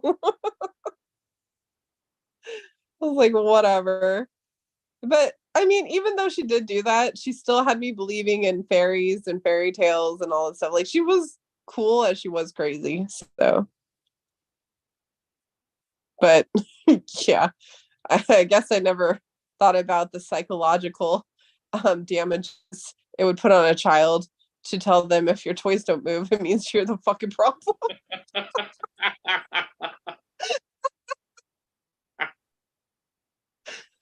Yeah, maybe I made a bad call on that. Maybe your mom just was she was kind of strange on the parenting thing. Dude, I remember I wanted so badly to be cool and look cool dancing because Kat, she was an amazing dancer. She probably still is. And my mom, she's a really good dancer too. Me, I have no rhythm whatsoever. So when Kat would be sleeping over or Kendra would be over sleeping, I would like beg my mom, beg her on my hands and knees, be like, please, please teach me how to dance. And she's like, you'll figure it out one day. I never did. I never fucking figured it out. That is my one downfall, is like, I cannot dance for shit. Even if I have tequila and tequila tells me I can dance, I can't dance. And I'm just like one of those people that wishes she could dance like, Save the Last Dance or what was the other one? A Step Up and stuff, those movies. Right. I think that's like fucking magic. It's art before your eyes. Can I do it? No, never. My mom, yes. Kat, yes. My cousin, yes. I'm just over here fucking two-stepping like I'm in the fucking country line dance. Well, next time you talk to your mom, say, listen, I still never figure out this dance and I need your help here, man. Show me a quick couple moves. Get me through. Just the She's basics. she's never gonna do it. She's never gonna do it. But you know what she did do? She let us play quarters with apple juice. True story. Me and my cousin, we go to any party, we can kick people's asses from the fucking, just with, like, in our sleep, we could play quarters and kick your ass. Because we've been playing quarters since we were about 7. And then other stuff she used to do is like, because she always used to have to do errands for my grandma, right? Because my grandma, she was quadriplegic, but she spoiled us grandchildren like hardcore. And I remember one time I had to, like, I was always with my mom, so one time I had to go with her when she was doing all the Christmas shopping for all the kids in the family. And I really wanted, like, I wanted a bunch of shit. And my mom, like, was like, no, you don't deserve this. This isn't for you. This is for Courtney. This is for Kendra. And I'm like thinking, like, I'm a horrible child and I'm not going to get anything. But she was just telling me that because she was buying the shit that I was going to get for Christmas in front of me, right? And I would just be like so confused and sad. I would just sit there not saying anything for hours. And finally she'd be like, I'm sorry. And so she'd go and she'd be like, I got a surprise for you. I got you this dollar, this toy. I'm like, cool. And then on actual Christmas Day, she would like literally cover the entire downstairs floor full of gifts, like the coolest Polly Pockets, the big Cupid doll thingy, Furbies, this really cool tea set. It was this like silver tea set that she let me put like top ramen in and stuff. Like she used to do really cool shit, but before she revealed she did the cool shit, she would fucking traumatize me for like a month and be like, you're not getting shit. And then she ended up buying me everything. I'm like, oh, okay. It's just, yeah, I think there was a method to her madness, maybe. I don't know. Regardless, I give Barbara a whole bunch of material to psychoanalyze my ass. You just gave her your Achilles heel. Oh, so she's gonna have me sit in her room staring at those peeps. Yep. You see why they don't move, Candy? Because you're an asshole. These peeps, I got them everywhere. Hold on, let me go down the basement. I got more. They used to move. Now they don't. They just sit there. Candy. Oh, God. If I could tell you the shit that I've dealt with my mom growing up, because one, I was an only child. Oh, you'd never be able to tell, honestly. I wouldn't have known if you didn't tell me. It's like, you're an only child if you could have a conversation with yourself. It's mandatory. Isn't that part of the checklist for only child? You just sit there and have a full-on conversation with yourself? Yes, I did. Oh, man. Wait, isn't Barbara an only child? No. Wait, what? No. That's weird. Yeah. She's got all the traits of an only child. She's got a lot of traits, in my opinion. Maybe her mom convinced her she's an asshole if toys don't move too. Well, not, yeah. Nothing. Never mind. Now I want to know. Yeah. You can't just say something and then not say something. Okay. It's not that I stalk my opponent. You observe your opponent? What they tell me. It's not that I stalk them. I observe them from a distance, from the comfort of my own house. And from what I've gathered, this is not a good sign the way you started that off. well, then let me rephrase that. In my opinion, from what I've gathered, listening to Barb, is she has older sisters and a brother. She's not the youngest and she's not the oldest. I don't think she's the youngest. She might be. I don't know. If she goes live tomorrow, she'll set the record straight. So it's kind of like, so there's no oldest child syndrome we can like gauge. There's no younger that I'm aware of we can gauge. So where did it all go wrong? That's what's got me puzzled. Where did it all go wrong? I mean, as far as the mindset. I don't know, man. Like We anything, gotta, just like you was talking, Candy. We got to start in the home life. We start with the upbringing. we got a new syndrome, middle child madness. Well, I don't think she's even fit. Well, it might borderline middle. It might. I don't think she's at. I think there's like a four of them. Four children. So mine is only child negligence. Only child That could abuse. be. Oh man, I don't think I was abused as a child. Well, being like alone all that. the time, that's abuse. You have no siblings. You have to. I have to figure out my own adventures. Yeah. You don't like Candy, there. probably a heck of a lot more people that were considered results of negligence, like Street probably was, I was, all the latchkey kids that were out there just ran around neglected doing whatever the fuck they wanted. True story. True story. My parents was divorced when I was in the summer of fourth grade going into fifth. And from that point, and I had three older brothers, and the oldest was, let's see, already in their like 20s. So yeah, and they were hippies, all of them. Yeah, I had no parental supervision from probably summer of fourth grade on. I was on, I won't say on my own, like no one cared. No, there was no.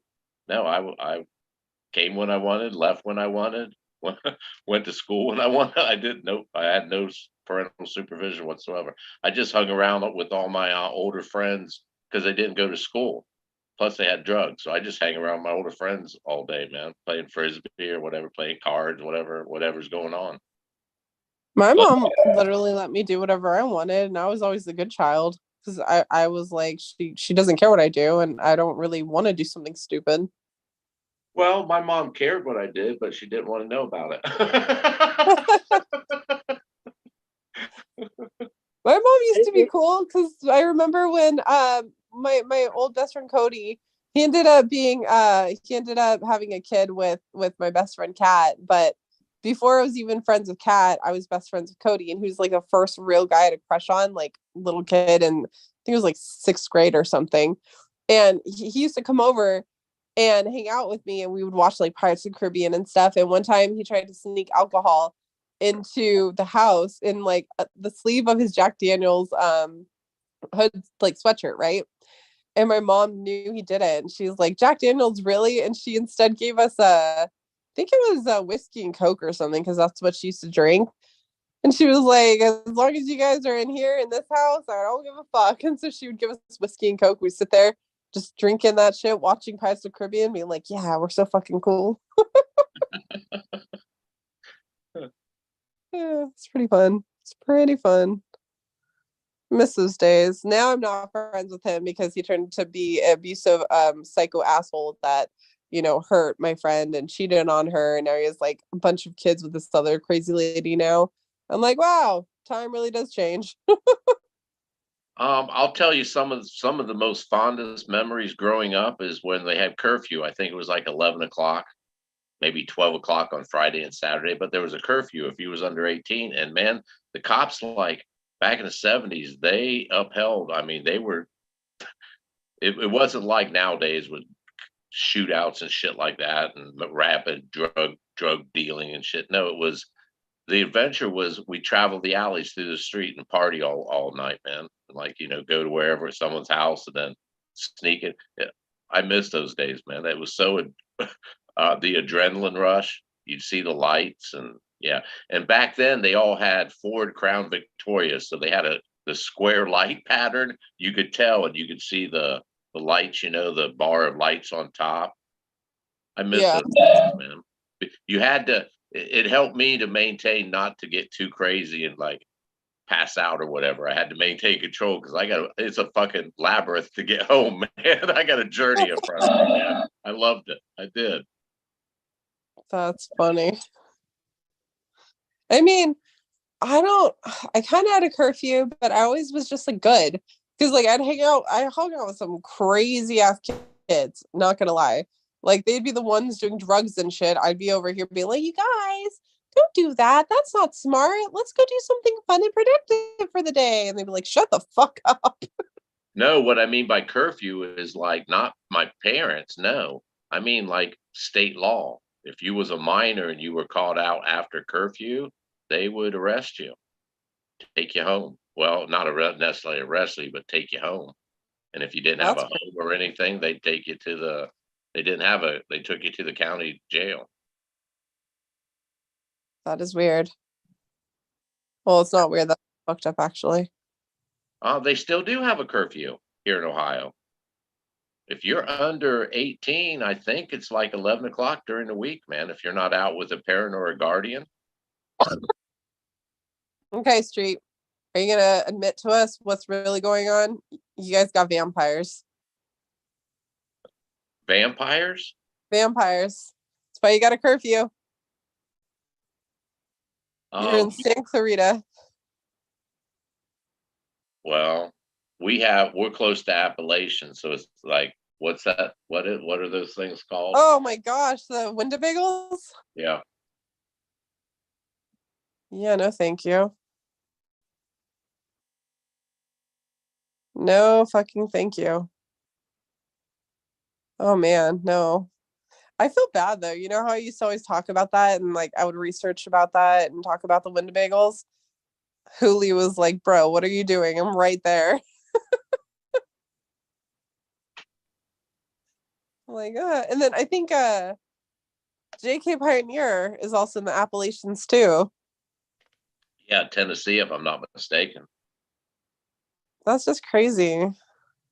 It's what we talked about it before. It's the eastern version of the basically a skinwalker. Yep. Yep, it is. Yep. I think wasn't it recently someone caught what they believe was Skinwalker on camera? And I mean, you could see it morph before your eyes on the camera too. My daughter sent me one. I think it was from TikTok, man. And it was they're sitting up on this huge boulder. I mean, it was a boulder field. I'm talking huge boulders. And he's crouching down, and then he kind of stands up and then crouches down and takes off running up this huge boulder and turns into a wolf, man. Whoa. Yeah. I did not see that one. No. I was That's... like, okay, TikTok. Okay. Yeah. Gotcha. I'd be like, I'm disinclined to acquiesce to your request. Well, I asked, I think on the feed, it didn't say on the thing. And if you're not like a member of TikTok, you can't like go and search. Anyhow, I asked her, I said, what state is this? I think it was Arizona. I'm like, good, make a note to yourself. Don't go to Arizona. Ben, Ashley, you better get the fuck out of there. Well, did you see the stuff going around on TikTok about the Santorini vampires? No. So basically, they claim that vampires are from, Cain and Abel in the Bible and stuff. And there's like not only New Orleans, but Santorini and stuff. They said that the history of Santorini are the people who are the vampire hunters, like the true vampire hunters.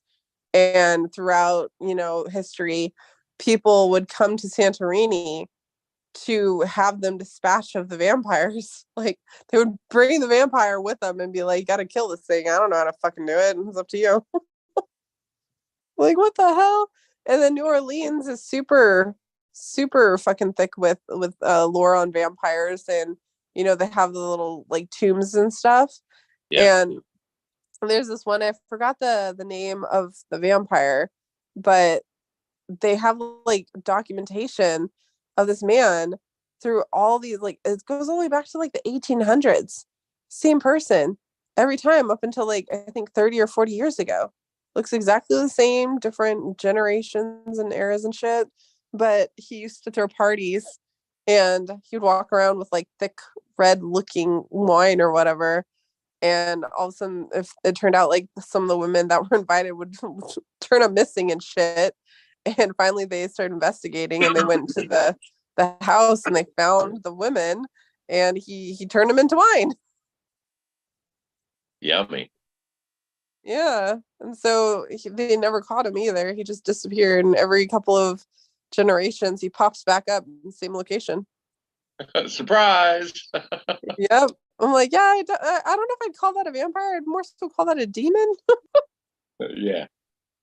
Crazy. But that's where you get all the lore for I was a big Vampire Diaries show watcher, and they did a branch off for the originals, and it was set in New Orleans. And it's the best place to do the filming for that, because there's so much vampiric lore in New Orleans. Have you ever been to Louisiana? No. Oh man, spooky. I grew up. You'd Ohio is fucking find one if I went. Ohio is woodsy. Like you can't even big metropolitan areas, Cincinnati, Columbus, 45 minutes you can be out in the woods, and I mean there's woods everywhere. Really? I always thought you were in the middle of bumfucked Egypt. Oh hell no. That Southern Ohio is cliffy, rocky, not mountainy, but it starts getting the foothills of the Appalachians. It gets, I mean, Wayne National Forest is humongous. It probably takes up a third of the, if not half of the southern part of Ohio, man. It's just all woods. But Louisiana, I had friends, I live in Tennessee, and we take trips down to Louisiana, and man, that moss, English moss or whatever they call it, that hangs from those trees. Yeah. Big old fucking oak trees. It is spooky as shit with a like bright moonlit night, clear night, fucking spooky. And I've grown up in woods. Spooky. I do not, too spooky for me, man. That fucking whatever that moss hanging from the trees are. Is it on ley lines? We were down. We were probably halfway through the state, the place we go. It's about halfway through the state. It's not real swampy, marshy like New Orleans in the South, but it's some woodsy, spooky fucking places, man. Didn't like it. Didn't like it at all. Interesting. Well, yeah. I grew up at dark time, spent a lot of time in the woods, even at a young age, camping out by myself in woods and shit with other friends and whatever. Never been scared of woods. There's nothing up here that can hurt me. No bears, no mountain lions. Maybe a rabid raccoon might run there along occasionally, but you can dispatch him quick. But New Orleans, man, everything's like here in Ohio. If it's green out and it's not fall, even then you can hear twigs, you can hear all the animals. If all the animals shut up, something's around. And Louisiana is all that. It's all that moss swinging within the breeze. It just overloaded my sense. I'm like, fuck, I can't focus. I can't see shit coming. Everything's fucking moving, man. Up in the sky, down below. Just spooky. That sounds really spooky. That's Scooby-Doo stuff. It is. Maybe I've watched too many movies, but yeah, I don't like the woods in Louisiana with that moss hanging down on a breezy, even not on a breezy night. It's just creepy. That sounds like, I don't know. There's like so many stories, and it's like the most haunted areas are always on ley lines or within like general vicinity of ley lines. So I would be interested to see if it was actually in a ley line area. Which I'll still never understand. Like, do we even understand ley lines? We think we do because of the magnetic field and how they align with the other planets in the universe. Yeah, I think we understand it. Well, like we know that all the ley lines connected create the flower of life. Energy. They're creating energy, which is life, right? Well, yeah, but it also creates the pattern that what Trista was showing us earlier. It literally creates the flower of life. Yeah. All the historical points around the world and how they're all in the ley lines and how they intersect and everything, all of it combined creates the flower of life. Yeah, I've never looked to see what they look like in total. If anybody has has shown the pattern where, like can take a map and open up a map and it shows the entire pattern system on the world. I think that'd be kind of cool to look at. I've never looked at that. No, they did, and it creates the flower of life. That's why it's so like. Yeah, but like I'd be counting the nodes from the North Pole down to the South Pole and around the equator area and doing calculations and that kind of thing. I've seen enough of it that I realized that was the pattern that was there, but exactly, what size pattern they're using, I don't know. Well, so like, I forgot the name of it, but it's one of the most haunted places in all of Scotland. And it's where all the ley lines intersect with each other. It's like this one island. All of them are just like go right there, point right there and intersect. And I was always curious to see what star or constellation is like right above where that island is positioned. Because, there's got to be something going on. I forgot the name of it, though. It's so fascinating that, like, for so long, ley lines have always existed, but it wasn't until that one dude was like, yo, I discovered something, I'm gonna call it a ley line. Because I'm feeling lucky. It's just like, you sit there and you think about it, you're like, that's so simple. That's such a genius idea, but so simple. And it's like, you never think about it until someone brings it to your attention and you're just like, oh shit. Like, prime example, that show I was talking about from tonight, I want to watch it. I haven't started it yet though. But in the series, she's the first one that allegedly discovers fingerprints, like how to find a fingerprint and stuff. And it's like, I wonder how long they went throughout history before someone actually did that. So then I sit there sometimes and I think, what else is so simplistic and so obvious, but it's so obvious we don't fucking see it. And how is that discovering going to reshape our way of thinking and our way of life?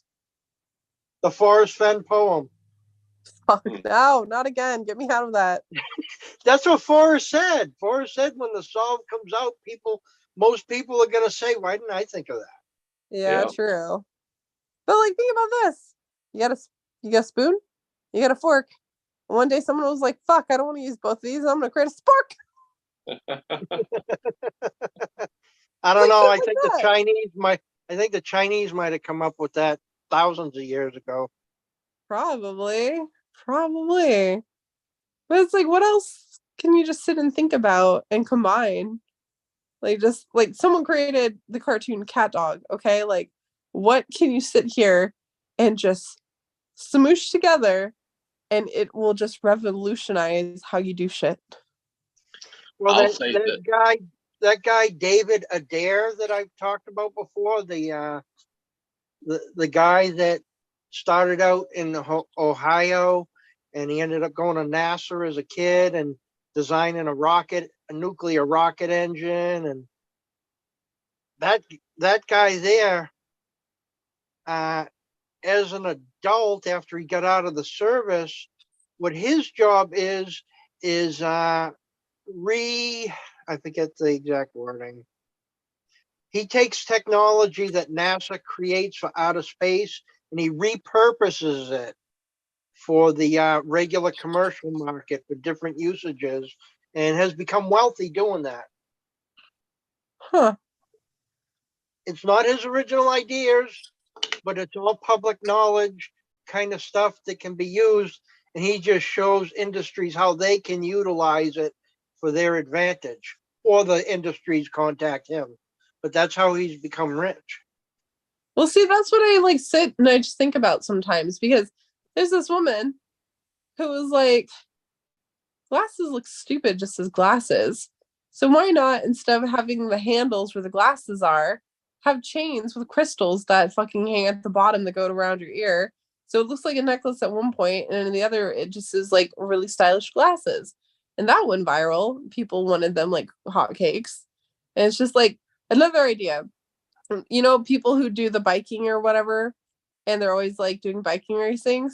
Well, this one dude used aerodynamics to win the race. It's like he did this weird pose on his bicycle, and it kind of looks like he's like Superman floating, right? But his like legs sticking out one way, and then he's doing something else with his hand or arm, and it kept helping him gain momentum and speed, right? So he started passing all the other bikers, and then all of a sudden he passed a fucking motorcycle. Like he was going so fast, there's just no stopping him. So it's just Yeah, I like remember so the much fun. eyeglass. I remember the eyeglass thing. Matter of fact, old ladies used to have reading glasses that were like that were a necklace that attached to their glasses. But you know, there's always things coming back again, and people, you know, we call them the movers and shakers in society that pick up on the things, and they're able to profit on it. And you know, good luck to them. That's awesome. I'll tell you a couple of the things I've noticed throughout the years is I thought was totally fucking insane. The glasses that you break them apart and they go in two pieces and they're connected. They got it, and you like hang them around your neck. Think about that. Yeah. Why in the fuck would you? Why would you? What's the purpose of having to break them apart? And every time you want to put them, you got to pull them off your. You know, they're draped down on your chest on the strings around your neck, and you put them together. Why? That makes no fucking. And to tell you another thing, never could understand. I have the utmost respect for the Asian culture and their philosophies, their society. Utmost respect. What the fuck? Who thought chopsticks was a good idea? What the fuck is that shit? I can tell you about that because it's not because in the Chinese society, it was not the job of the person eating to do the preparing. So the person that did the people that did the preparing had to cut everything up bite size. They originally used knives and forks and spoons and all that shit all the time. And they come up, they're like, well, we don't need that because we're going to have everybody do the work. We just need something to pick it up with. I want to know who in ancient Egypt decided to come across the mineral mica and be like, I'm going to crush that shit up in a powder and put that shit on my eyeballs. Because that's what they did. They used mica as eyeshadow, eyeliner, and glitter. That's literally what glitter's made of. You know that, right? Glitter is made of mica. I'm going to crush up these glass shards and put them on my fucking eyelids. That's how you win wars, Street. That's how you win wars. How do you think Cleopatra was able to land Mark Antony and fucking Julius Caesar? Come on.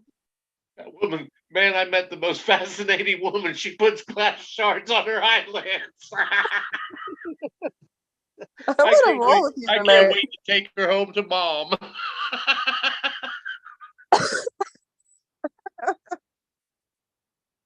Oh man. See, this is the shit that goes through my head all the time. And it's like, if I don't say it out loud, I'm fucking thinking it, that's for sure. And then you got like the beauty industry back in like what, the roaring 20s? They were trying to kill us. And they were like, well, we can't kill him outright. So what are we going to do? We're going to put mercury in their fucking foundation and they're going to like it. I watched this Mysteries at the Museum, right? And back when they first discovered, back in the day, Trusted would remember this, they had this glow in the dark, like on the watch hands of watches. It was like this green paint. Well, they found out what this green paint was like the glow in the dark effect. I forget the name of the chemical, but it's deadly. It'll kill you, man. It causes cancer. Well, all these women, because it's wartime, they would have them use these real not thin little paintbrushes, and they had to use their mouth to like form the paintbrush so it didn't flat out because they're painting the hand, the big and little hand of a watch. Yeah. And a bunch of them started dying, and the people was like, the factory owner was like, oh no, it's safe, but it was mandatory. They had to like form the brush. Every one they do, they'd have to reform it in their mouth. The brush, stick the brush in their mouth and like, use their lips to put it to a point again. I They forget the couldn't name sell of, bottle. I forget the name of it, but it's radioactive. Yes, yes. It, Leukemia. it was mercury. I think it's worse. No, it's radioactive, man. Huh. But stop and think about that factory. Yeah, man, it's good. Go right ahead. Gotta do it. Huh. That's funny. Well, it's not funny. It's not only that. You know how many people I had one. I had a Timex with the glow in the dark hands, man. I thought I was cool as hell. Hey, check this out. Turn off the light. Ah, you can see the time. I think it's a form of phosphorus. Really? Oh, it's nasty. And I used to wear one. I was proud of it, man. Every kid, you was something if you had a glow in the dark watch. And if it had a compass on or one of those, um, I don't think it was a built-in compass. It had a dial where you could like top in the sun or some shit. Oh yeah, that was big time. Huh. Interesting. Yeah, that's right. We wore radioactive shit on us and was proud of it. Okay. Well, listen, there's a lot of things that are radioactive. Table salt is radioactive. Really? Yep. Table Fly salt. ash. Fly ash, the ash that's made in a big furnace when you know, wooden stuff is burned. You Yeah. know, the big furnaces like paper mills and stuff like that. I worked at a paper mill, and my job was hole watch, and the guys were going in either into the furnace chambers to repair them or into the exhaust section, which was 10 stories tall inside the building, but we would be in there at the top floor, and the guys would go in, and there'd be a bunch of all kinds of dividing panels that caught the fly ash, so it didn't go up and leave the chimney. All kinds of radioactivity signs around there because it's radioactive, and there's a large volume of it too. Huh. That's weird, but interesting at the same time. Well, that makes me think now, like, what do you think they're telling us is safe, other than the Ohio spill, that is actually killing us? Like, think about that. Well, the Ohio spill. I grew up Marion Power Shovel. Probably haven't heard of it. They back in the day, I'm talking like probably 40s, 50s. They were making the largest steam, well, not steam, largest shovel for like mining purposes. They most of the equipment got shipped to like South American mining operations, but but that's how they got their claim to fame. And they made the creeper. I think it's called the creeper. It's the moving platform at NASA that delivers the rocket from the hangar or whatever over to the launch pad, and it's still in operation as last I checked. Anyhow, there's a park. It's on the outskirts of town. It was a sanitarium. Sawyer Ludwig Park's the name of it. It was a sanitarium for like crazy people back in the day, but they were rich. There was like a miniature train rail system that went through. It's probably around 50 acres, maybe, but it was a really cool place. But the sanitarium closed up. Long story short, the city took it over into a park. You'd ice skate in the pond. Right across the road is railroad tracks and then the factory, Marion Power Shovel. For over 40 fucking years, these people were dumping their waste straight across the road into that little pond. But it's kind of like a small lake, and then it had a little creek that went out of it. We called it Shit Creek. It was the same thing. If you stuck a stick in it, oil spill, not like that rainbow shit would come up. Stunk, literally frogs with like three eyes and fish with two heads. This was back in the late 70s, early 80s, man. So there's factories that have taken advantage of Ohio. It's a disgusting, filthy state. It really is. Isn't All Ohio? over all over the country is like that kind of shit, and it's been happening for 150 years. It's disgusting the amount of pollution that's been put out in the environment on purpose and for the sole purpose of raising profits. Yeah. Isn't Ohio where they claim what you call it, Stranger Things occurrences is based? I'm not sure. I think it is. I think I it's think you've Ohio. all heard about the Cuyahoga River up by Cleveland, caught on fire back in the late '60s, early '70s, I think. I That's literally caught crazy. on fire, the whole river. Yeah, I do remember that name associated with it being on fire. Yep. That's when they did a big effort to clean up Lake. It was actually it was against the law to eat a fish caught out of Lake Erie back in the '70s when I was young. They would not. No, they'd fucking arrest you, man. Take your fishing license. No, it was that fucking toxic. And then they made this big initiative. Oh yeah. Well, the initiative happened coincided because most of the factories up there went to China instead. So that's the only reason. Then they jumped on board. Oh yeah, we're about saving it. Well, my question, I remember being young. Well, where the fuck were you where they were trashing it? But now you want to jump into me to vote for you because you want to save it? What the fuck? Well, think about back in the day when kerosene was being produced in order for people to use it is heating and lighting. They had a waste product known as gasoline that got dumped into rivers and streams and on the ground all over the fucking place. They didn't give. I mean, industry has not given a shit about anybody about anything. Polaroid, with all the solvents that they use in Polaroid having to do with film development, they would dump 5,000-gallon tanks at a time just down the back hill of their facilities. Everyone, you've heard Ford of Motor Company, same thing. you've heard of OM Scott's fertilizer, haven't you? OM Scott's. Is that the one that's typically called just Scott's?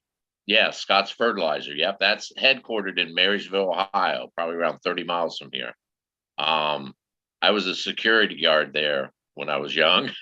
Back, I was before I went into the. Anyhow, you had to do the rounds. I had night shift, and there was they called them the ponds, and they were these, basically man-made reservoirs with the walls up, and they had like 6 or 7 of them.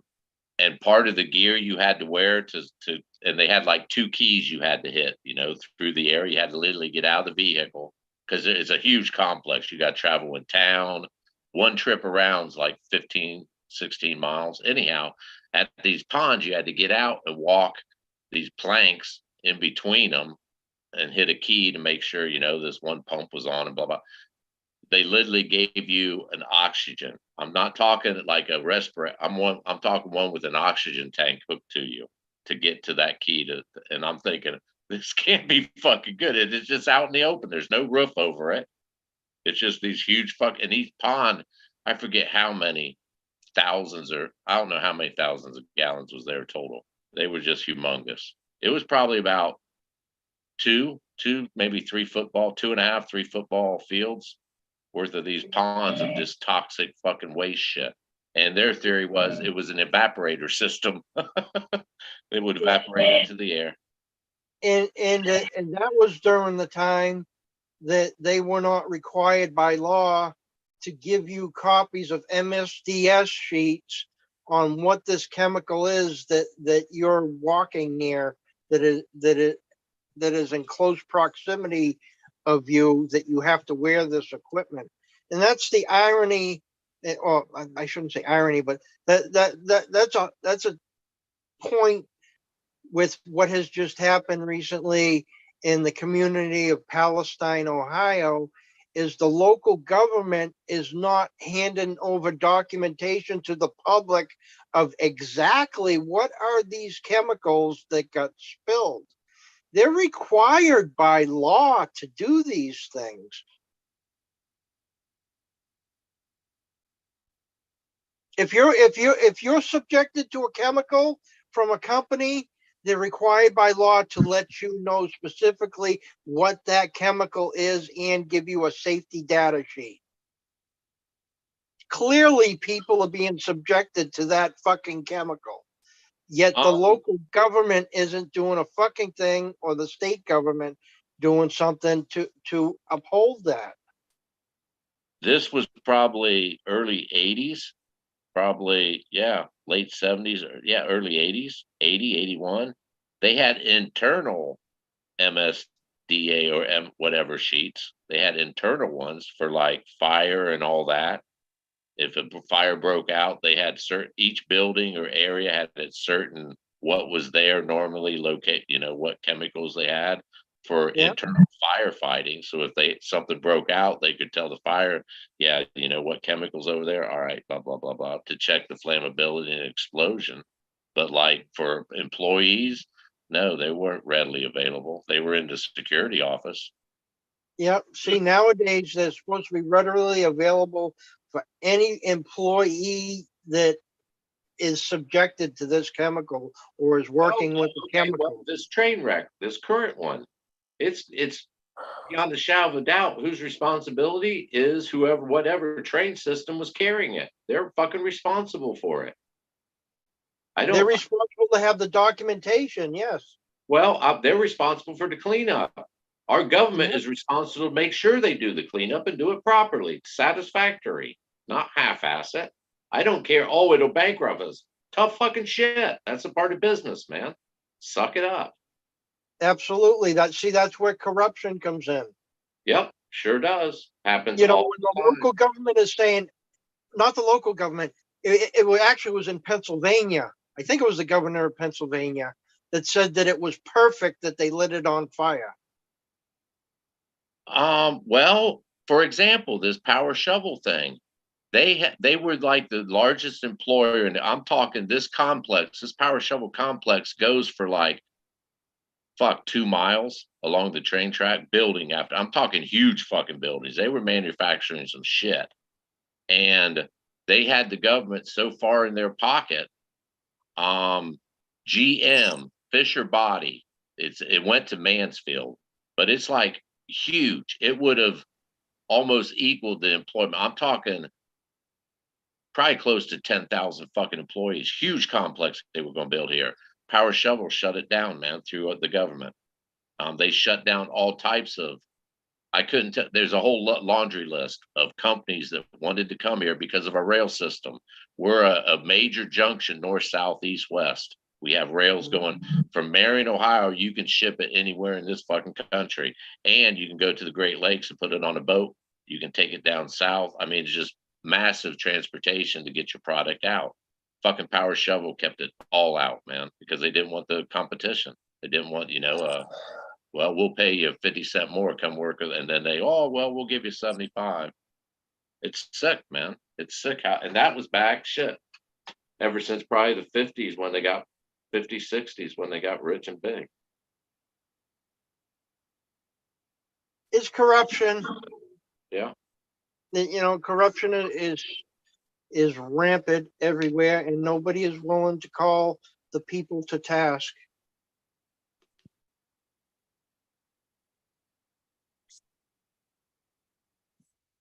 Awkward silence. Reflection. Yeah, I mean, who's going to turn around and take responsibility for lighting that shit on fucking fire? A government official? Probably blame it on Iron Man or Superman. Yeah, but they're not going to be able to be held liable, personally liable.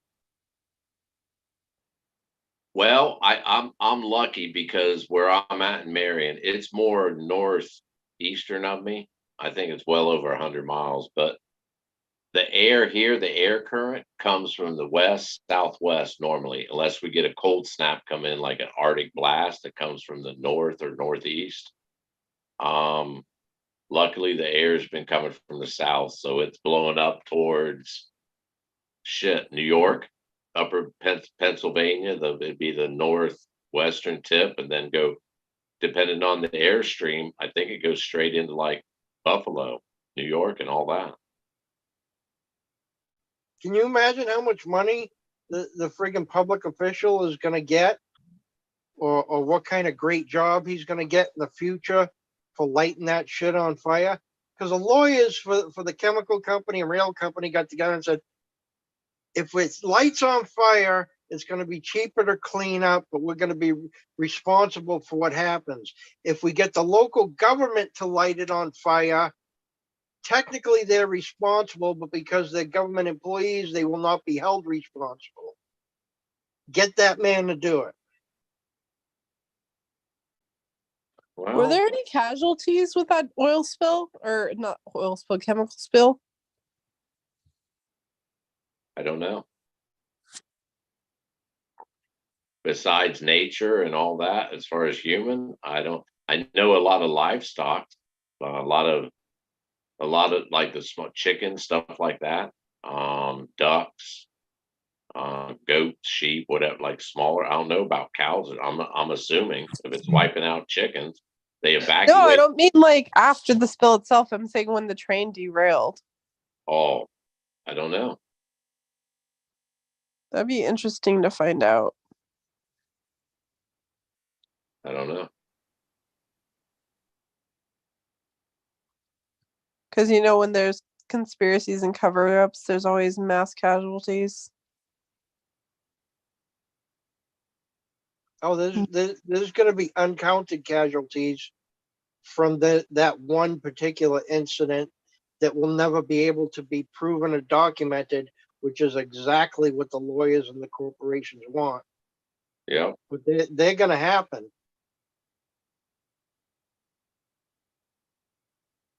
Yeah, I still feel like I'm in high school, and these are all the fucking popular kids, and they're just like, fucking up the high school.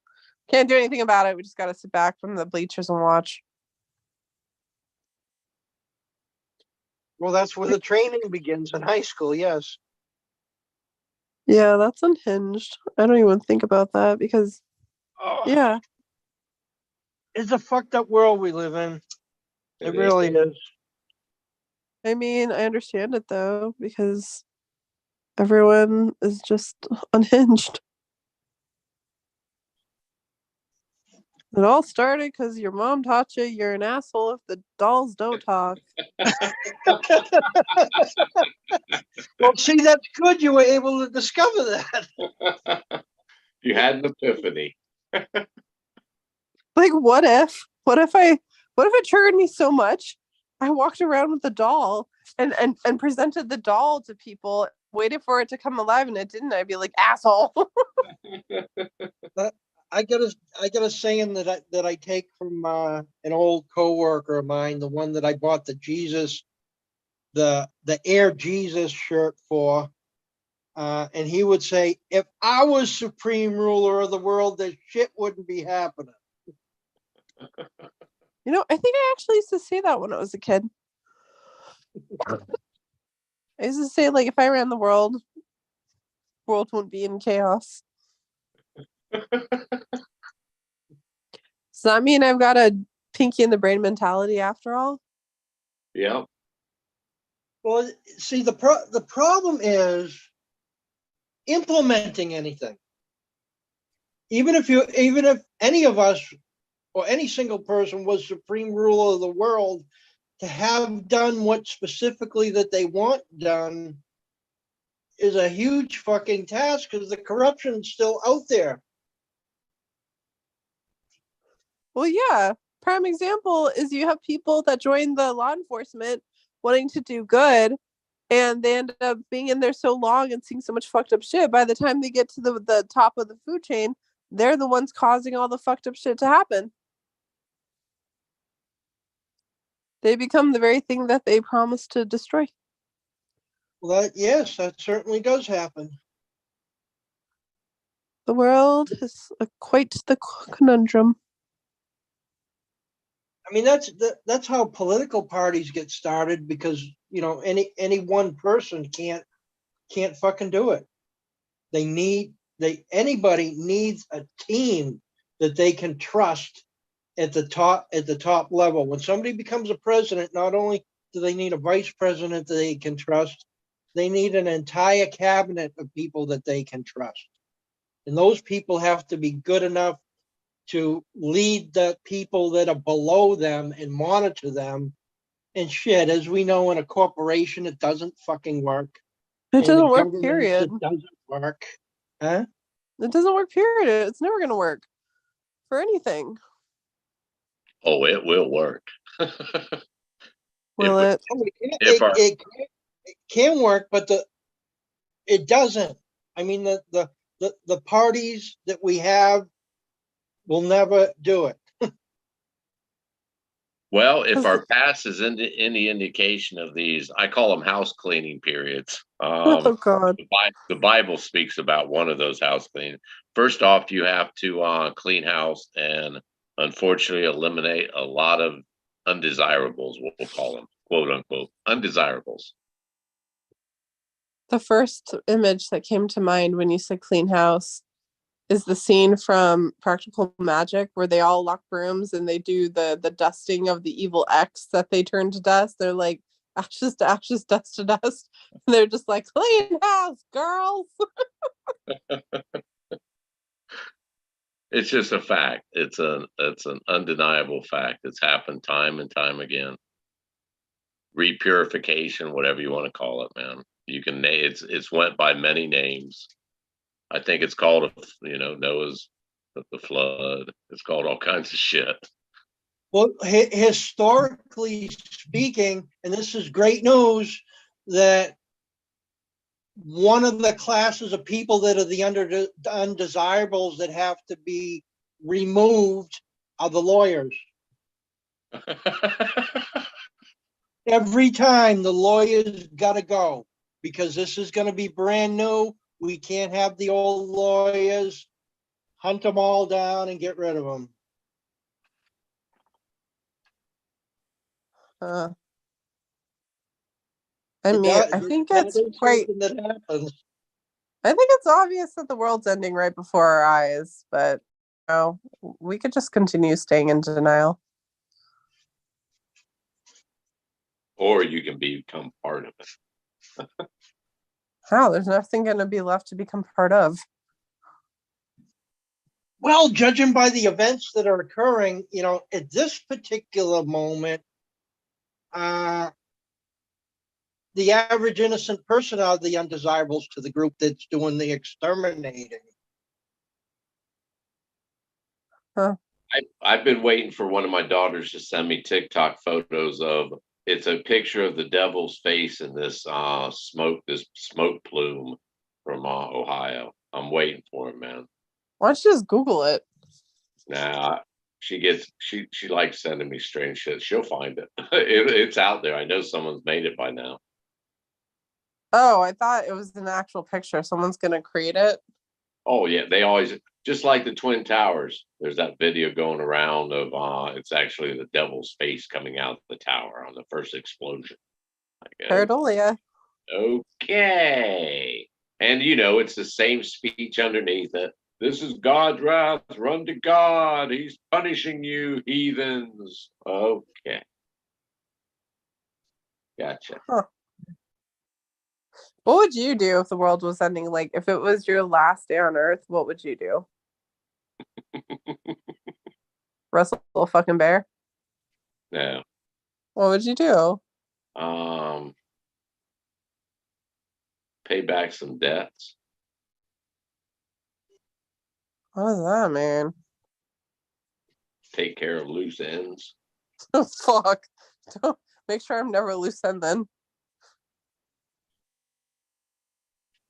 That's some fucking accountant shit right there. Well, truthfully, all joking aside, yeah, I would. Take people out before they could be taken out. Yep, I sure would. Oh, goodness. Who wronged you? Was it Starbucks?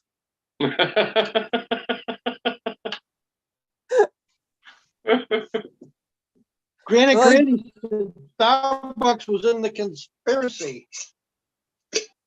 Wait, what? I'm not talking random people. I'm just saying loose ends, man. What's a loose end to you? History, long history. loose ends. People I always like, man, if the fucking shit hits a fan, I'd fucking whack their ass in a heartbeat. Or if I knew I could get away with it, that fucker be dead. That Gotta be type. careful with that one too, Stu. Gotta be careful. Well, I'm talking like I won't I, I won't leave Marion, in my opinion. You're just gonna stay there and just go on a tangent. Oh, there you are. Fuck, I've been looking for you. Oh man. Give me a hug. Do you remember me? No, should I? You fucking cut me off at the stop sign, bitch. I took a screenshot of your license. God. For legal purposes, this is all dark humor and this is not a threat. No one's life is in danger. Just, because everyone listens and records every single thing we say and do. No, in all honesty, I would throw a party with all my family and friends that wanted to come. I know my family would. Any friends that wanted to join in a cookout party, get a band going. Yeah, I'd go out partying. I would still take a bunch of LSD, float in a pool, and just wait for it all to end. One of the guys that came from Bosnia during the time of the Bosnian War that I worked with, that's what he did. He partied. I was like, what was going on with you during the war? He was like, party. Well, I I feel was like drinking high the whole time that it was going on around me. But if you take enough LSD, it's like the end of the world will turn into a video game. And if you level up good enough, maybe you'll survive it.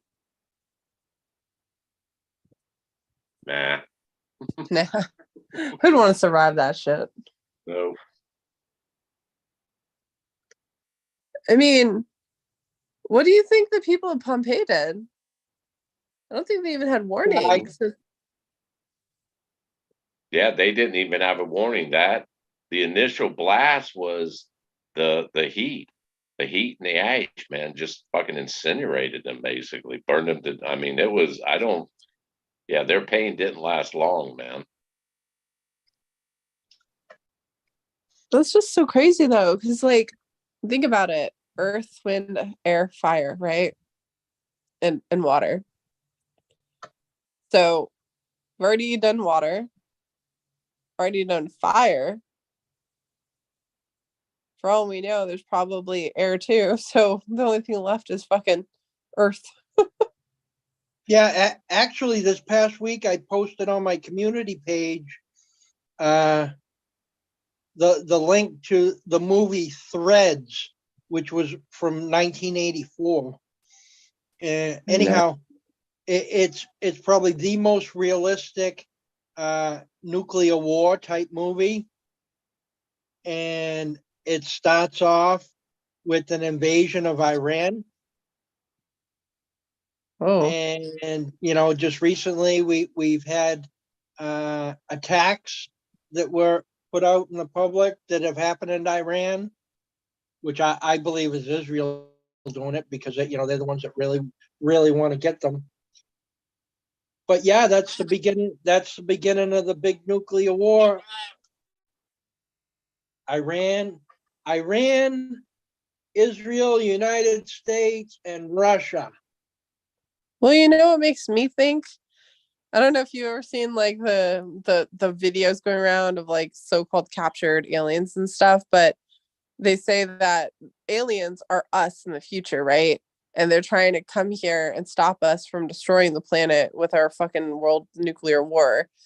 And since we're so close to on the brink of nuclear war right now, we also have aliens popping up.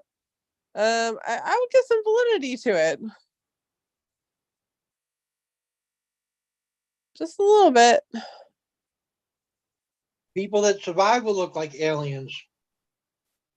They'll lose their head. There'll be people with water on the brain. There'll be everything that looks like an alien in the photos that come from White Sands Missile Range.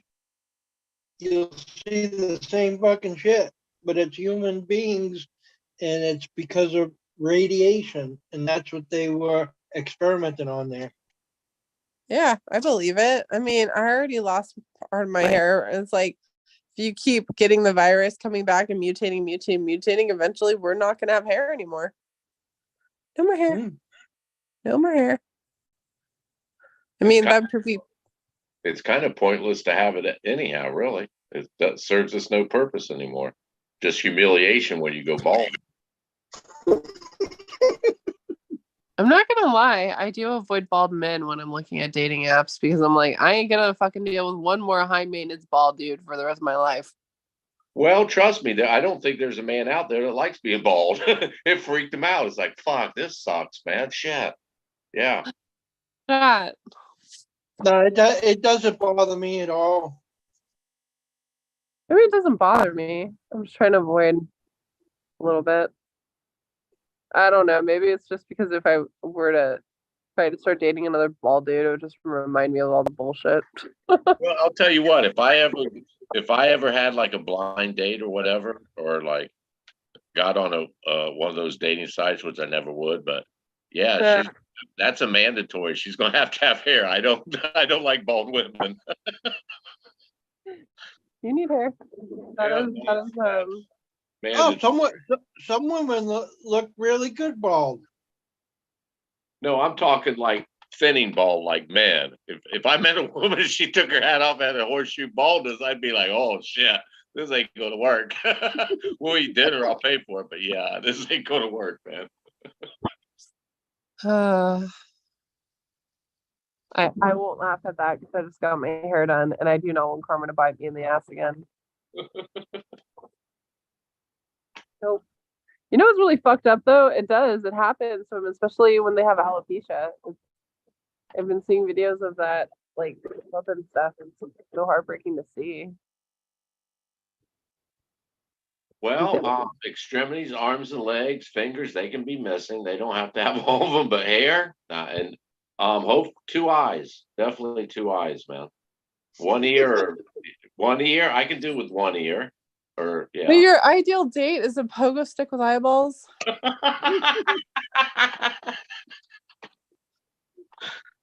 Yeah, they get me jumping, man. I got a soft spot for those type.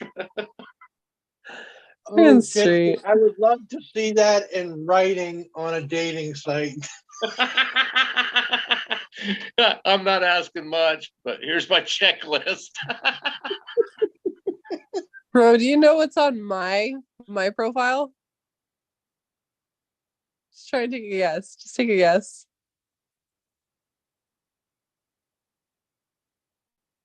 I don't even want to try to guess. Why? Try and guess. Adventurous, weird, crazy, wacky, spontaneous. Is any of those words any of the keywords? No, here, let me pull mine up and see what I have on. I think this one's one I like. I have all my fingers and arms and legs, both eyes. Oh man, that's ridiculous.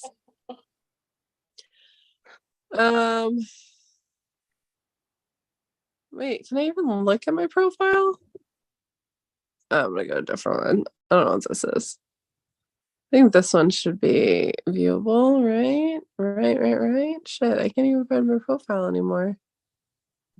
Where's my profile? Street, I can see women making videos to respond to you. Dear Mr. Rainbow Thong, I have all my fingers. Look at this here, see? I got all my toes. Oh my gosh. Okay, so I'm not kidding. On one of my dating profiles, it says unusual skills, right? Unusual skills. I'm an excellent researcher. I've been researching the Grail hidden within mythology for 6.5 years. Wow. I actually have that on my dating profile. And you haven't updated or changed it yet? How's that working out for you? It's definitely a great conversation starter. Yeah. Yeah. And then one of the things says the way to win me over is ... talk to me about the mysteries of the universe. I hate to be the one to say this, but yeah, it's gonna be all bald guys responding.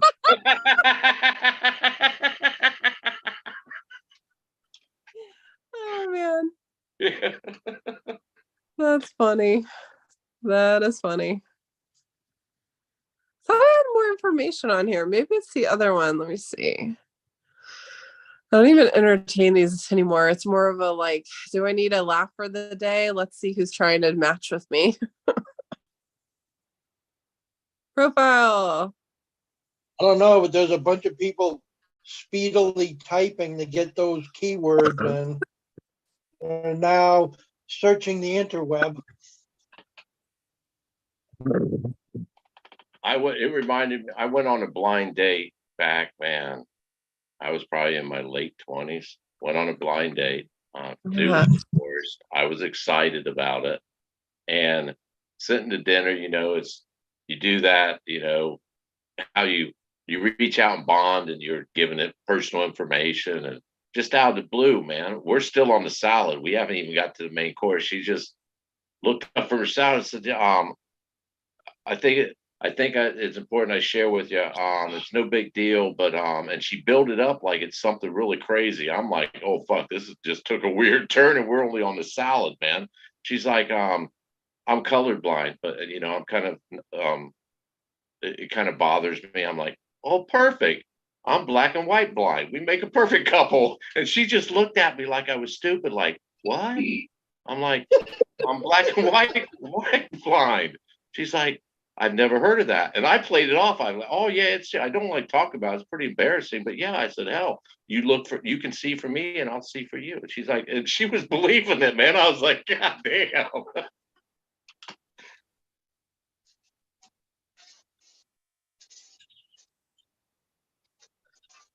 I'm reading a new intro I got from someone who's interested in matching. It's like a book. They just sent me a book pretty much. A book? It's like, it looks like it's a novel in the making. Still lives with their mom and dad or grandparents. I'll just say that right off the get-go. I could be wrong. I guess I'll read it for you. Want some entertainment? Yes. Okay. Let's see what he's got to bring to the table. Okay. I'm never gonna match, but okay. And it's there atop the mountain peak, sweeping your fingers across the sky. They watch as you devour the sweet taste of success, whispering not of a girl, but a queen triumphant, an old soul, draped in wisdom. How could anyone possibly think you anything other than a deep reserve of ambition, resilient, determined, slow and steady? You will succeed. Whilst everyone else is viewing the world with rose-colored glasses, you see things for what they are. It makes you practical, real, a walking reminder that we can each achieve what we set out to do. And I do hope you know how extraordinary that makes you, rare and unique, how inspiring. I hope that on your journey, you let that relentless drive guide you. You that you trust is not only yourself, but all that you cannot yet see, that you never lose your sense of self along the way. I hope you are as cherished as those you cherish. I hope there are people in your life that remind you daily of the light you bring to this world. I hope you take the time to nurture your own golden heart, that you incessantly remind yourself that you too are worthy of rest and joy. Darling, may you always lose yourself in the valleys below and find yourself among the stars. May you always feel the light on your skin and know that the sun will rise each day, and so too shall you.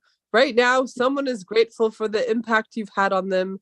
Someone is reading your heartfelt words and feeling less alone in this world. Right now, someone out there is thankful that you exist.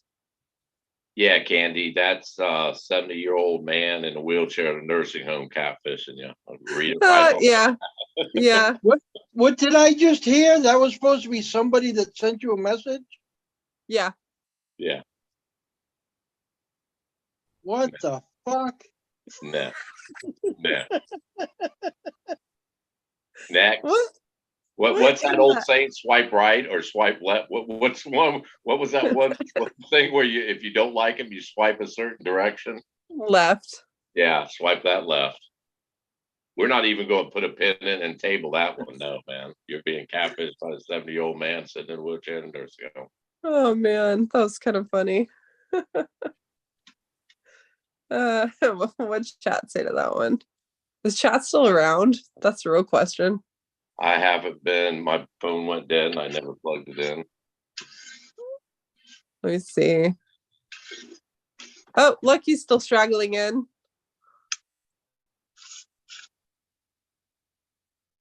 That's funny. Lucky, you are a trooper. I don't even see JK Pioneer at this point. I think at this point, we're just all three of us chilling, hanging out, having our own party. Yeah. We done good then. We drove almost everybody out of it. Yep. Now Well that done. everyone's gone, Well let's get to done. the real good Well shit. done. We've managed to accomplish the goal again. But now we could talk about the real secrets.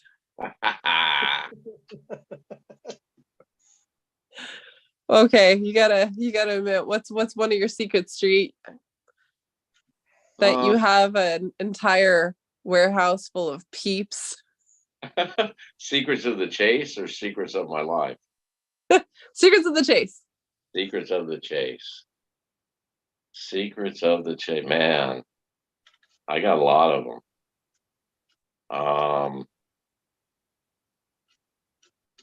Man, I don't know. I don't know.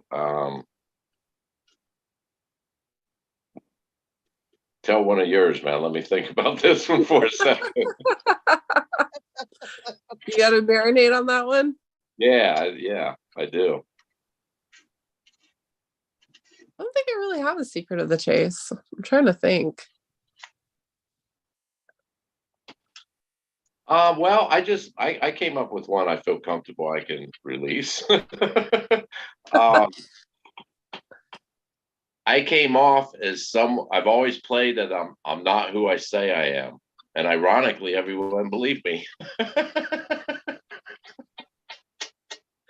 Really? Yeah. Would you say that's a mock game?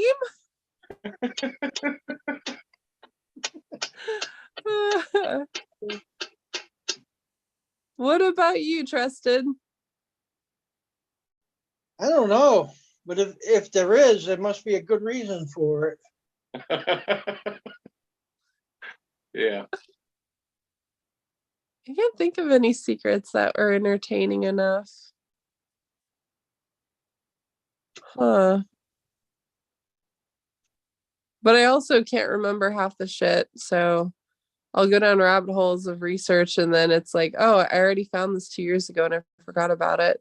So I'm sure there's some events that have transpired that are probably juicy to others and I don't even remember them.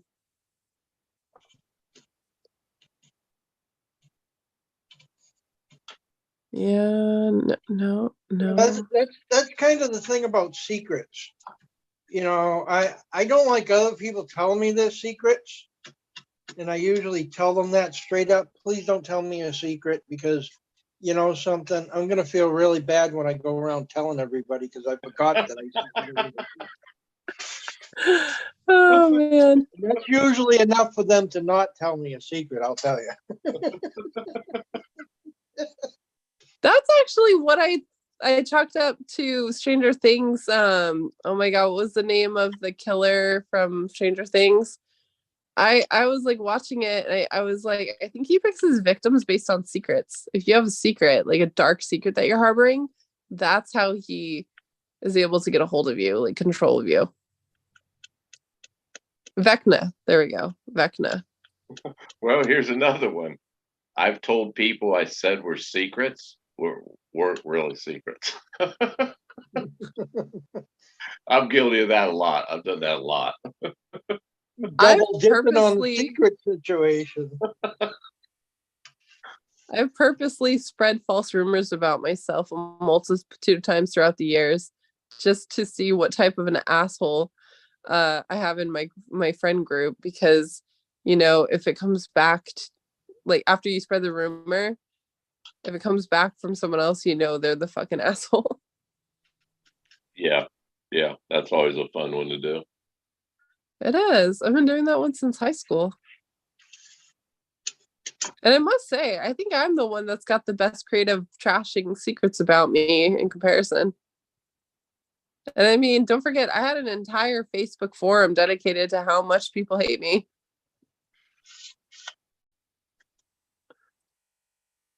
I wonder if I could still find that forum. That would be entertaining. A Facebook forum dedicated to hating you? Yeah. How long ago was this? Like maybe 9 years ago. Damn. Yeah, it all consisted of the girls from my high school that hated me because they wanted to sleep with DJ. Really? Yep. Holy shit. I think we're starting to see those dolls affected you worse than what we initially thought. You're going to have to go into some deep therapy with this one, man. I think it's still affecting you.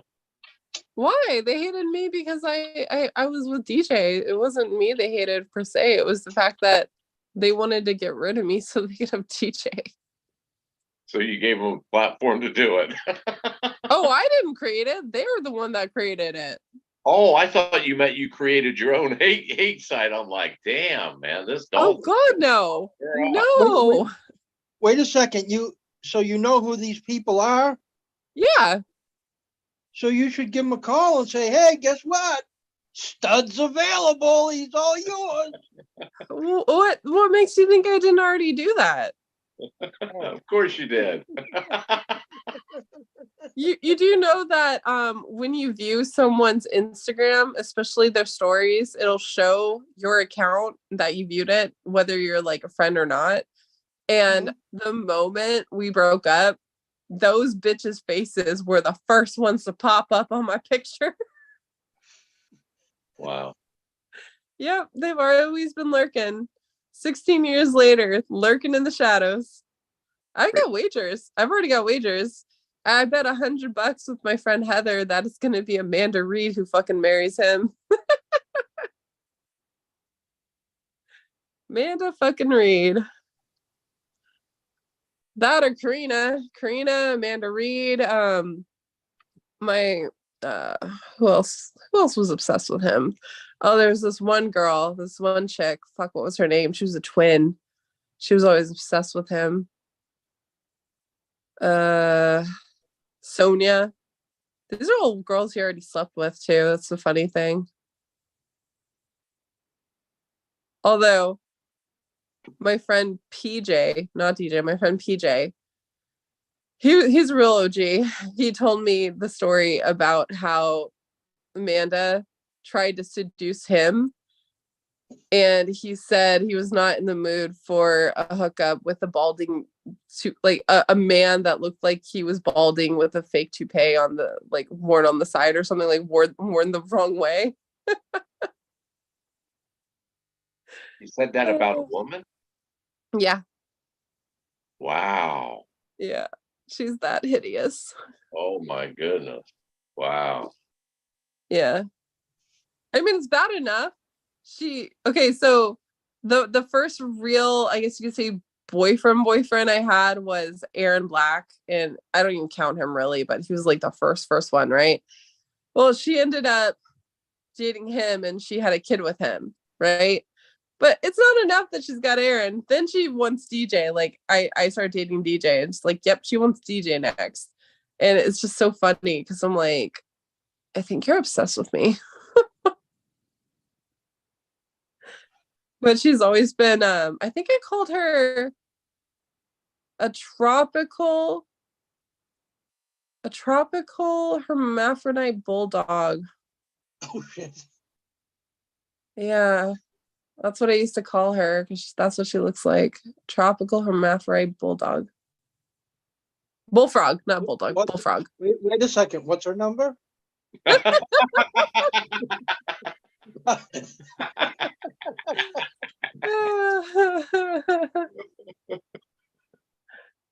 Yeah.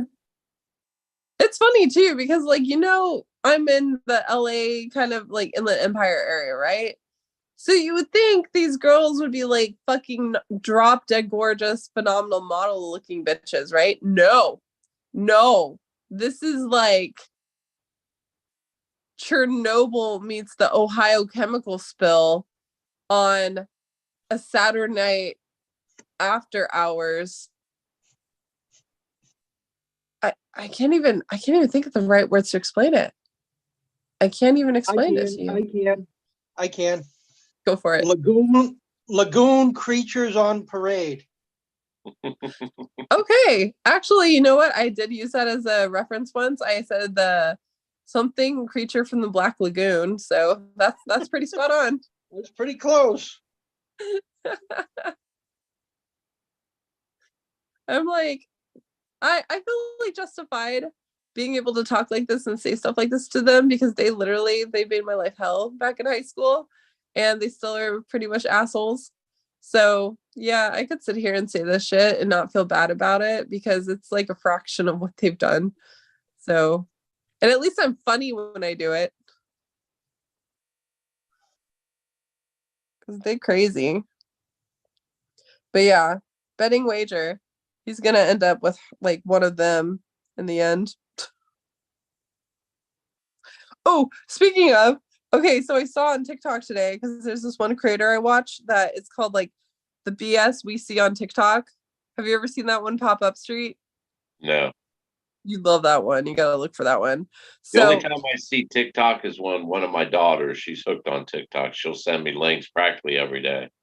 I mean, it's entertaining. Yeah. So she talks about all the tea going around on TikTok and all the bullshit and everything, right? And I was watching this one at the salon today, and this one girl was talking about how her man cheated on her, right? And her mother-in-law ended up becoming best friends with the girl that the son cheated on her with. Wow. Like, you ever hate your daughter-in-law so much you end up becoming besties with his mistress? Wow. Yeah, I was like, damn, that's savage. That is fucking savage. But yeah, it's this little dose of entertainment. Compliments of TikTok. But I don't even know how I would be able to find that Facebook group. I wonder if it's still there. Oh, you know what? I think I still have screenshots. I think I still have screenshots of like when I caught her creeping on my Instagram. Do. It's always funny to catch people creeping on your Instagram, especially when you don't know who they are. You're like, who the fuck are you? Gotcha. I gotcha. Can't for me. Like on Facebook, you could hide, but Instagram cannot. That's what you should do, Stu. If you have an Instagram, you should create your account and then post the story picture.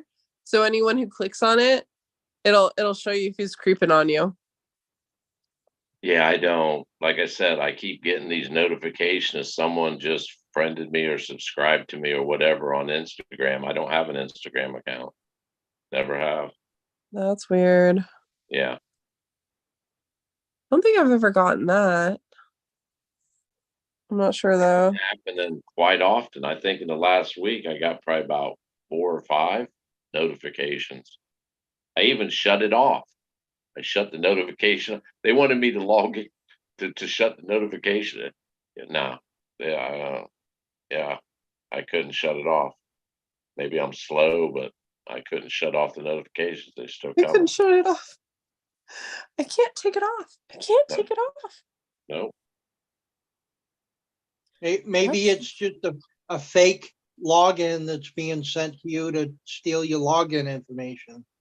Yeah, I don't know. Well, yeah, I don't. It's one of those ones that says cannot or do not reply or cannot reply or whatever. It's not like a message where I can open it and it just has the yellow. I think it's a yellow banner, Instagram, and then it has like a red bar at the bottom going across, and it says, "Hey, congratulations, Jay."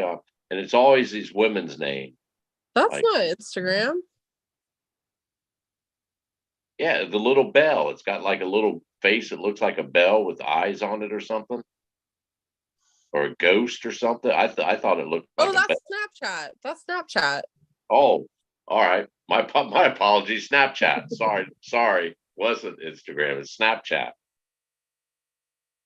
You know, Yeah. I actually got a random ass follow request tonight on Snapchat, and I don't even use Snapchat. I'm like, I haven't used Snapchat in forever. I've never had an account on it or Instagram or any of them. The only one I had an account on was Facebook back when my kids were underage, and I was responsible for their actions. That's funny.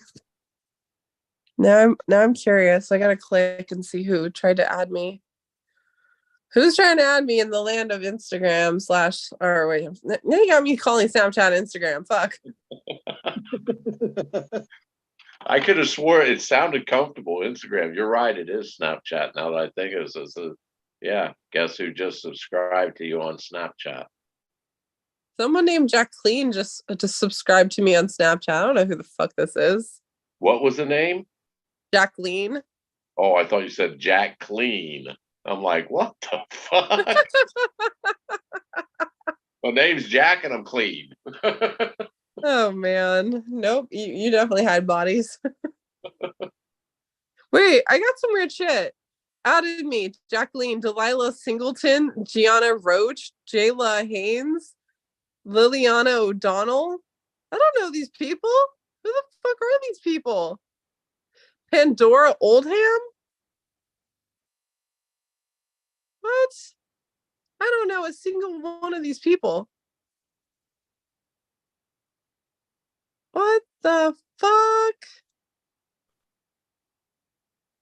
They're probably not even real people. Nope. It's all Barbara. Yep. You say that so like, yep. Dude, nobody uses Snapchat anymore. I don't even know why I have it. Like, what the fuck? TikTok seems to be the hot one now, right? TikTok. Yeah, TikTok does get pretty addicting. Yeah. Not gonna lie. You find some cool shit. She sends me a lot of like environmental stuff. She's a lot like me. And she sends me a lot of health things too. Like she knows I don't go to a doctor unless I have to. I don't do nope. But anyhow, she can't make me.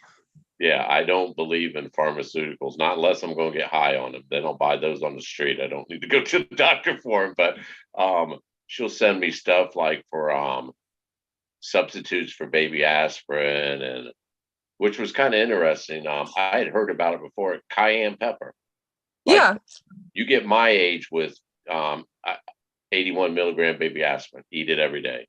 Better safe than sorry. That's the only pharmaceutical. And she was like, yeah, she sent me first. She started out mind fucking me. She sent me these videos. It wasn't TikTok of what aspirin does. It creates blood clots in the brain and tumors and blah. I'm like, what the fuck, man? And then she backed that's it up. for calling her Mojo Jojo. That's Mojo Jojo. That's who does it. That's who sends it to me. And she's like, well, and then she'll wait like 15, 20 minutes and do the old, I sent you that first thing, Dad, to show you this. And she sent me the cayenne pepper backing it up. Instead of taking the baby aspirin, take a teaspoon of cayenne pepper a day. Well, cayenne pepper is a coagulant too. Yeah. And that's what the video she sent me from TikTok. It was this old lady. I saw that one. Yeah, she sent me that one about putting it on wounds and yeah. Stopping heart attacks. Yep. But what if it wasn't real? And what if someone just wanted to rickroll someone one last time before they kick the bucket? Like, not only are you just gonna go to hell, but you're gonna go to hell on fire.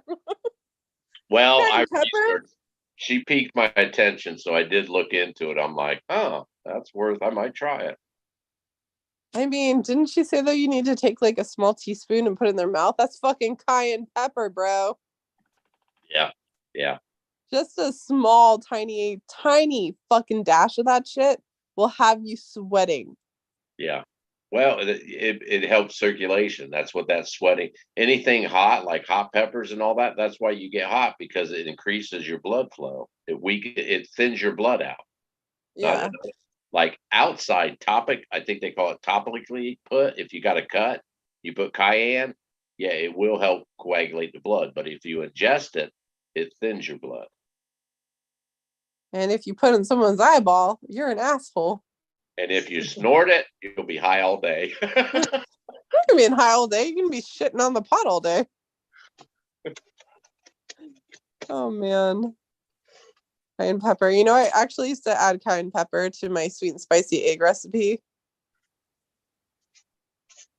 I like cayenne pepper, man. I really do. Always have.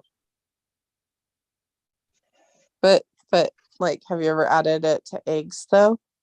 No, no. You know, I'm actually afraid to eat eggs now because I realized something. You know how they were saying, you know, the chickens haven't been creating like producing eggs lately, and that's why we have an egg shortage. Well, they said that the farmers found out that the chickens, they don't want to eat the feed anymore. Like they refuse to eat the feed, so they'll let them go in free range. And when they free range, they'll make more eggs again. But even the chickens can tell something's up with the feed.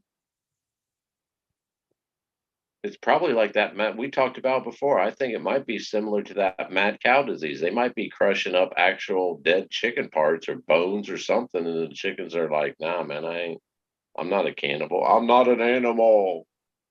Man, I can see that. It's No, fucked up. I think chickens eat anything that's in front of them. Dude, I It- read an article today that a man died because of a fucking rooster. I'm not kidding. A rooster killed a man. chickens are filthy, nasty birds. But they're so I- cute when they're little yellow babies. Yeah, but I've raised them before. They will literally stand inside the tray where their food or water is and eat or drink and spin around in circles, shitting in their food and water while they're eating it. I mean, this is the mentality of them creatures. Now I feel extra shitty for eating them. No pun intended. That makes me sad. I can't have chicken anymore now. At least for a week. They are some pathetic creatures, man. Well, look how big their head is. That's a Yeah. right there. Hey, I've got a big head. Am I a pathetic creature? No, they got a little head, man. It's little brain. Oh. I will. My grandmother, I would go up there summers, like when I was young, early 60s. I would spend like a week or two up there, and rural, and she had chickens. And the first time I was probably, man, first grade at the most, kindergarten, first grade. I was young, and we went out there. Luckily, she didn't make me do it. She chopped its head off and let it roam, man. And the body just kind of That's flopped around. fucked. Yeah, it was crazy, man. It traumatized me. I'm like, what the fuck? Do you know what traumatized me? It's your little baby chickens, right? Little baby yellow fuzzy chickens just like roaming on the farm. And a couple of them wandered into the barn, and one wasn't fast enough, and the fucking horse just ate it. Just like chomp. The horse did? Yeah. Straight up just ate the baby chicken. Horses are carnivorous? Apparently, because I watched it plain as day, it traumatized me. It was Wow. the cutest little baby chicken too. It was a little baby ducky, and it just was like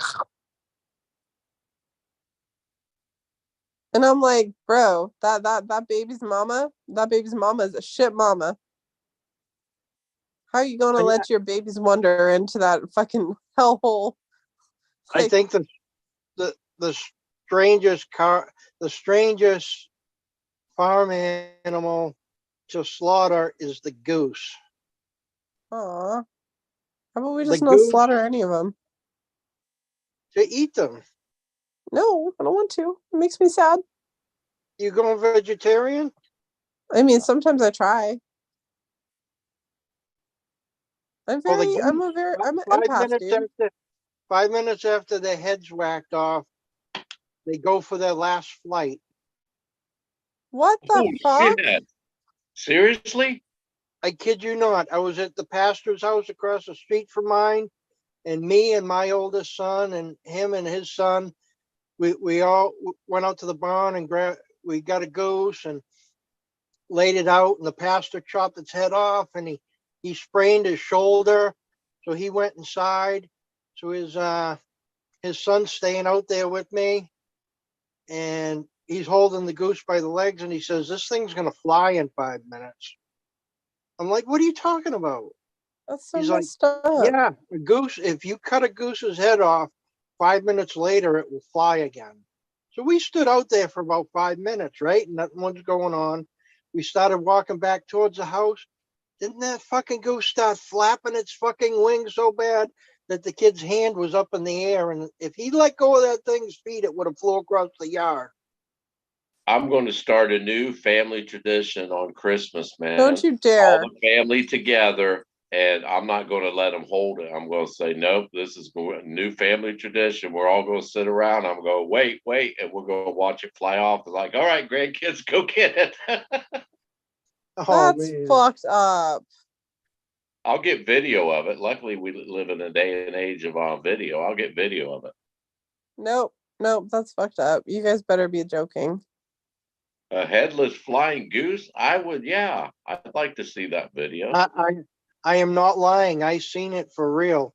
I only seen it once because I was only there once when it happened, but it happened for real.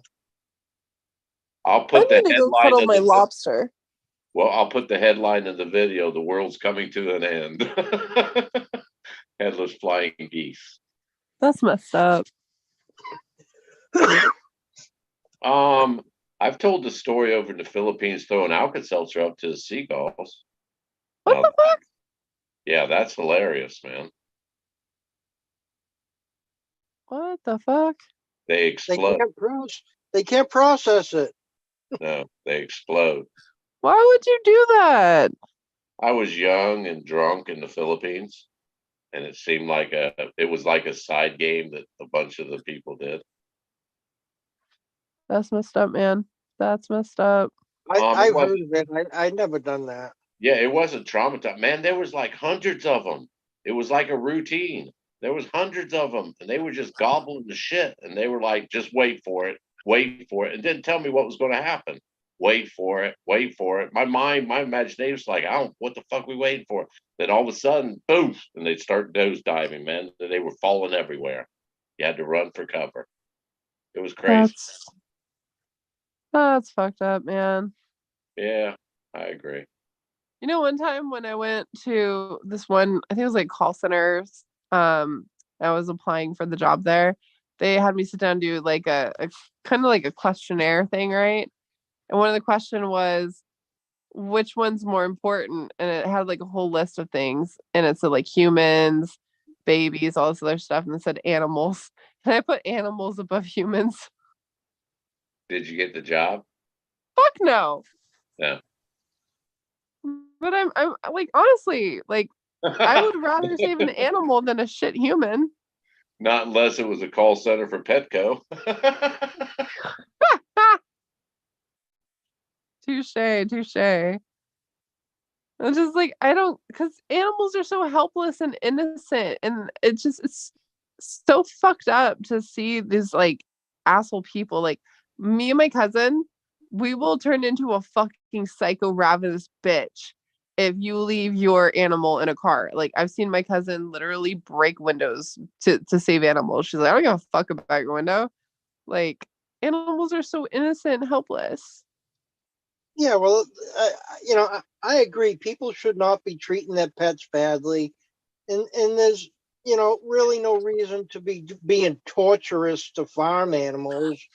But I have no problem at all of eating them and even doing the dirty work myself if I have to. I won't torture them, but I'll kill them and eat them. That's what they're there for, damn it.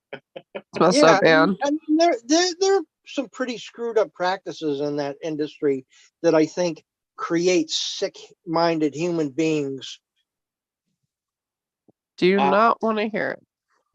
There were back in the 60s, 70s, there was a Quaker Oats dog food company. They've since moved, but they were here in Marion, and all of my brothers worked there. And when my oldest brother worked there, they had what was called, it was actual job, 2 shifts a day, 16 hours. They call it the keel yard. They had two people with 22 rifles, and their job was to kill the horses. And then they got drugged. They put them on this conveyor, slow moving, like had a hook on it, with chain. Bro, can we go And back to talking about Barbara? This is fucked.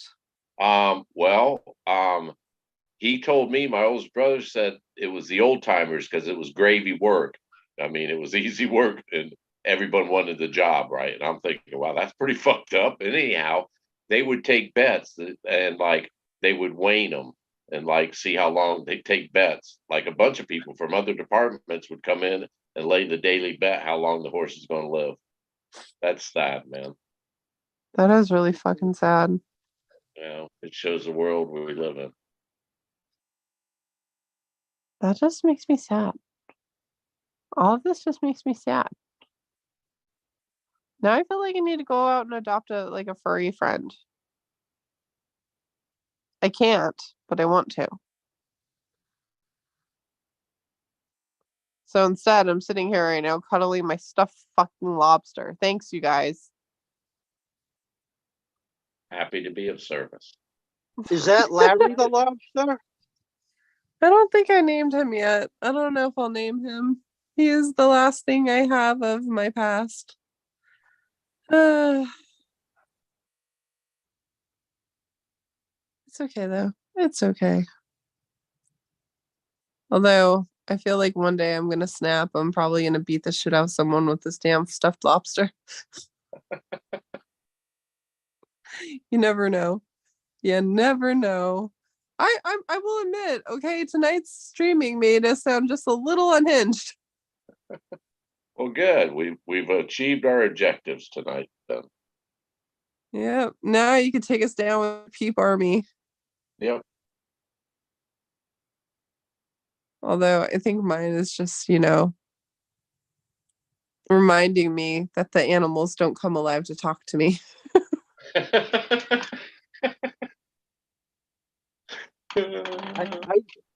I think she keeps your name tag on a Pete, but that one she stomps on and does terrible things to.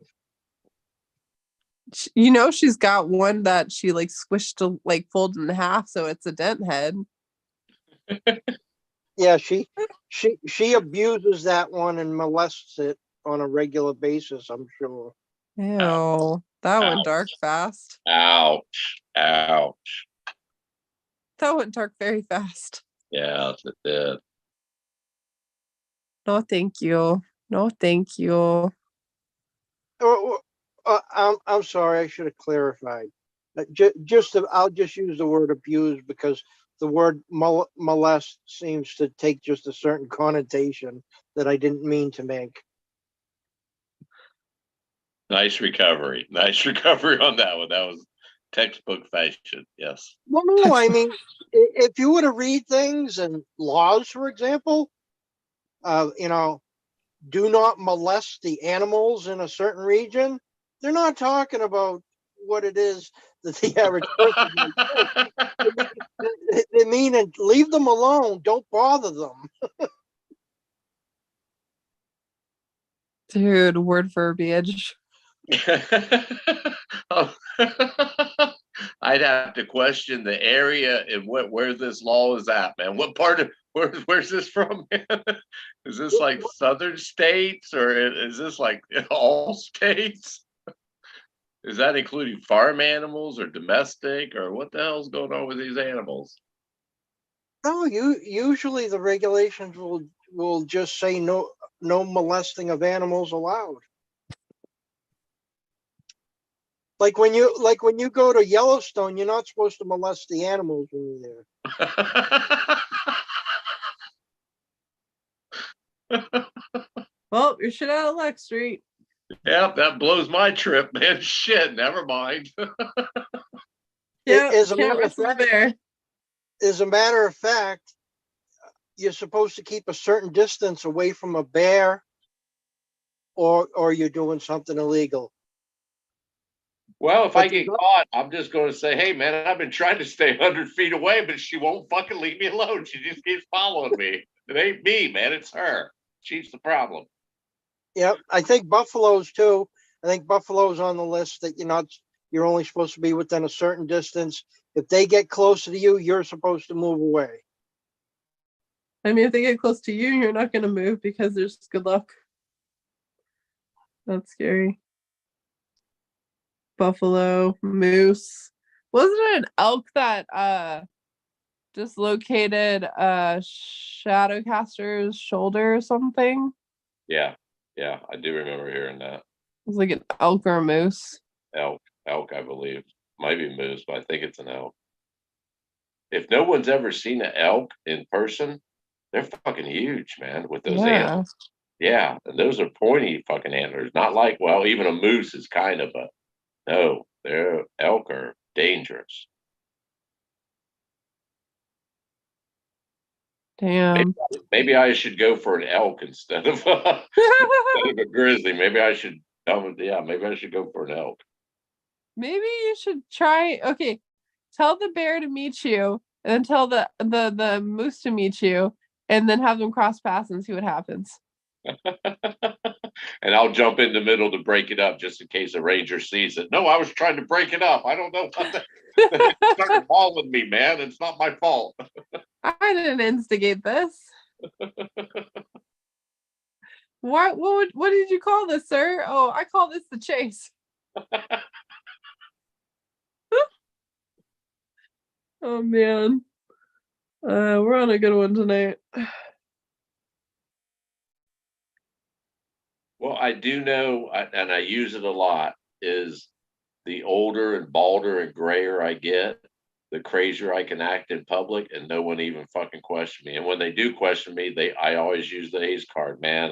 Yeah, I'm old, man. I apologize. I think I'm losing it, man. I apologize. And they're always like, oh, okay. Dude, that's the same fucking mentality my mom used to have. I take advantage of it, especially at Walmart. I hate when Walmart stopped doing the 24 hours a day. One of my favorite pastimes was going in Walmart, getting on those electric carts about 2, 3 in the morning, bar closing time. God, great entertainment. Great entertainment. Better than the 8 Club with the nip and pinching? Oh yeah, much better, man. Cheaper. That's why it's better. It was cheap. It didn't cost me a dime. I'd maybe spend an hour and a half, 2 hours there, and walk out with a Snicker bar or something. I still like. You know what? I forgot. You weren't here yesterday when I was reading this out. Only Trusted was, and this is from the movie with Amy Poehler with the mom. She's like, I'm a cool mom. I'm not a normal mom. I'm a cool mom. And then the dog's like chewing on her nipples. Yeah. So, like, have you ever seen the movie Mean Girls? No, I don't think so. Check this out. I'm gonna do it one more time in my voice too. It's pretty funny. So the other day, you know how she took screenshots of just anything I posted and just said some like a bunch of fucked up shit? Right. So I did. It is currently 11:33 p.m. Pacific Standard Time. Never in my life would I think this quote from the movie Mean Girls would ring so true. She's so pathetic. Let me tell you something about blank. We were in the same search community. I know, right? It's so embarrassing. I don't even, whatever. So then in 2020, I started going live on YouTube with my friends who are totally down to earth. But then they became popular. And Blank was like weirdly jealous of them. Like if I would blow off herself to hang out with them, she'd be like, why didn't you verify my pleading? And I'd be like, why are you so obsessed with me? So then for my marathon party, which was an all searchers YouTuber party, I was like, Blank, I can't invite you because I think you're unhinged. I mean, I couldn't have an unhinged searcher at my party. There were going to be YouTubers there on camera. I mean, right? She was an unhinged searcher. So then she called my ex boyfriend's mom and started yelling at her, pretending to be a reporter. It was so embarrassing. And then she dropped out of YouTube because no one would talk to her. And she came back in the fall for another verified pleading. All of her hair was cut off, dyed brown, and she was totally weird. And now I guess she's on crack. That's an actual quote from the movie. I just changed a few words in there. Left out a few words, right? I substituted a few words. But I thought it was like the most fucking serendipitous quote to put on there. Again, you don't do movies, do you? Yeah, I watch movies, yeah. I watch more movies than I do. I don't watch really series or anything. I mean, it wasn't a TV series, it was a movie, but I mean, come on, it's got Amy Poehler where the dog's chewing on her nipples. Well, I seem to I used to go back in the day into like Blockbuster or whatever, Family Video, and do the weekend thing with the kids, and it sounds familiar. It really does. I think it's one of those. They would get their movies, I'd get mine. They'd head off to their room, I'd go to mine, watch movies. Some movies we would get like movies we could watch together, and then they'd get their own and my own. They didn't like scary, I'd get scary, whatever. And there were some of their movies I would watch, and they'd watch some of mine. But it sounds familiar. It really does. Yeah, What year are definitely. we talking that movie came out?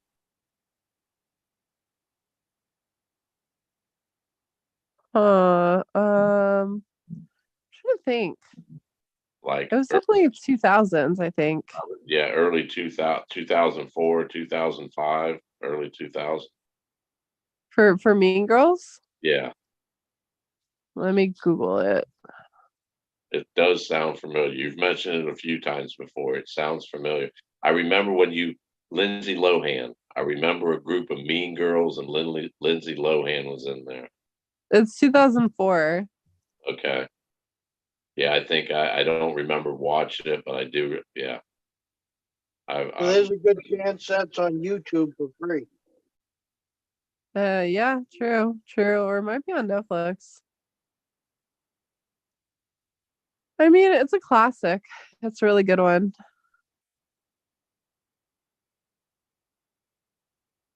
The Mean Girls character. They have a pop quiz. Which Mean Girls character are you? Whatever happened to Lindsay Lohan, man? Did she ever get straightened out, or did she go over the deep end? I think she started to get straightened out. Like last thing I saw, she was doing like a reality show where you had to be her assistant, and she made it seem like that would be worse than being Barbara's assistant. So I don't know if she got fully straightened out. Yeah, she She was did. last. Last I remember, my daughter's being. Yeah, she was off the rails, man. Worse than Brittany. I don't think anyone could be worse than Brittany. I gotta. I have to say, man, when my daughter showed me her when the custody and all this shit was going on, and there was question of her sanity, and she's sitting it's a fucking barber shop window, man. She's inside, and the look on her face, her head's bald, she's looking out the window like a deer caught in the headlights. I actually felt sorry for her, man. I really did. And then my daughters are telling me, yeah, her dad and parents are taking control of everything, her finance. I'm like, wow, man, that's fucked up. That's bad. I felt sorry for her. think about it. She shaved her head because they wanted to test her for drugs, so she shaved her head. That's not Yeah. logical thinking, man. You still have. Did you shave all the hair off your arms, your whole body? Even then, well, there's still other ways they can get it from you. You go and drain She's your like, blood next. she's crazy though. Yeah, that was sad. It really was. Like she got to the point where I don't even want to follow her anymore. I'm like, oh God, Britney Spears posted again. Fuck. Well, I do like what the hell's the name of the Circus? Is that the song Circus? Oh yeah. I do like that one, man, the video. And there was another one about a spaceship and she's up on it and the guy from the spaceship gets out in the space suit and gets the diamond from the Titanic or something. And she does the old, oh, you shouldn't have, and then walks away. Oops, I did it again. Yeah, oops, I did it again. I like that song too. Yeah. Oh, that was a good one. I Or my mean, I used to like when I was little, I sang Lucky. And now I feel like it's just a more psychological, deep-seated emotion I never unlocked until now.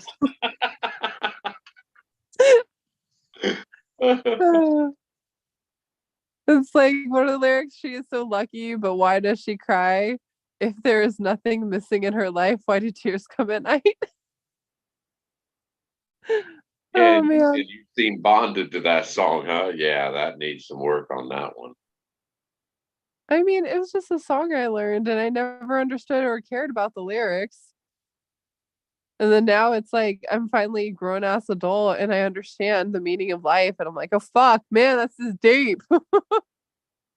Actually, Mojo Jojo, she's the one who turned me on to Britney Spears. She bought CDs and watched her videos, and Taylor Swift, both of those. And once again, there's some songs I like of Taylor Swift's too. It's not. I'm Taylor not Swift saying is good. maybe I would verify. It's not saying I'd go out and buy their disc. Nothing wrong with that. But yeah, there is songs I like from them for sure. I mean, did you hear her new album? Taylor's. Yeah. Last I heard, my daughter was saying she's turning more like harder rock. Is that true? Wait, what? She's not really like she's not pop or what. She You mean started out country? more country and then went to like pop. Isn't she considered pop? Yeah, she transitioned from country to like pop. Is she going to like art, like rock and roll now? She does all types of genres and styles of music. Like she's fucking massive. Like I believe her legs are insured for like $3 million alone. What? Yeah, her legs have their own insurance because they're that famous. Like her legs are part of what makes her famous. She doesn't have attractive legs. They're like bean poles unless she's filling out in her old age, but she's like, No, she's got really nice legs. She's got supermodel legs. really? Yeah. Huh. But yeah, no, her most recent one, I forgot the title of it, but she had some good shit, especially it's like, it's me. Hi, I'm the problem. All those songs. But my favorite one she's ever done is Reputation, where when the whole drama shit happened with Kanye and Kim Kardashian, and they were like, "Oh, we planned that whole humiliation at the Grammys to make her popular and stuff." So she broke out. Her entire album was basically just her getting even with Kanye and Kim Kardashian, and it's like my favorite fucking album she's ever done. Revenge album. Yeah, because like the one video she did when she broke it out for Reputation, I think it was Reputation, She's literally in a bathtub of jewels. And then like the thing was Kim Kardashian called her a snake. So her whole fucking logo for that was a snake. Nice. And she like did the snake skin type of jacket, villain makeup, like she even did this whole thing where she was zombie Taylor, and then she talks about the tilted stage, which is what Kanye West is known for, having his tilted stage.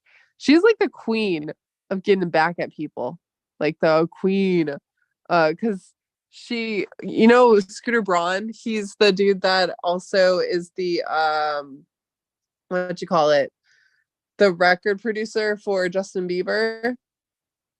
He also was the record producer for Taylor Swift, right? And he's really fucked up, and he tried to take all the royalties from her and everything. So she had to wait a certain amount of years, and after that, the day it dropped, like she re-recorded every single song she's ever done so she could get the royalties, and he can't get anything. And on top of that, she exposed that he was cheating on his wife so that the wife could fucking divorce him and take everything. And she wrote about it in a song. That's how it was exposed.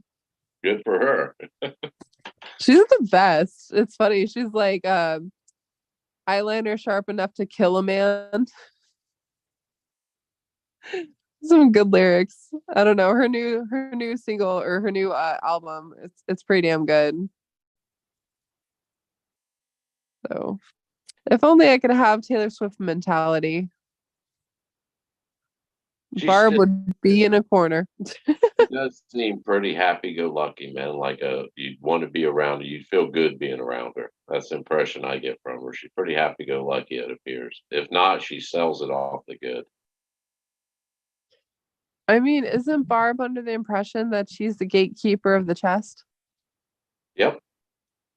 Yep. Okay. Wrote a song about Barb, if I'm not mistaken. Oh, Willow. Yep.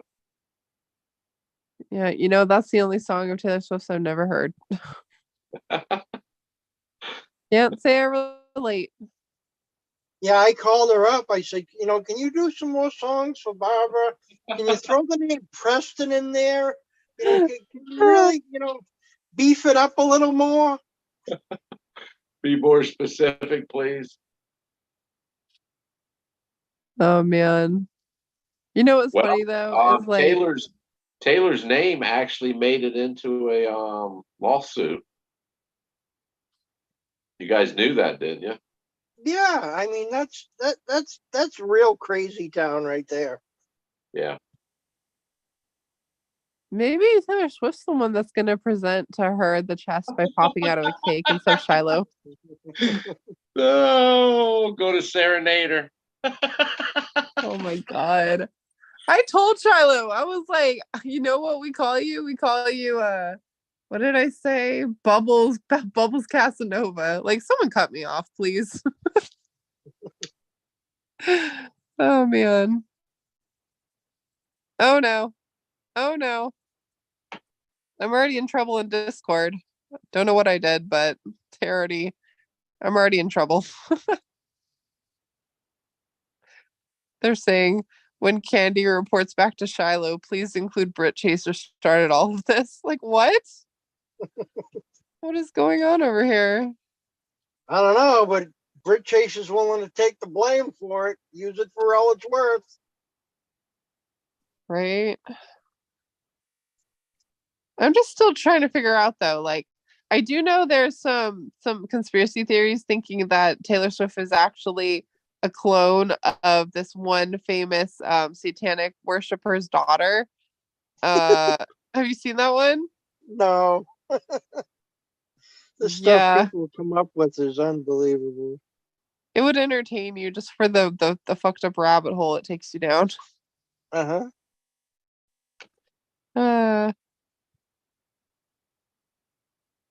What the hell is going on in this chat room right now? It's like 2 a.m. and they're still out like in the chat room going on tangents, and I don't even know what's happening. Really? Wait, isn't it like almost 5 a.m. for you guys? Yeah, I was just going to say I'm toast, man. It's like 4:40 here. Yeah, go the fuck to sleep, you crazy asses. You know, I don't know. It sounds like Barbara just woke up with all her peeps. Do you think she has special commissioned eggs for them all to sleep in? yes, Little yes. egg beds? According to Party City Bags, yes, she does. I think she has the smartest peeps on little tiny schoolhouse chairs with desks with a laptop computer, and they have their own screen name. And she goes over and constantly chastises them that they're not doing their job. And she types in a message and says, "See, this is what you're supposed to be doing." And she goes from peep to peep doing that. I feel like the safe word in the class is book discussion.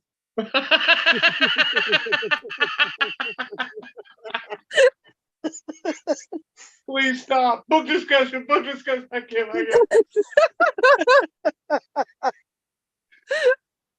Oh, People may hate me, but I got some funny ones. You know what? I'm waiting for the day where one of her parents pop in. I'm suspecting she gives them a lecture, like she's teaching class or something. I can just picture say, "Listen, class is about to start. Don't come up and bother me." I could, because it's never happened. I think one time, and it was real quick. But do you guys think that's kind of weird? I think if they do, it will probably go something like this. Barbara, your mother and I have been talking, and we finally decided to let you know you're not in the fucking will. Get a job. God.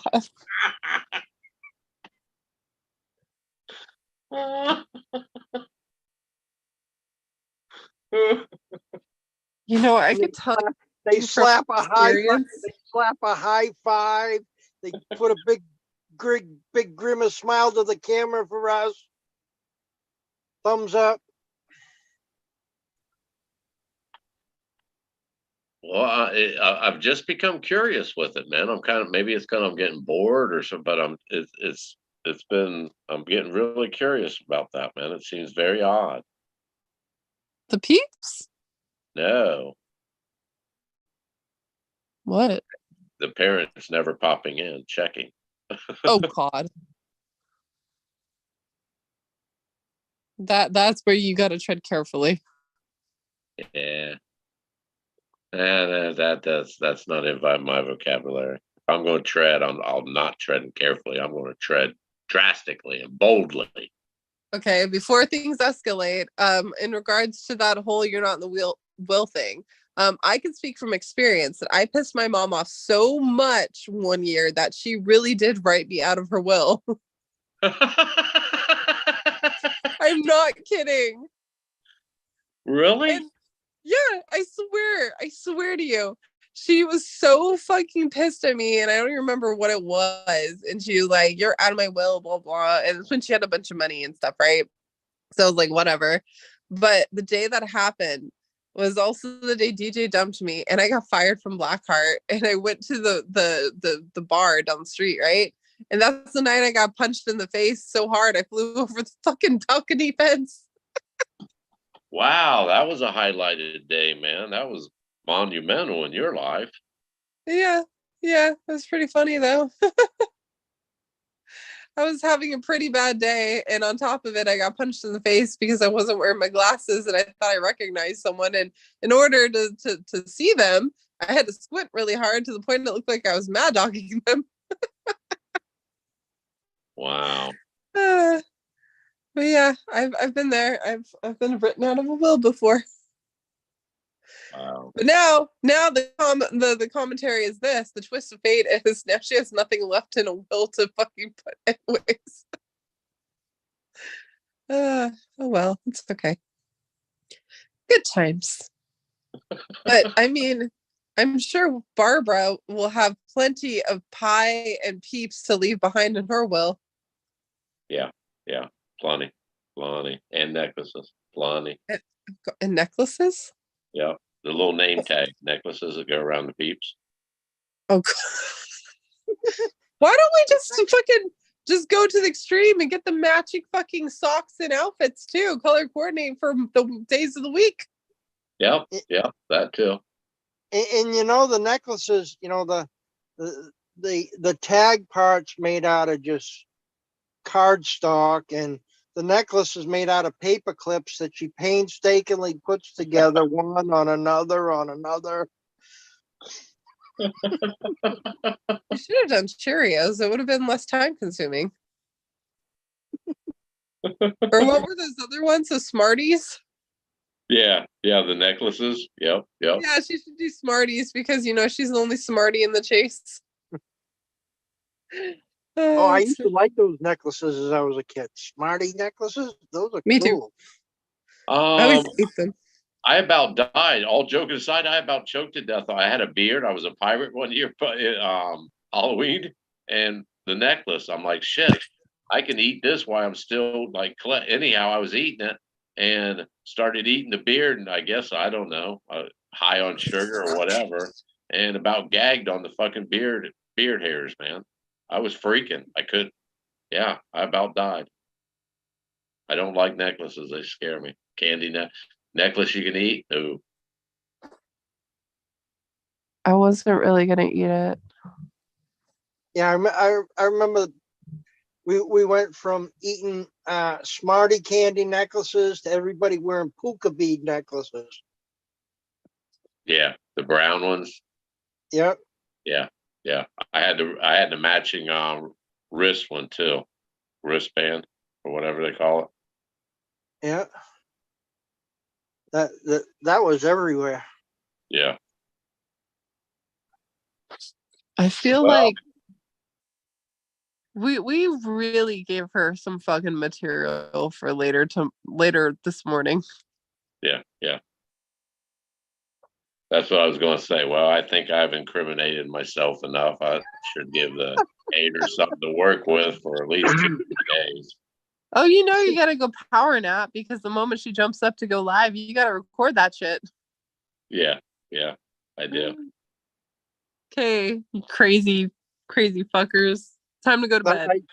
I just gave Taylor a ring and said, "Hey, can you have your people record for us, please? We're all tired." All right. I'm not even going to say goodnight. Have a good day, Street. Have a good day, OTAC. Good day. Later.